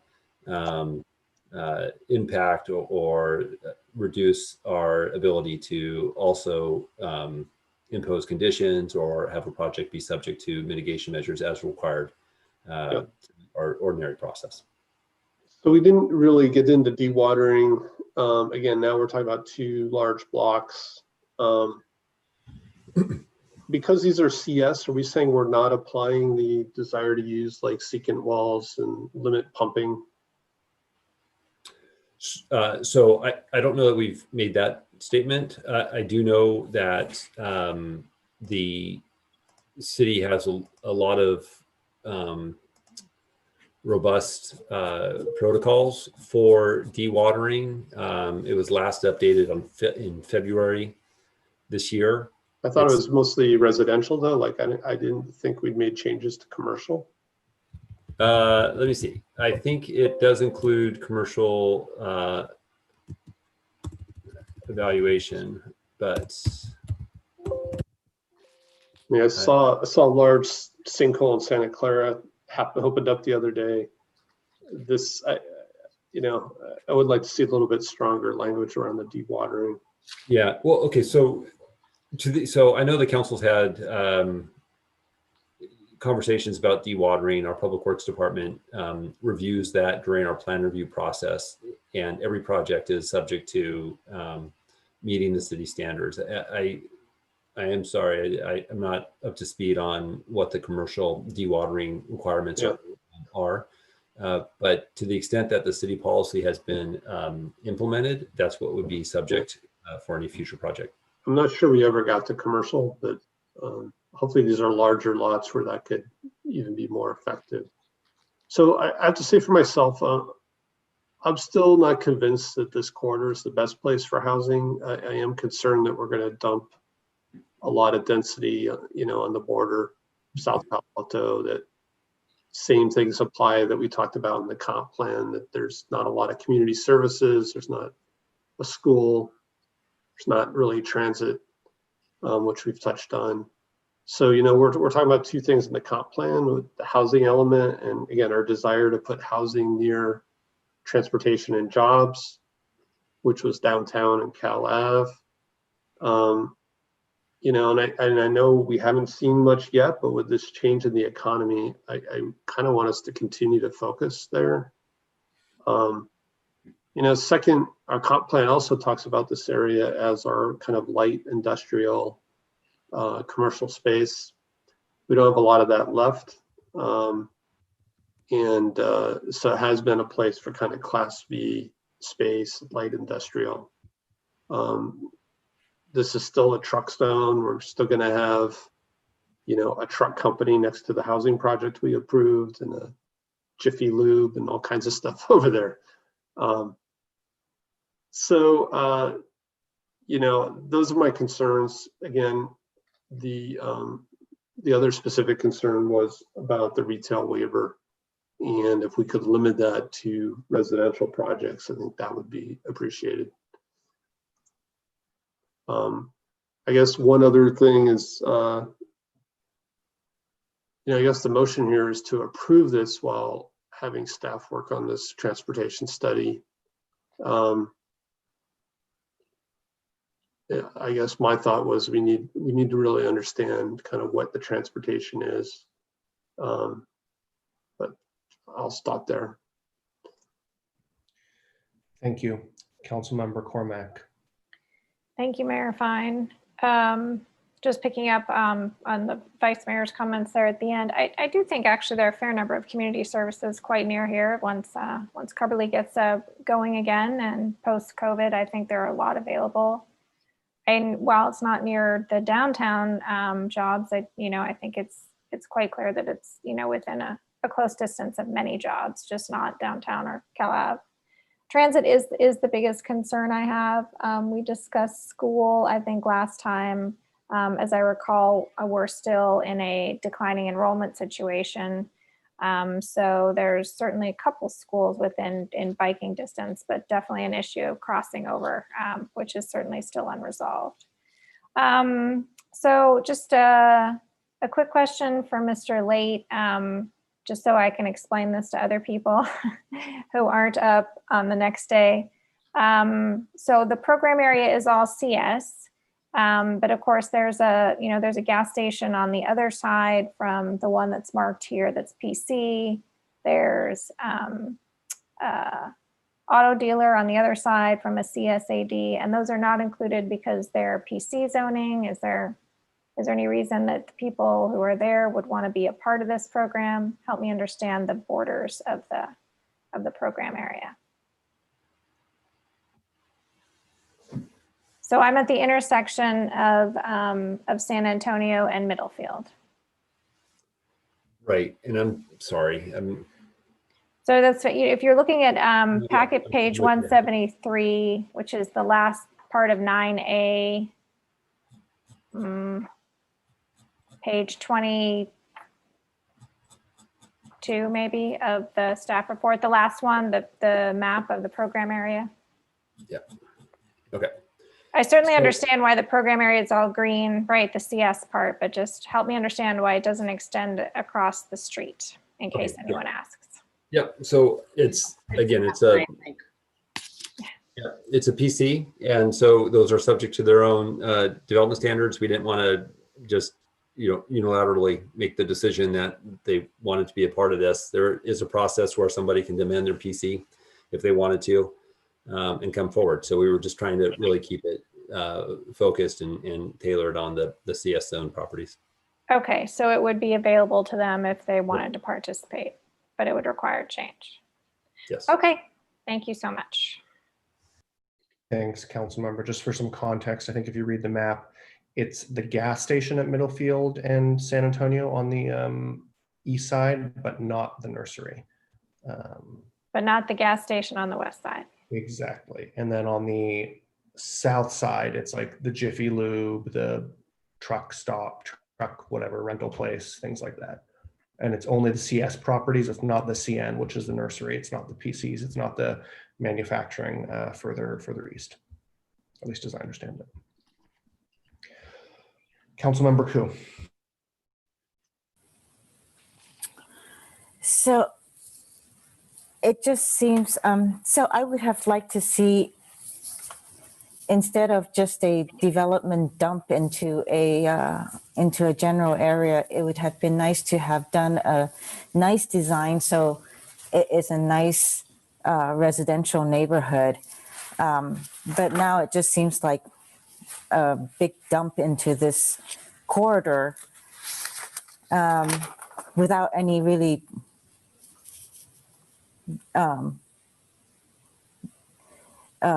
good planning.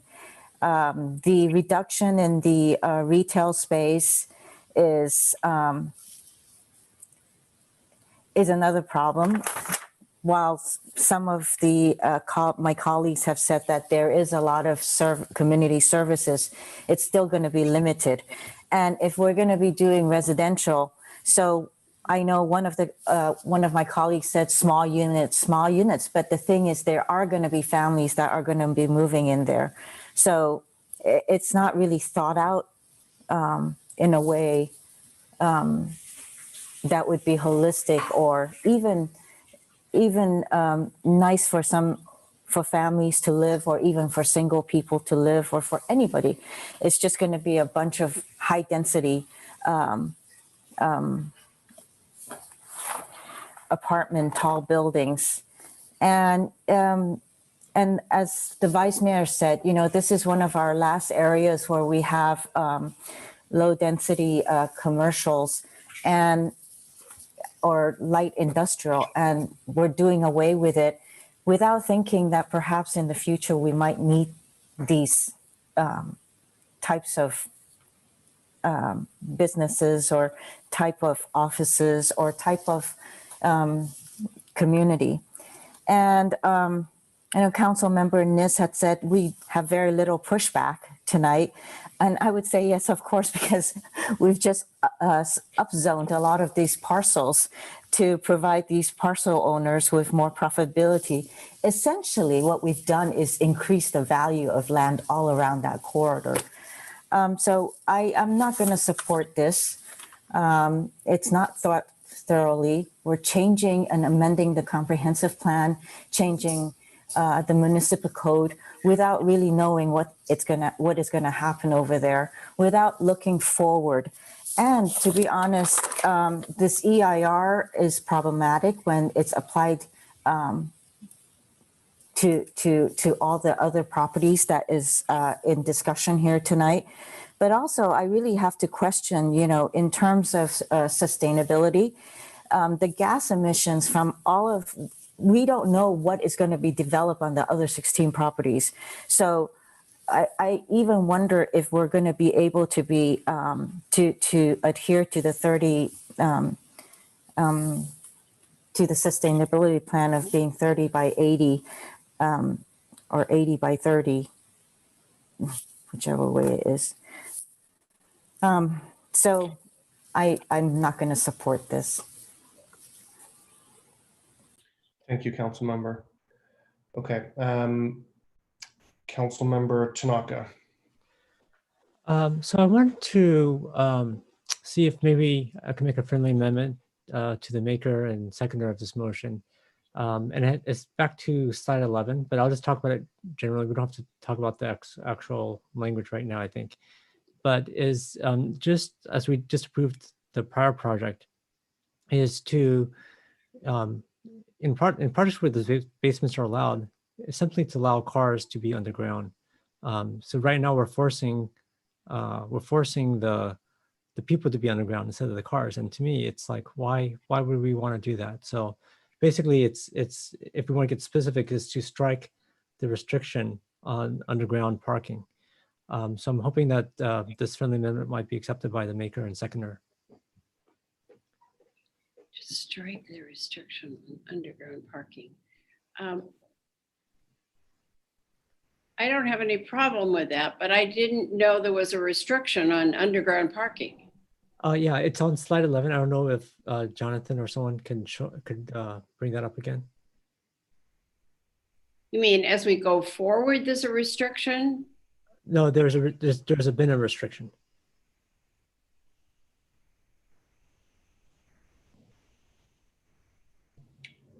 So I think you may need a little more specific language at this hour of night. Okay, let's go to slide 11 and I'll tell you what I had in mind. Can you bring it up, Director Late? Yeah, I will do that.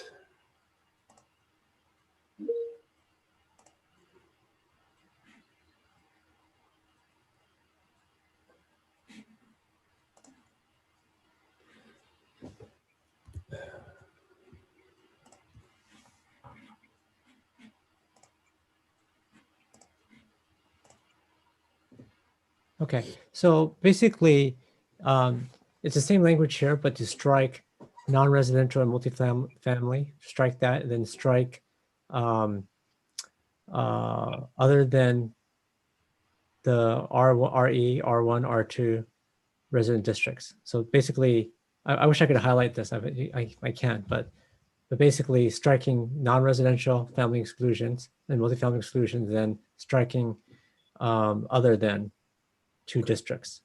So that's a huge change. You're only seeing an excerpt of the zoning code. That 65B has a whole lot of Romanettes. Oh, okay. Well, okay, then it should be somewhere else that's more appropriate then. So we can't do it on the slide then. But it's basically the concept is to allow what we just did, as well as for other residential projects. So council members, this also is a topic that's somewhat broader than what was explored in the staff report and noticed. So if there's an interest in exploring this, this might be the kind of thing that, there would be direction to come back rather than an initial action. I'm fine with that too. Why don't we see if we could put your amendment in the explore and return Okay, category. sure. That sounds good. I think this is way outside the agenda item. It's just not agendized. We are allowed to ask for explorations, as I understand it. The attorney shaking her head yes to that comment. But this is way outside the agenda item. This is about the HIP on San Antonio. To our city attorney, is there an issue with exploring and returning? Well, I mean, generally council can raise new issues and ask us to come back, but it's very far outside of anything that you notice the public that you'd be discussing tonight. Councilmember Tanaka, based on that, is it okay if we maybe move on with this? Well, I guess it's a problem, but if it doesn't fit here, it doesn't fit. But it's something which I think we should explore. It's a good try, Greg. I think it's too broad for tonight. Got It 12. needs to come back another time. Okay. Vice Mayor Du Bois. So I'll try a friendly amendment, which I brought up twice. So the motion would be to, under the, I forget what this is even called, I guess, under the ordinance update in section 1840-180, the retail preservation waiver, to strike mixed use from clause C. So this only applies to the waiver for the HIP on San Antonio. It says if it would be a residential project, then you could go down to the 1,500 square feet of retail like the previous project. But otherwise, there's not a waiver, a blanket waiver. No, I don't think it works for where we're going, but good try. Maybe you can convince Adrian. I see where you're going. What you want to do, Mr. Vice Mayor, is only grant the retail waiver for purely residential projects. Is that right? Residential projects in this, under the HIP on San Antonio, right? Just Yeah. in this corridor. I just personally could foresee a mixed use project using the HIP on this corridor, where, you know, maybe the combination of the retail waiver, the commercial and the residential comes together for a good project. And, you know, council will be able to hear that in the pre-screening, and ARB will go through it too. So that's Is there a second? Is there a second for the Vice Mayor? If you're comfortable with it, Adrian. I'm not actually. So because I'm not, but if you want to go at it, it's fine.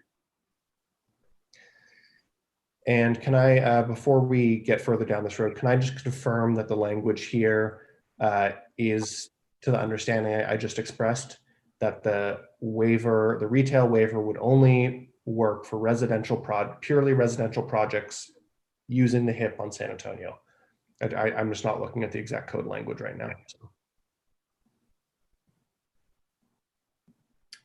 Is that to staff, your question? Yes, please.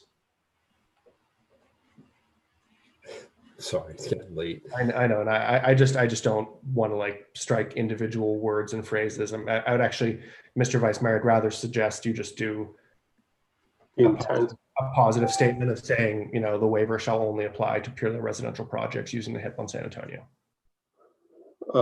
That's fine. That was my intent. I'm not supporting it, but right.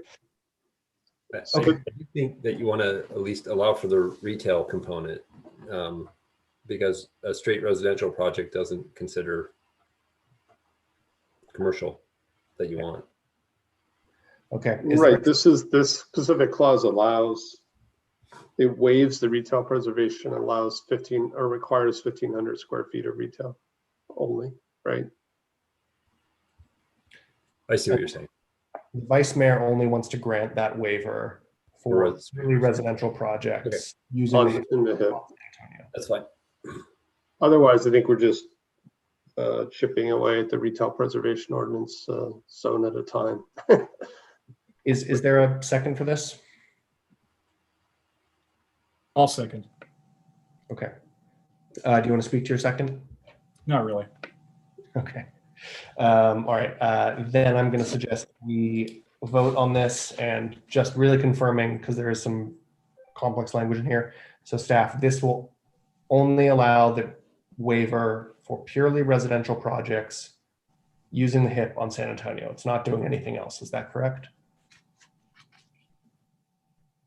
Well, this actually, thank you, Mayor, for that. The language in the that we have is CS zone more broadly. So I think we would also need to add high density residential on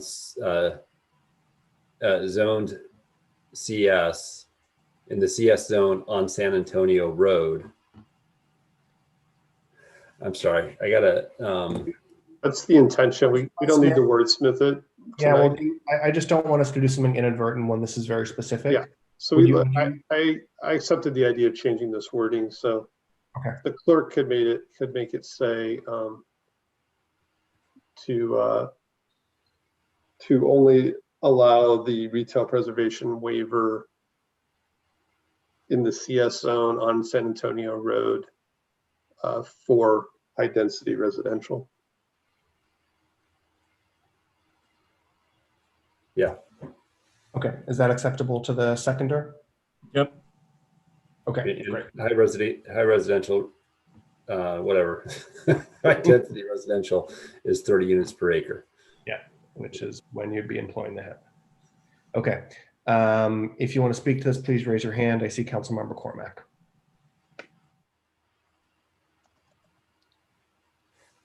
Could staff please explain what this would prevent? Because I'm just trying to understand what the objective is. Like, if there was a project similar to what we just had, except there was like half office and half retail on the first floor, but they still had all of the housing, would this prevent that? Yes. Well, no, it would prevent them from automatically getting an exemption. It would not preclude the applicant from coming and asking for a waiver. Now, to grant a waiver, you've got a constitutional taking standard, and then you've got another standard that says basically retail is not feasible, and they've tried for a long time to put retail there. So it doesn't preclude it. It just it's a step higher of a bar to pass. Okay, so let me try again. They've got retail on the first floor now. They build something that's retail on the first floor, office on the second floor, housing on the top 2 floors. Does this prevent that or no? So the part that's missing in your example is just how much retail is existing in the first place. Let's say they keep it. They keep all the retail on the first floor. Well, if they're replacing the retail, then they're compliant with the retail preservation ordinance, and this doesn't apply. Okay, so this isn't preventing a development that might have office. No, this is only having to do with if there's a certain amount of retail on site and the developer doesn't replace square foot for square foot all of the retail that's there. That's the only thing that comes into play. This exemption says regardless of how much retail is present on the site, you have to at least replace 1,500 square feet. And the way this is drafted, that would only work if it was a 100% residential project. So you couldn't have, so for example, you couldn't have a 5,000 square foot retail on the ground floor, remove that and provide 1,500 square foot retail, add office, and then residential. You couldn't do that with the exemption, but you could ask for that as a waiver request through a separate process that we have in our code. Short answer to your question, it doesn't prevent it. Okay, thank you. Sure, clear as mud. Thanks, Councilmember Cormack. Just an example I'm thinking of. So the Jiffy Lube there at the corner, it's over 1,500 square feet as far as I can tell. So let's say it's 5,000 square feet. What this proposed amendment would do is if you were rebuilding that site with the HIP, you would not be allowed to seek the waiver to reduce your retail footprint to 1,500 square feet if you included any components beyond residential. You can always seek the waiver. It wouldn't be automatic. You could seek it outside of the HIP process, yeah, which is onerous in my opinion. And so what it would say is like, yes, you can have a building that is retail, housing, and office, but if you include that office component, you must maintain the retail footprint you previously had. So the 5,000 square feet has to be 5,000 versus if we don't do this change, this amendment, you could rebuild, you could shrink that 5,000 to 1,500, do the office and the housing, you know, per the rest of the code that's existent. That's my understanding. Okay. Councilmember Tanaka.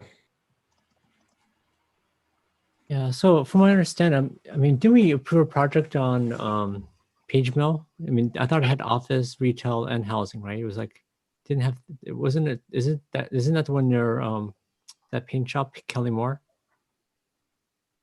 You talking about the one at Page Mill in El Camino? Yeah, no, not the one on El. It's near El Camino. It's not on El Camino. It's like it's near Killimore, the Yeah. paint store. We did approve the project there. Yeah, I mean the only issue I'm concerned about is I mean retail is in a pretty precarious place, right? And I mean this might eliminate a lot of projects. So I don't know. It just seems like do we really need to do this? Because I think I mean we have this example where if we didn't have that flexibility, the project probably would not have happened, right? So anyways, that's just my thoughts about it. Okay, thank you. Given the hour, I'm going to suggest we vote on the amendment and then the main motion. Okay, Councilmember Philseth. Yes. Sorry, I'll look at my notes. I'm a no. Councilmember Niss. No. Councilmember Ku. Yes. Councilmember Tanaka. No. Councilmember Cormac. No. Vice Mayor Du Bois. Yes. Okay, that fails on a 4-3 vote with myself, Councilmembers Cormac, Niss, and Tanaka dissenting. Okay, we are back to the main motion. It being 12:35, I'm going to suggest we vote on this. I'm up first. I'm going to vote yes. Councilmember Niss. Yes. Councilmember Ku. No. Councilmember Tanaka. Yes. Councilmember Cormac. Yes. Vice Mayor Du Bois. No. Okay. Councilmember Philseth.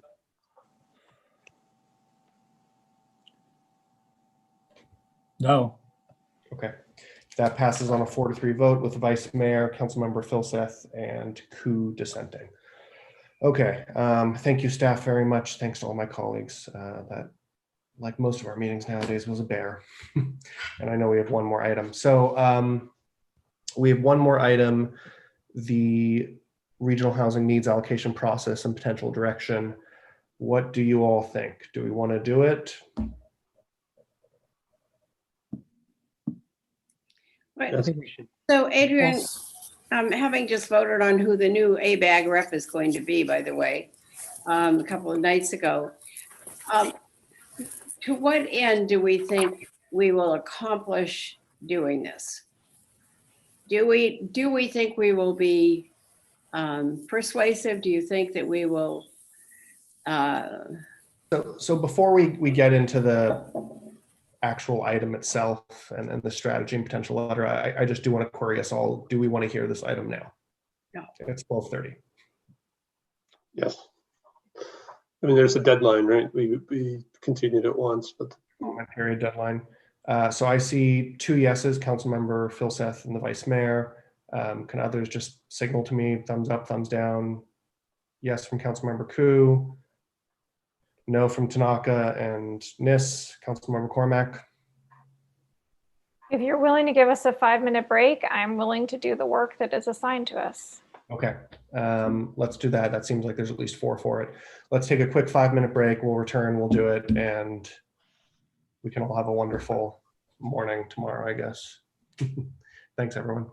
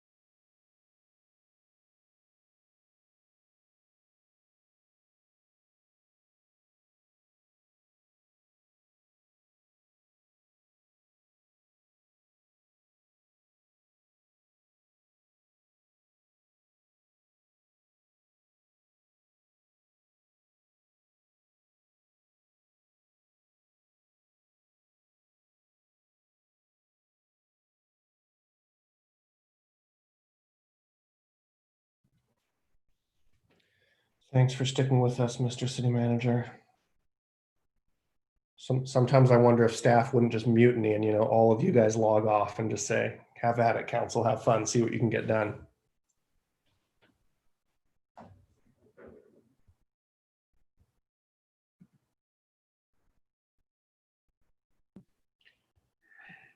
And I'm on mute. So I'm down to the skeleton crew. It's okay. So is it just us? Shall we just make up the numbers and go? I think that's how it works. Okay, we've got 5 of us back, and I assume the others will join shortly. So let's get started. So this is item number 10, update and discussion on the regional housing needs allocation, RENA process, and direction to staff regarding the city's response, including prep of a formal comment letter. Does staff have a brief presentation or? I do. I need the clerk's office to free up the screen though. Thank you. Okay, so yes, a brief presentation.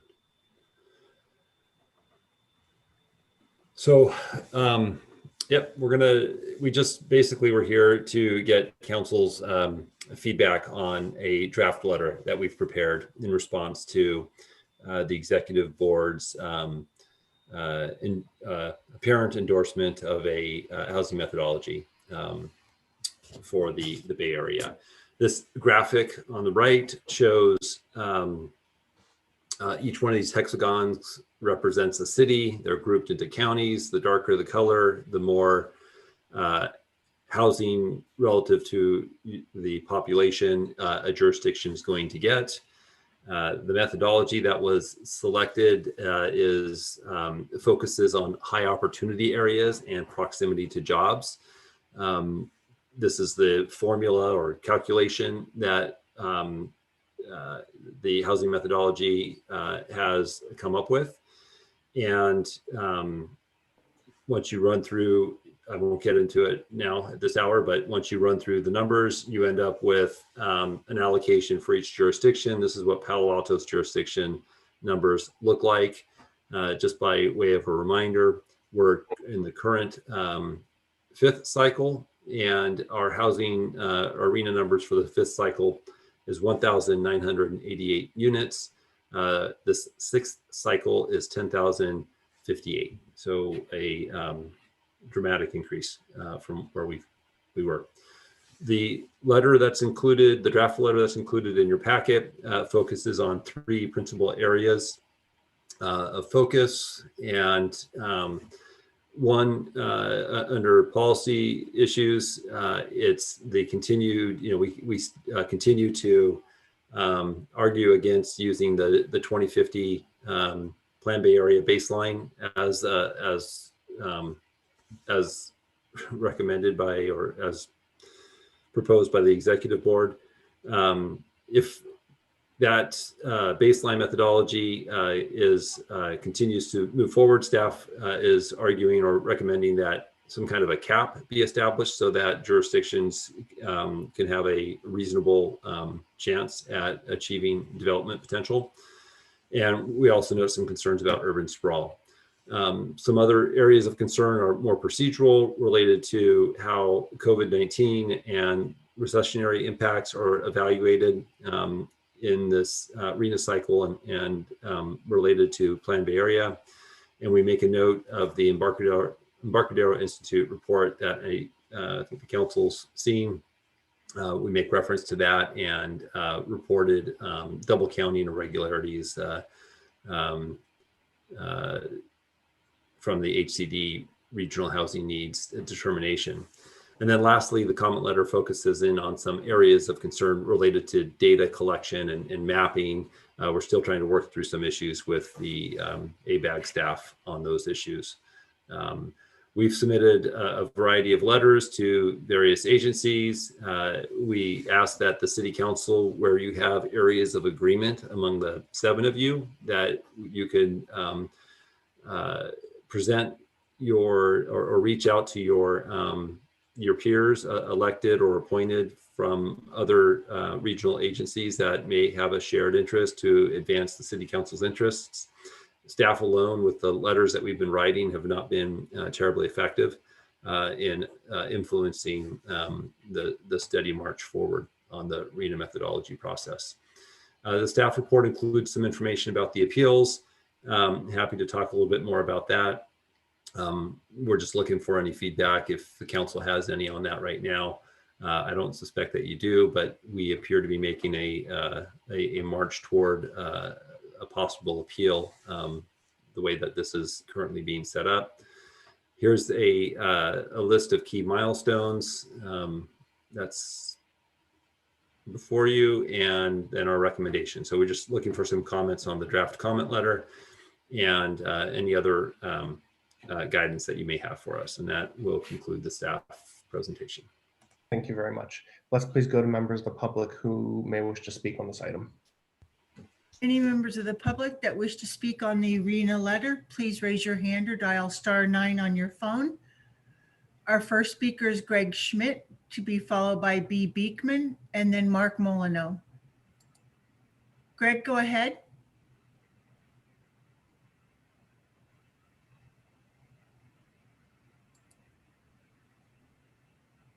Go ahead, Greg. Good morning. The proposed RENA numbers for Palo Alto are overwhelming. They're also in direct defiance of California code. ABAG's in-house methodology projects 10,000 new housing units in Palo Alto. That's a 38% increase in our current housing stock in only 8 years. Where do these astounding numbers come from? California government code mandates that RENA numbers are consistent with ABAG's Plan Bay Area. But the same code requires ABAG to explore alternative ways of dealing with jobs and housing imbalances. Yet ABAG's Plan Bay Area methodology uses a single jobs-based model that focuses massive job growth in only a few cities in the South Bay. That means, of course, that housing for the new workers is focused in those same cities. ABAG has refused repeated public requests that they follow the government code that requires a serious look at job dispersion.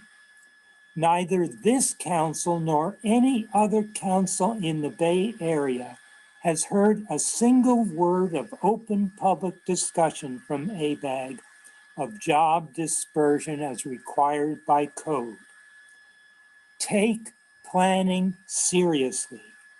Demand that the ABAG RENA process stop until ABAG follows the government code and explores the impact of jobs dispersion. Thank you. Thank you, Greg.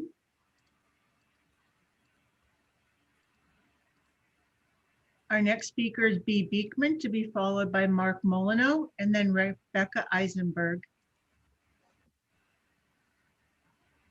Mr. Beekman, go ahead. All right, thank you. In what can be a sensitive issue, I feel we may be able to rely on more than ABAG and its RENA housing ideas in the next few years. As the MTC has 3 branches of housing and affordable housing and several departments within each branch. Departments that may be learning to want to work towards how to untangle state bureaucracy a bit and learn to better respect local communities and local advocacy ideas of very low, extremely low, and mixed income housing. I think the MTC BAFA branch will also be soon starting new, more experimental funding ideas. CASA, Housing Advocacy of Santa Clara County, has done a very good job with affordable housing issues in the past few years and can probably be fairly well relied on at this time, as we are now addressing new questions of affordable housing in terms of racial equity and issues of defund. The police. To note, CASA simply knows how to listen well to everyday community and advocacy. I find mixed income housing ideas can be very interesting at this time, and where people with incomes at the $60,000 level can actually live together with people in the $30,000 to $40,000 range. This can possibly very much help with questions of zoning and racial equity, and in the beginning, small modest developments in many different neighborhoods throughout different parts of a city, like a project you just talked about. To conclude, if nothing else, I hope these words can help with how continuing progressive ideas can help raise all boats in MTC affordable housing issues. Thank you. Thank you, Mr. Beekman. Our next speaker is Mark Molyneux, to be followed by Rebecca Eisenberg. And our final speaker will be Kelsey Baines. Mark, go ahead. Okay, can I be heard? Yes. Okay, great. Hi there, Mark Molyneux, renter. I've followed a lot of the RENA process and the methodology and the meta methodology, which is to say the committees that were crafting this methodology. I was a bit disappointed as this went on. Palo Alto, I think the final results here are much too low. There is factors that were not taken into effect. As Bill said, this focus is too much just on jobs. If in fact land value itself was brought into effect, the high land value per unit here and Palo Alto's low density would indicate that the amount you should build should be much higher. The RENA system, it's not perfect. It's a way of trying to drive down unaffordability in a way that Palo Alto is incapable of doing itself for obvious reasons. It's funny to see you guys, reach for straws. The Embarcadero Institute, very poor methodology. Just a bunch of weirdos, Gablayton and Greerstone. Just like it's a very funny thing. But I mean, you're just citing it like, oh, this is a very important note. I mean, I think it's funny to see all the different poor grounds you're using. Say, oh, there must be a cap on this. No one can build this much. In the past, people have built housing quickly. You can do it. It's possible. I just want to stress, you are the bad guys. Everyone realizes Palo Alto, oh, that's that racist town. That's the town full of racists and classists that everyone hates. So I think you should send this letter. It's funny. You'll look bad. You always look bad. Everyone hates you. So just go to town. I don't know. Just grow up, guys. Sorry it's a bit late. I'm a bit strung out, but thanks for your time. Thank you, Mark. Our next speaker is Rebecca Eisenberg, to be followed by Kelsey Baines and then Charlotte. Rebecca, go ahead. Thank you. I hope you listened to Mark Molyneux. That was brilliant, and every word he said was true. Dear council, like I tell my teenage children, you all inherited a world that was broken by the selfishness and short-term thinking of earlier generations. It's totally unfair, but the burden of world repair, as my family's Jewish heritage teaches us, falls on the living. So we repair. I get it. You personally were not the individuals who virtually gave away 70 to 80% of Palo Alto's real estate to commercial developers and large corporations who blighted our skyline and turned our creeks and grounds into one of the most serious toxic waste Superfund sites in the country. This isn't your fault, but no matter what the RENA calculations are, they are far lower than they should be. But due to earlier generations, the vast overwhelming majority of Palo Alto's extraordinarily valuable land is owned by billionaire commercial developers, by huge technology giants, and by Stanford University. And they have not taken care of that land. Given that most of our land is owned and operated by business and corporate interests for the purposes of maximizing revenue, and you do not collect data on those corporations, you actually don't know what we're capable of building. You don't collect information on how many employees these corporations have. You don't collect information on how much revenues these corporations make. You don't collect information about how much payroll they spend. You don't collect any of this information because even though Palo Alto is owned almost entirely by commercial developers and large corporations. We're the only city in the state of California with a business presence that does not tax these commercial developers and large corporations. We can afford anything. Please find the data. Thank you. Thank you, Rebecca.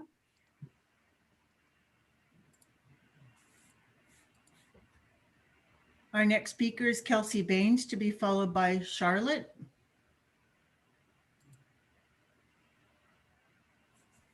Kelsey, go ahead. Good morning. This is Kelsey Baines. So I think Councilmember Niss was on the right track in terms of asking the question of, is this letter going to be helpful in getting what we want? Because I don't think this letter is going to be helpful. One of the things that I think the council should know is that I don't think ABAG is going to change the baseline at this point. That's something that has been discussed many times within the various committees that have looked at this. There are statutory objectives that need to be met by this methodology, including affirmatively furthering fair housing. And you can't just change the baseline without changing how we do on those outcomes. The other thing to realize is that this is a zero-sum game in the Bay Area. So if Palo Alto gets less, that means another city gets more. And the main things that we're looking at are access to opportunity and jobs. And Palo Alto has both of those things. So we don't really have a case to make in terms of why we shouldn't get homes here, because this is a place that needs a lot more homes. I also think that citing the Embarcadero Institute, that is not pertinent because ABAG doesn't set the RHND, and citing it also undermines our credibility. And, you know, I think credibility is something to think about here. We have abandoned our housing work plan. We just didn't finish it. And we haven't sought Measure A funds. There are a lot of things that Palo Alto could be doing to meet our goals, and we're just not doing them. So I hope we can shift the focus to be more about how can we meet these goals rather than saying we can't do it when we really haven't tried.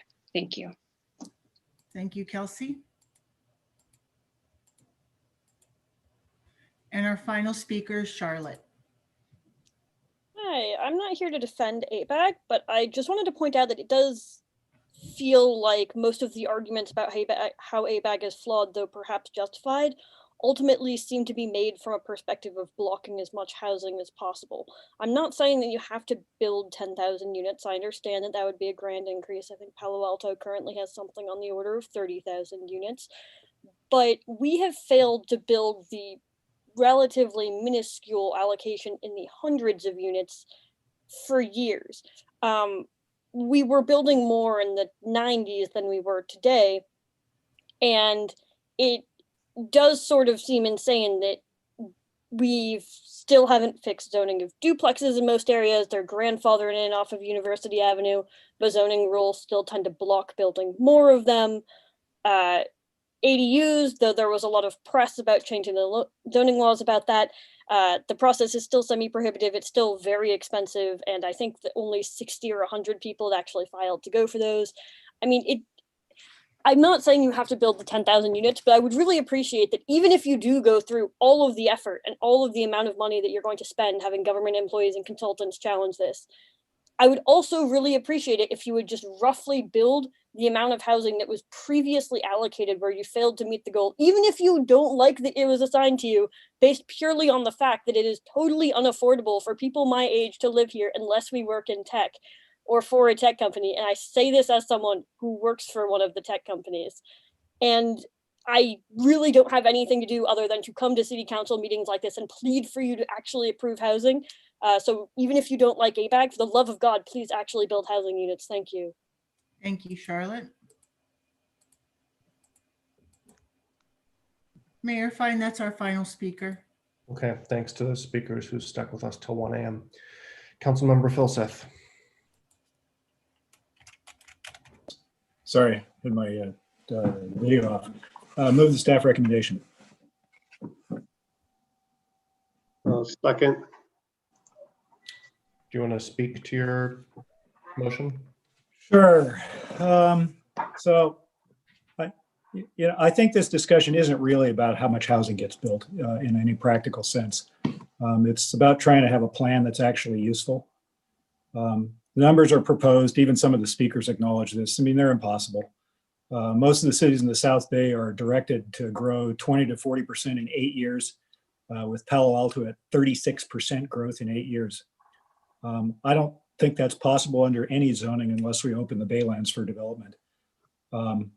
6,000 affordable housing units in 8 years, that's like 100 Wilton courts, okay? So, I mean, we could make it 12,000 and the same amount would get built. So by contrast, in a huge economic boom, Santa Clara County overall has added 6 or 7% of housing in the last 8 years. The new directive for the whole county is 3 or 4 times that, which is a huge acceleration at a time when more people are leaving the county than arriving. And the affordable component is a complete fantasy, which I'll talk about in a minute. So the reality is for most cities, the plan as stated is designed to fail, and governments should not knowingly issue plans that can't be met. I actually think that ABAG actually knows this, and it's not their fault really. Like the other state agencies, they've been given very, very large numbers from Housing Community Development in Sacramento, which are unrealistic. And the staff letter mentions the Embarcadero study. I think the more interesting one actually may be the Freddie Mac study, which the Embarcadero study largely agrees with. And the distortion is statewide. It's not just ABAG.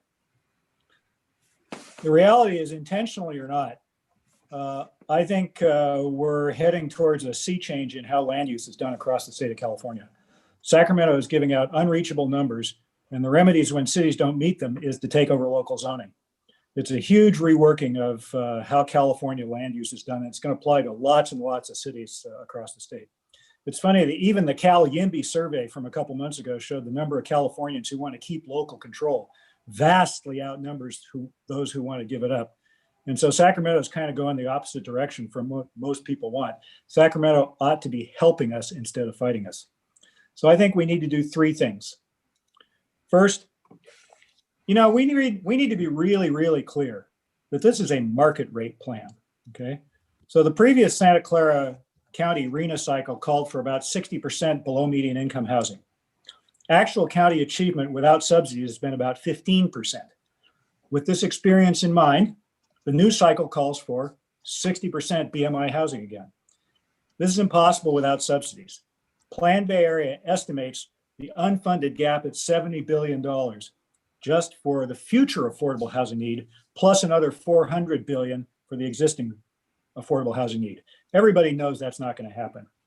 To their credit, MTC actually says explicitly in Plan Bay Area that upzoning strategies, which is what Sacramento remedies like SB 35 are for market rate housing, not BMI. So there's a lot of rhetoric about affordability and helping people struggling to pay rent. But unless we can find $400 billion somewhere, this is a market rate plan designed to make space for high earners moving to the Bay Area from elsewhere, but doesn't have much in it for people that are already here struggling to get by. So that's 1. 2, Northern California cities need to start pushing back on the state numbers. So 52 cities from Southern California are already protesting the HCD numbers, citing, among other things, the Freddie Mac and Embarcadero studies. Northern California cities need to join them and try to see if together we can get something useful or more useful out of HCD that we can actually use to plan with, right? And then third, we as cities, we need to start looking at all the options at our disposal on this. If housing affordability were easy, somebody would have solved it by now. There is no problem that's so bad that you can't make it worse by doing something stupid, and signing up to plans that can't be met is stupid. Vice Mayor Du Bois, you want to speak to your second? Yes, and I won't be nearly as eloquent as Councilmember Phil Sith. I'm pretty tired. I don't know about that. So again, this isn't about, I think you said it pretty well. This isn't about the need for housing. We admit the need for housing. We passed some housing tonight.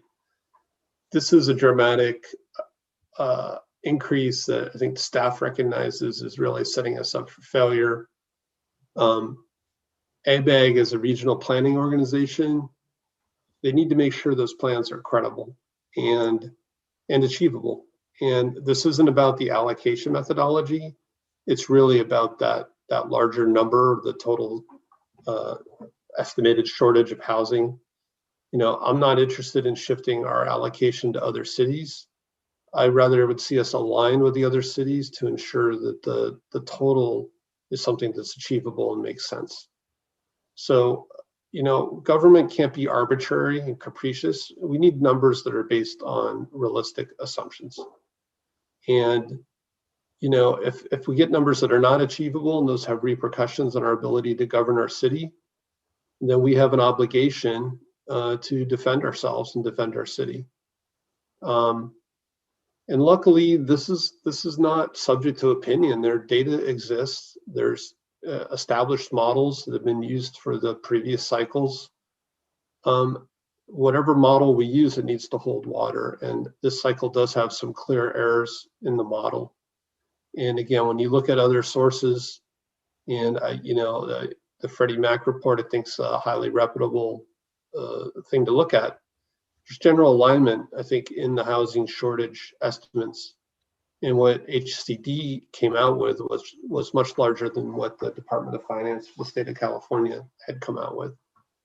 And the Embarcadero Institute did the analysis, dug into the models, and found the specific areas, double counting, you know, specifically, those were in certain categories where, and they talked to the Department of Finance, and they were pretty shocked that they had already accounted for these things and they were accounted again. And so there are already 53 cities suing HCD. I think we need to be prepared to support those lawsuits and perhaps join them. I think the staff letter is very well written. It captures the major issues. You know, essentially these numbers are flawed. I think we're going to get, you know, with reasonable numbers, we would have a reasonable allocation. We have a good history of meeting our past housing elements in the past cycles. And so I think we should support this letter as a first step. It's going to be a long process. And I think there are many other cities in Northern California who are also interested in participating with us in this process. Councilmember Niss.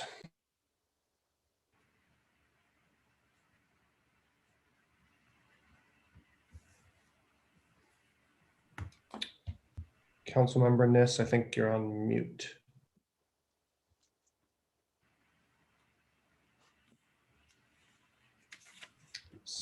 Thank you. So who is the Embarcadero Institute?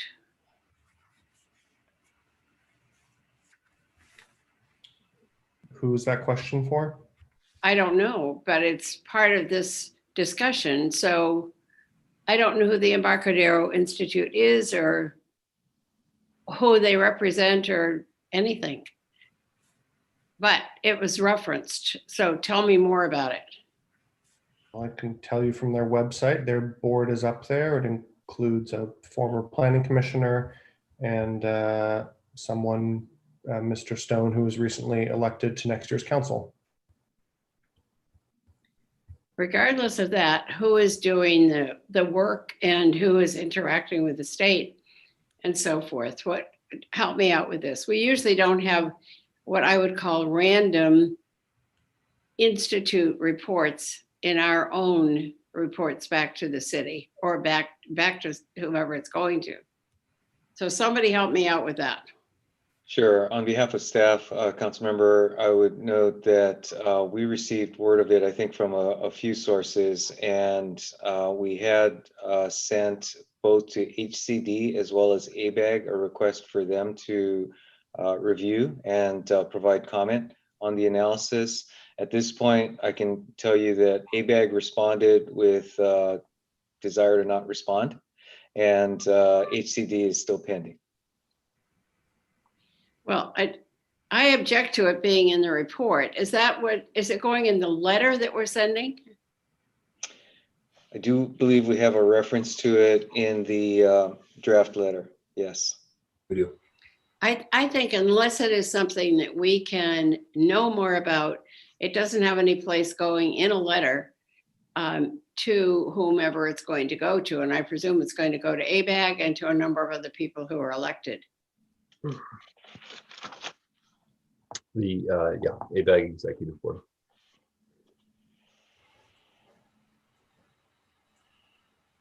So yeah, that's a policy call for the City Council. It's included in there. It could be edited or removed based on council direction. Well, in that case, when it comes to a motion, I'm going to suggest it be removed. There is a motion on the floor from Councilmember Philseth and the Vice Mayor to, this is the staff motion, which would send that letter to ABAG. Okay, is it listed here? Right. Not that I see. Direct staff to submit a comment letter to ABAG, and the comment letter is provided in the staff report.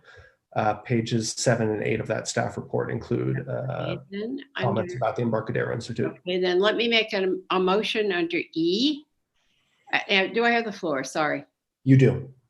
Under E, that the references to the Embarcadero Institute be removed from our communication with whomever we are going to submit our RENA numbers to. I'll look to the maker and the seconder, but I assume that's going to be unfriendly. I'm not going to accept that one. Okay. And Mr. Vice Mayor, I'm assuming the same? No. Okay. Councilmember Niss, you can make it unfriendly, and I would second you. Okay, then it's unfriendly. Okay. So there's an unfriendly amendment by Councilmember Niss and myself. Do you want to speak to this, Councilmember Niss? I do. I'm really quite stunned. Councilmember Philseth, I know that you used this when you did your State of the City. I'm somewhat surprised to find out that I don't think it's fair to use terminology when we're in meetings like this. But as I look at this, I don't know who has actually done the analysis, but there are two people very well known to us who are frequently involved in politics in Palo Alto, who have a particular, they have a particular philosophy, just as I have a particular philosophy. But my philosophy is not put forth under the guise of being an institute in this letter. And I find that troubling. I can't find out, looking at the report, who actually did the work. And I think that's unfair to our public to not know who has done that and who's done the analysis. My comment. Thanks, Councilmember. I'll start with kind of my high level comments on this and then move into the amendment, I guess. So a few things. One, disagree with the Vice Mayor. We do not meet our housing goals ever. That's just bogus. In terms of aligning with other cities and getting the right data, that really just sounds to me like offloading our housing responsibilities. And the discussion, even the mention of a lawsuit about this, you guys all have fun with that next year. Really. A couple issues in the letter I saw overall. The references to COVID and remote work seems a little bit like ducking the issue to me. Yes, there are some changes there, but I think we're using it as an excuse. In terms of criticizing the urban sprawl, I thought that was really kind of incoherent in a funny way. On the one hand, we're saying, oh, do less housing in Palo Alto, which is infill housing, in the core of the Bay Area. And on the other hand, we're criticizing the plan for promoting urban sprawl. The plan and the housing methodology as gone through RENA and ABAG has really focused on high opportunity, high transit zones. That's really the opposite of urban sprawl. In terms of the cap, I'm not particularly opposed or for that, but again, it does sound like this kind of thing of not in our city, do it somewhere else. And then kind of getting to the Embarcadero Institute plan. So I share a lot of Councilmember Niss's concerns. I'm normally very complimentary of our staff and think we do great work in the city of Palo Alto. In this case, I think we erred in including this report from non-experts that is clearly positional. Let's be 100% clear. The Embarcadero Institute is a group highly aligned with some of our residentialists and Palo Alto for Sensible Zoning folks. And it's positional, right? It's opposing new housing, and they will create the data and the reports to do that. Going through it, they give a vacancy target of 1.5%, which we are near today. We should be aiming for a higher vacancy rate if we actually want to support affordability. Their report does not include crowding factors. It is also not targeting a healthy housing market. It's ignoring the vacancy gap and the overcrowding factors, which the ABAG committee does look at. The report specifically conflates housing need with household growth. I'll point out to some of us, look, I'm not saying these ABAG numbers are perfect, and I think they're probably aspirational, as I think the term some have used. But in the 1940s, Palo Alto grew more than 38%. We have done it before. We built schools, we taxed people, we built roads, we built lots of housing. And as one of the members of the public mentioned, we are not a good actor in this. I didn't mention in the previous item, but we have all the tools at our disposal to begin solving this problem of meeting our own comprehensive plan goals. And this council was split on using that tool and extending it to a certain area to promote more housing. That's why other cities are not happy with us. That's why we are dark red on that map and getting one of the highest assignments in the entire Bay Area. So I don't love the letter, but I'll sign it. But I am really kind of ticked off about the inclusion of the Embarcadero Institute. I think it's a group in Palo Alto spreading fear, uncertainty, and doubt based on misinformed policies and perhaps even intentionally so. Councilmember Koo.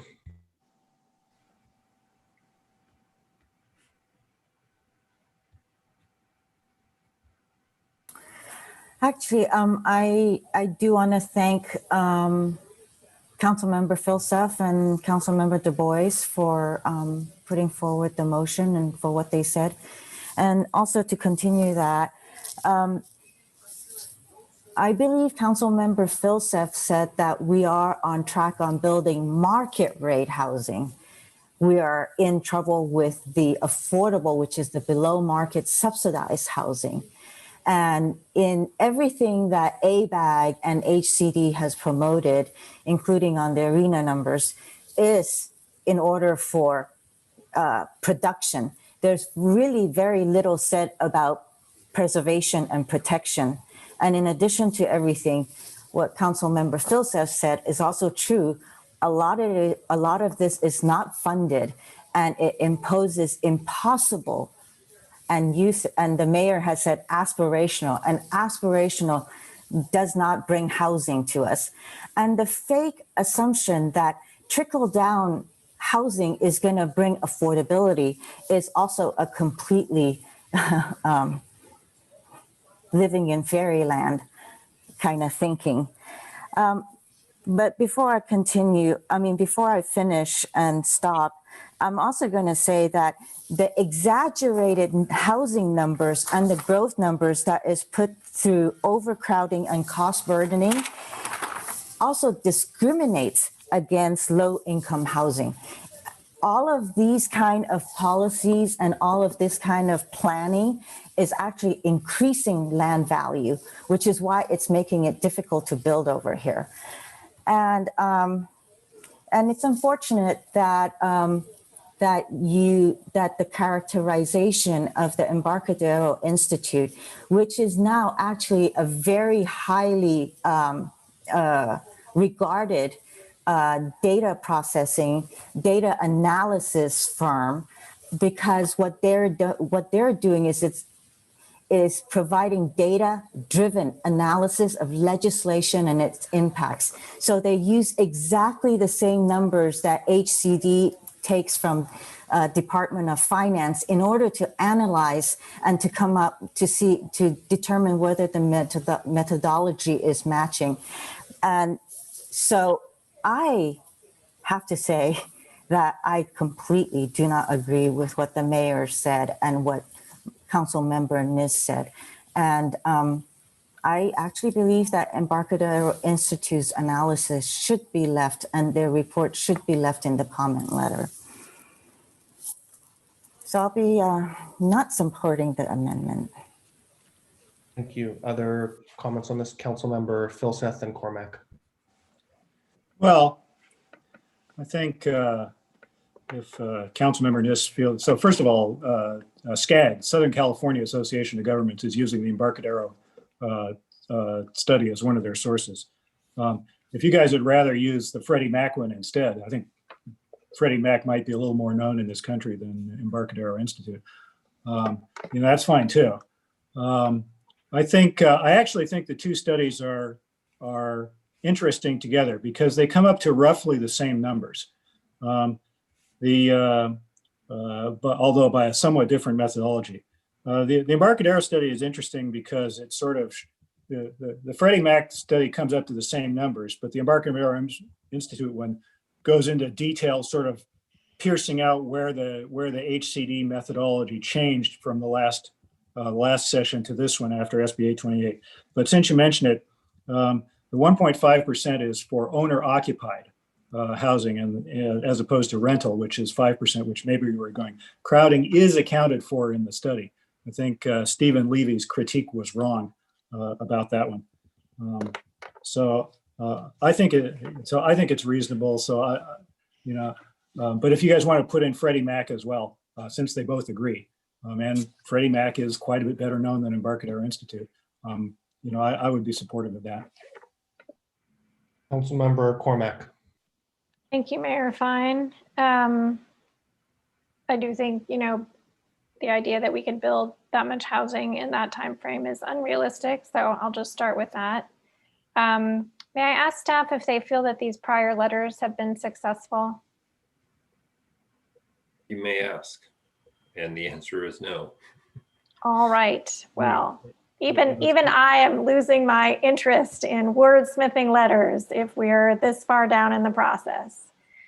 And success, I guess, is measured in terms of how much has anybody paid attention to it and how much influence has it had. And to that extent, I would say that it has not had much influence or much success moving the conversation forward. Nothing discernible. Okay. And then the staff report references some appeals, and some of my colleagues have been mentioning appeals. On what basis are these appeals being made? So there are some provisions. I don't have them, fresh in my head right now, but state law provides for a path where a jurisdiction could appeal its own allocation, or now new this cycle, another jurisdiction's allocation. And so it would be based on, we would, at some point, if that's where we are, we would base our appeal on the state law. And thank you for mentioning that. Yes, go ahead. Yeah, council members, the Southern California jurisdictions that are appealing, and it's my understanding they're appealing, not suing, that is because they are 1 year ahead of Northern California. Their cycle starts earlier. So we would be facing that appeal situation, I believe, in the middle of next year. John can clarify. Yeah, I believe that's correct. Sometime between spring and summer, but yes, around there. Okay, and do we know again what they're appealing? They're appealing the methodology, they're appealing what? Other cities' allocations. I believe they're appealing the methodology. Yes. Okay, that's a lot of answers. So, again, I would, we've been looking at some of those appeal statements, and some of them, may have some merit for an argument that Palo Alto may put forward. But fundamentally, they're appealing the allocation of units to their jurisdiction or other jurisdictions. And so, again, the reason none of the appeals will hold any water unless it's tied to and related to the statute. So, again, that would be where we focus our energy. Okay, I don't feel like I have enough information, and it's certainly not at this time of the next day, to be heading down any path that involves appeals at this point. So clarify that we're not looking for the council to make a decision on that at all. I see D, that's what the staff report says. I think what we're trying to do is, I mean, first of all, the city of Palo Alto, as I understand it, has appealed the last two RENA numbers, principally to address this issue with housing generated, to negotiate, the county getting more of Palo Alto's housing units due to Stanford. And I so see. the process necessarily kind of sets itself up for us to have to make an appeal if we're going to argue over that point. This year is a little bit different. The county came to us at the same time we were calling them to talk about housing units. And so they're looking to shed some units too. Anyways, so I guess we're kind of marching down this path, and really we just kind of want to put that out there. And if the council had any perspective to share with us, then great. Otherwise, we'll revisit this as we move further in the process. Okay, it's actually very helpful information to know that we've appealed in the past. That was not something that I was aware of. Perhaps it was in this report or elsewhere. Then finally, I hear such conflicting stories. Can staff please help me reconcile the remarks by Stephen Levy and the assertions in the Embarcadero Institute report? My colleagues seem to be split on this. Does staff have any thoughts about the various people who have made strong statements, which are difficult to reconcile?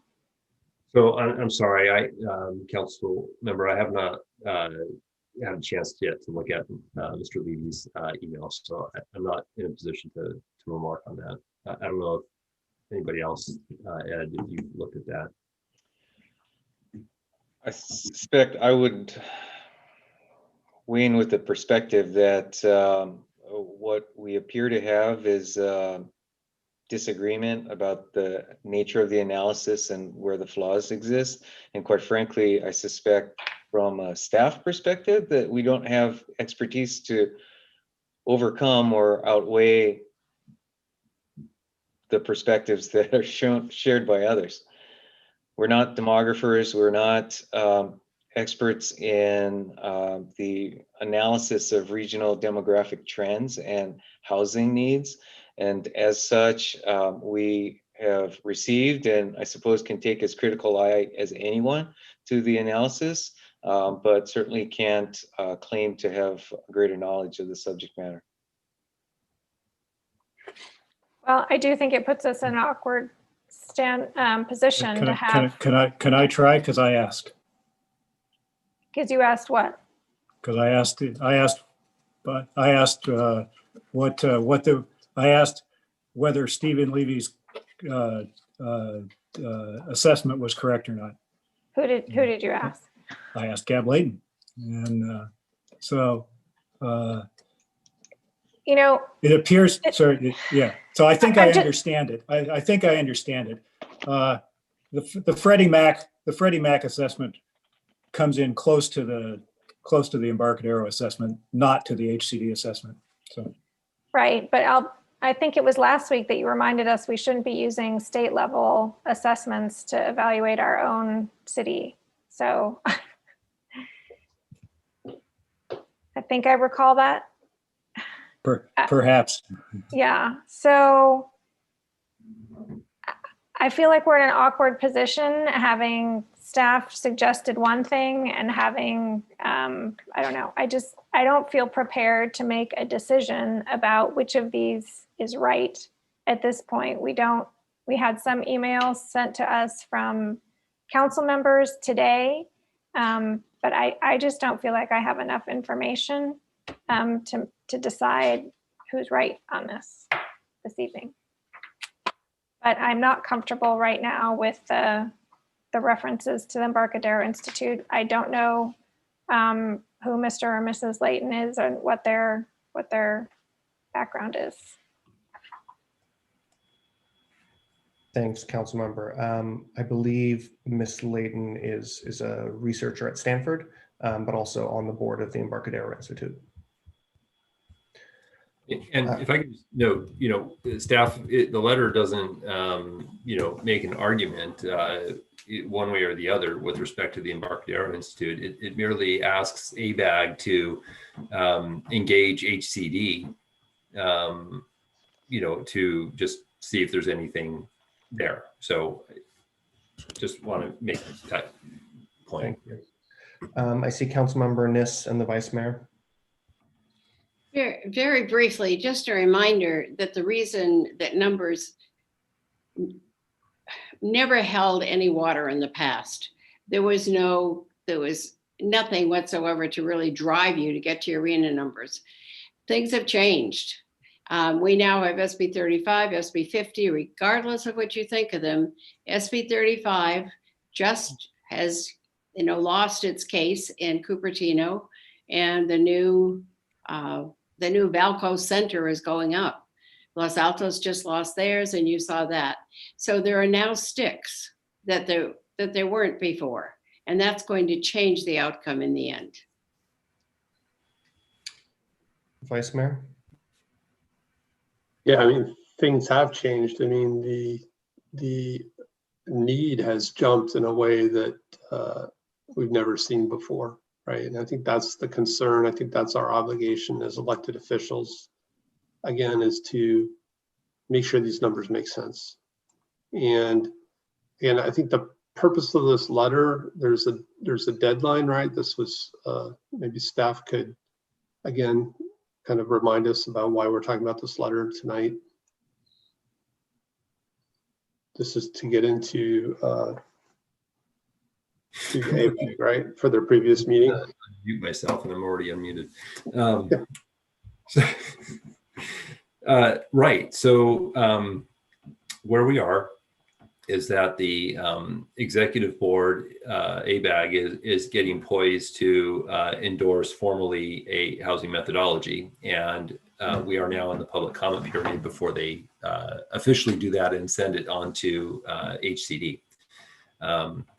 And HCD then takes a look at this methodology, the distribution, and then they have to approve it. So we're approaching our last chance to submit a comment letter to ABAG to get them to see this jurisdiction's point of view.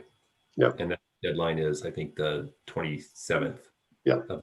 So again, we've appealed these in the past. I think, again, the prudent thing is to make sure we get a letter in. And so hopefully we're not disagreeing on that. And then the next part is this paragraph about which data source we're citing. Again, I'm comfortable, as Councilmember Philseth was referring to Freddie Mac instead. But I hope we're not in disagreement about the need to get a letter in, just to be prudent here.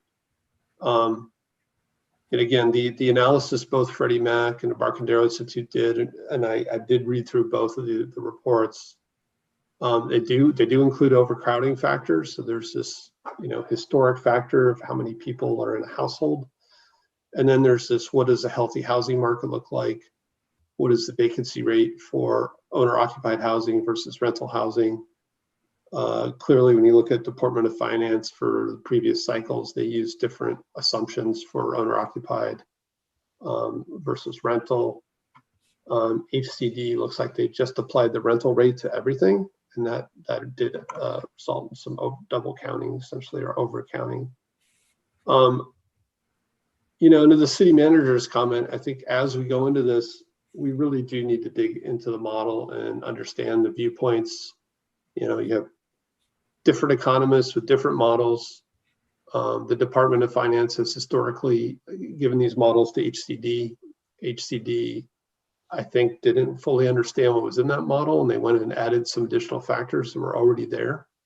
But we need to become fluent in it to be able to speak to this. So it is 1:30 in the morning. We have a unfriendly amendment and we have a motion. So I would urge us to kind of, finish this up. And again, I think Councilmember Cormack's comments, I think we need to figure this out. We all need to understand it. Probably not tonight, but I do think we have a deadline. We should get a letter in. And we have more time. This is going to go on for quite a while. Thank you. So just one last comment, and then we can vote on the amendment. The numbers are never going to make sense if we don't, use our own zoning tools to foster housing in Palo Alto, and the numbers are never going to make sense if we keep on appealing RENA. That's just reality.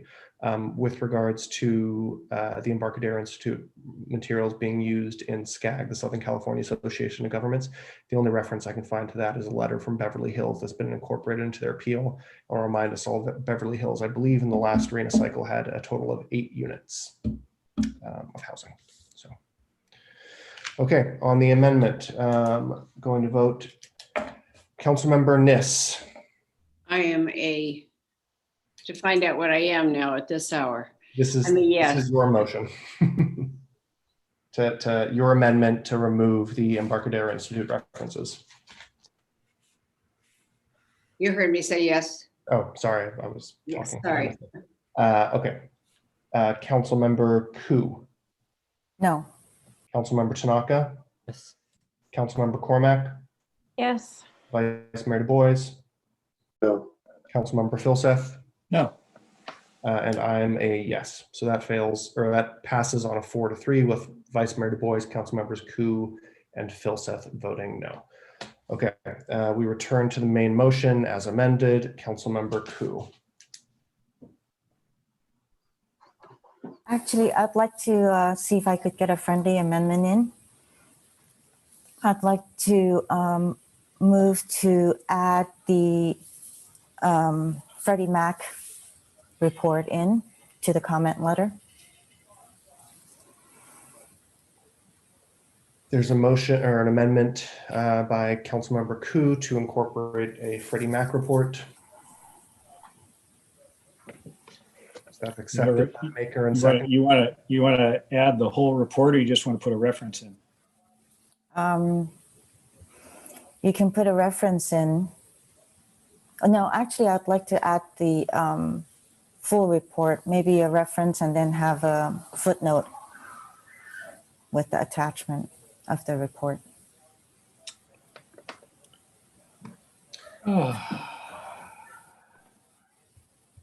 Well, let's see. It's 1:30 in the morning.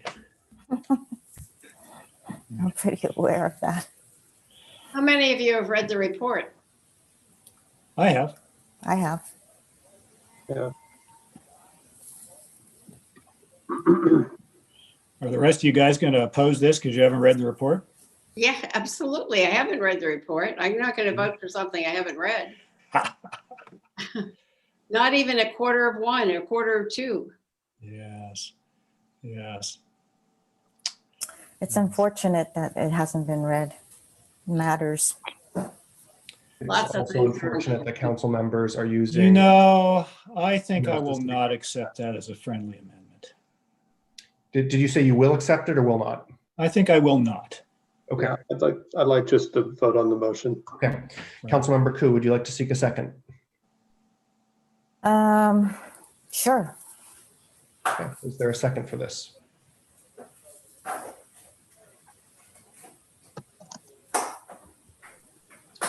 Going once. Going twice. I believe the amendment fails due to a lack of a second.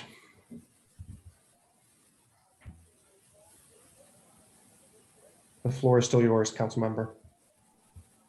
Oh, I'm done. Okay, Thank you. So we now return to the main motion as amended. Given as the council member Filseth mentioned, it's 1:40. I'd suggest we vote on the main motion. Unless I see any other hands. Okay, let's do that. Moving down the list, and sorry, let me just get my vote tracker. Councilmember Koo. Yes. Councilmember Tanaka. Yes. Councilmember Cormack. Yes. Vice Mayor Du Bois. Yes. Councilmember Filseth. Yes. I'm a no. Councilmember Niss. No, I am going to vote to send it in. I don't know what it'll say, but I'll vote to send it in. That's a yes. Thank you. Okay, that passes on a 6-1 with myself dissenting. A half a yes. Okay, thank you, everyone. I know it's 1:40. That concludes item 10. Thank you, staff. I see some of you very unhappy to be here with us. I totally understand. Just on comments, questions, and motions, just want to wish you all a happy Thanksgiving. Next week, we don't have a meeting. And on 11/28, Saturday after Thanksgiving is Small Business Saturday. So please do support your local Palo Alto businesses, of course, practicing good COVID safety stuff. Councilmember Cormack. I just want to thank the Office of Emergency Services. It was going to be yesterday, but now it's 2 days ago for the drill. Appreciate that. It's always good to do. Thanks.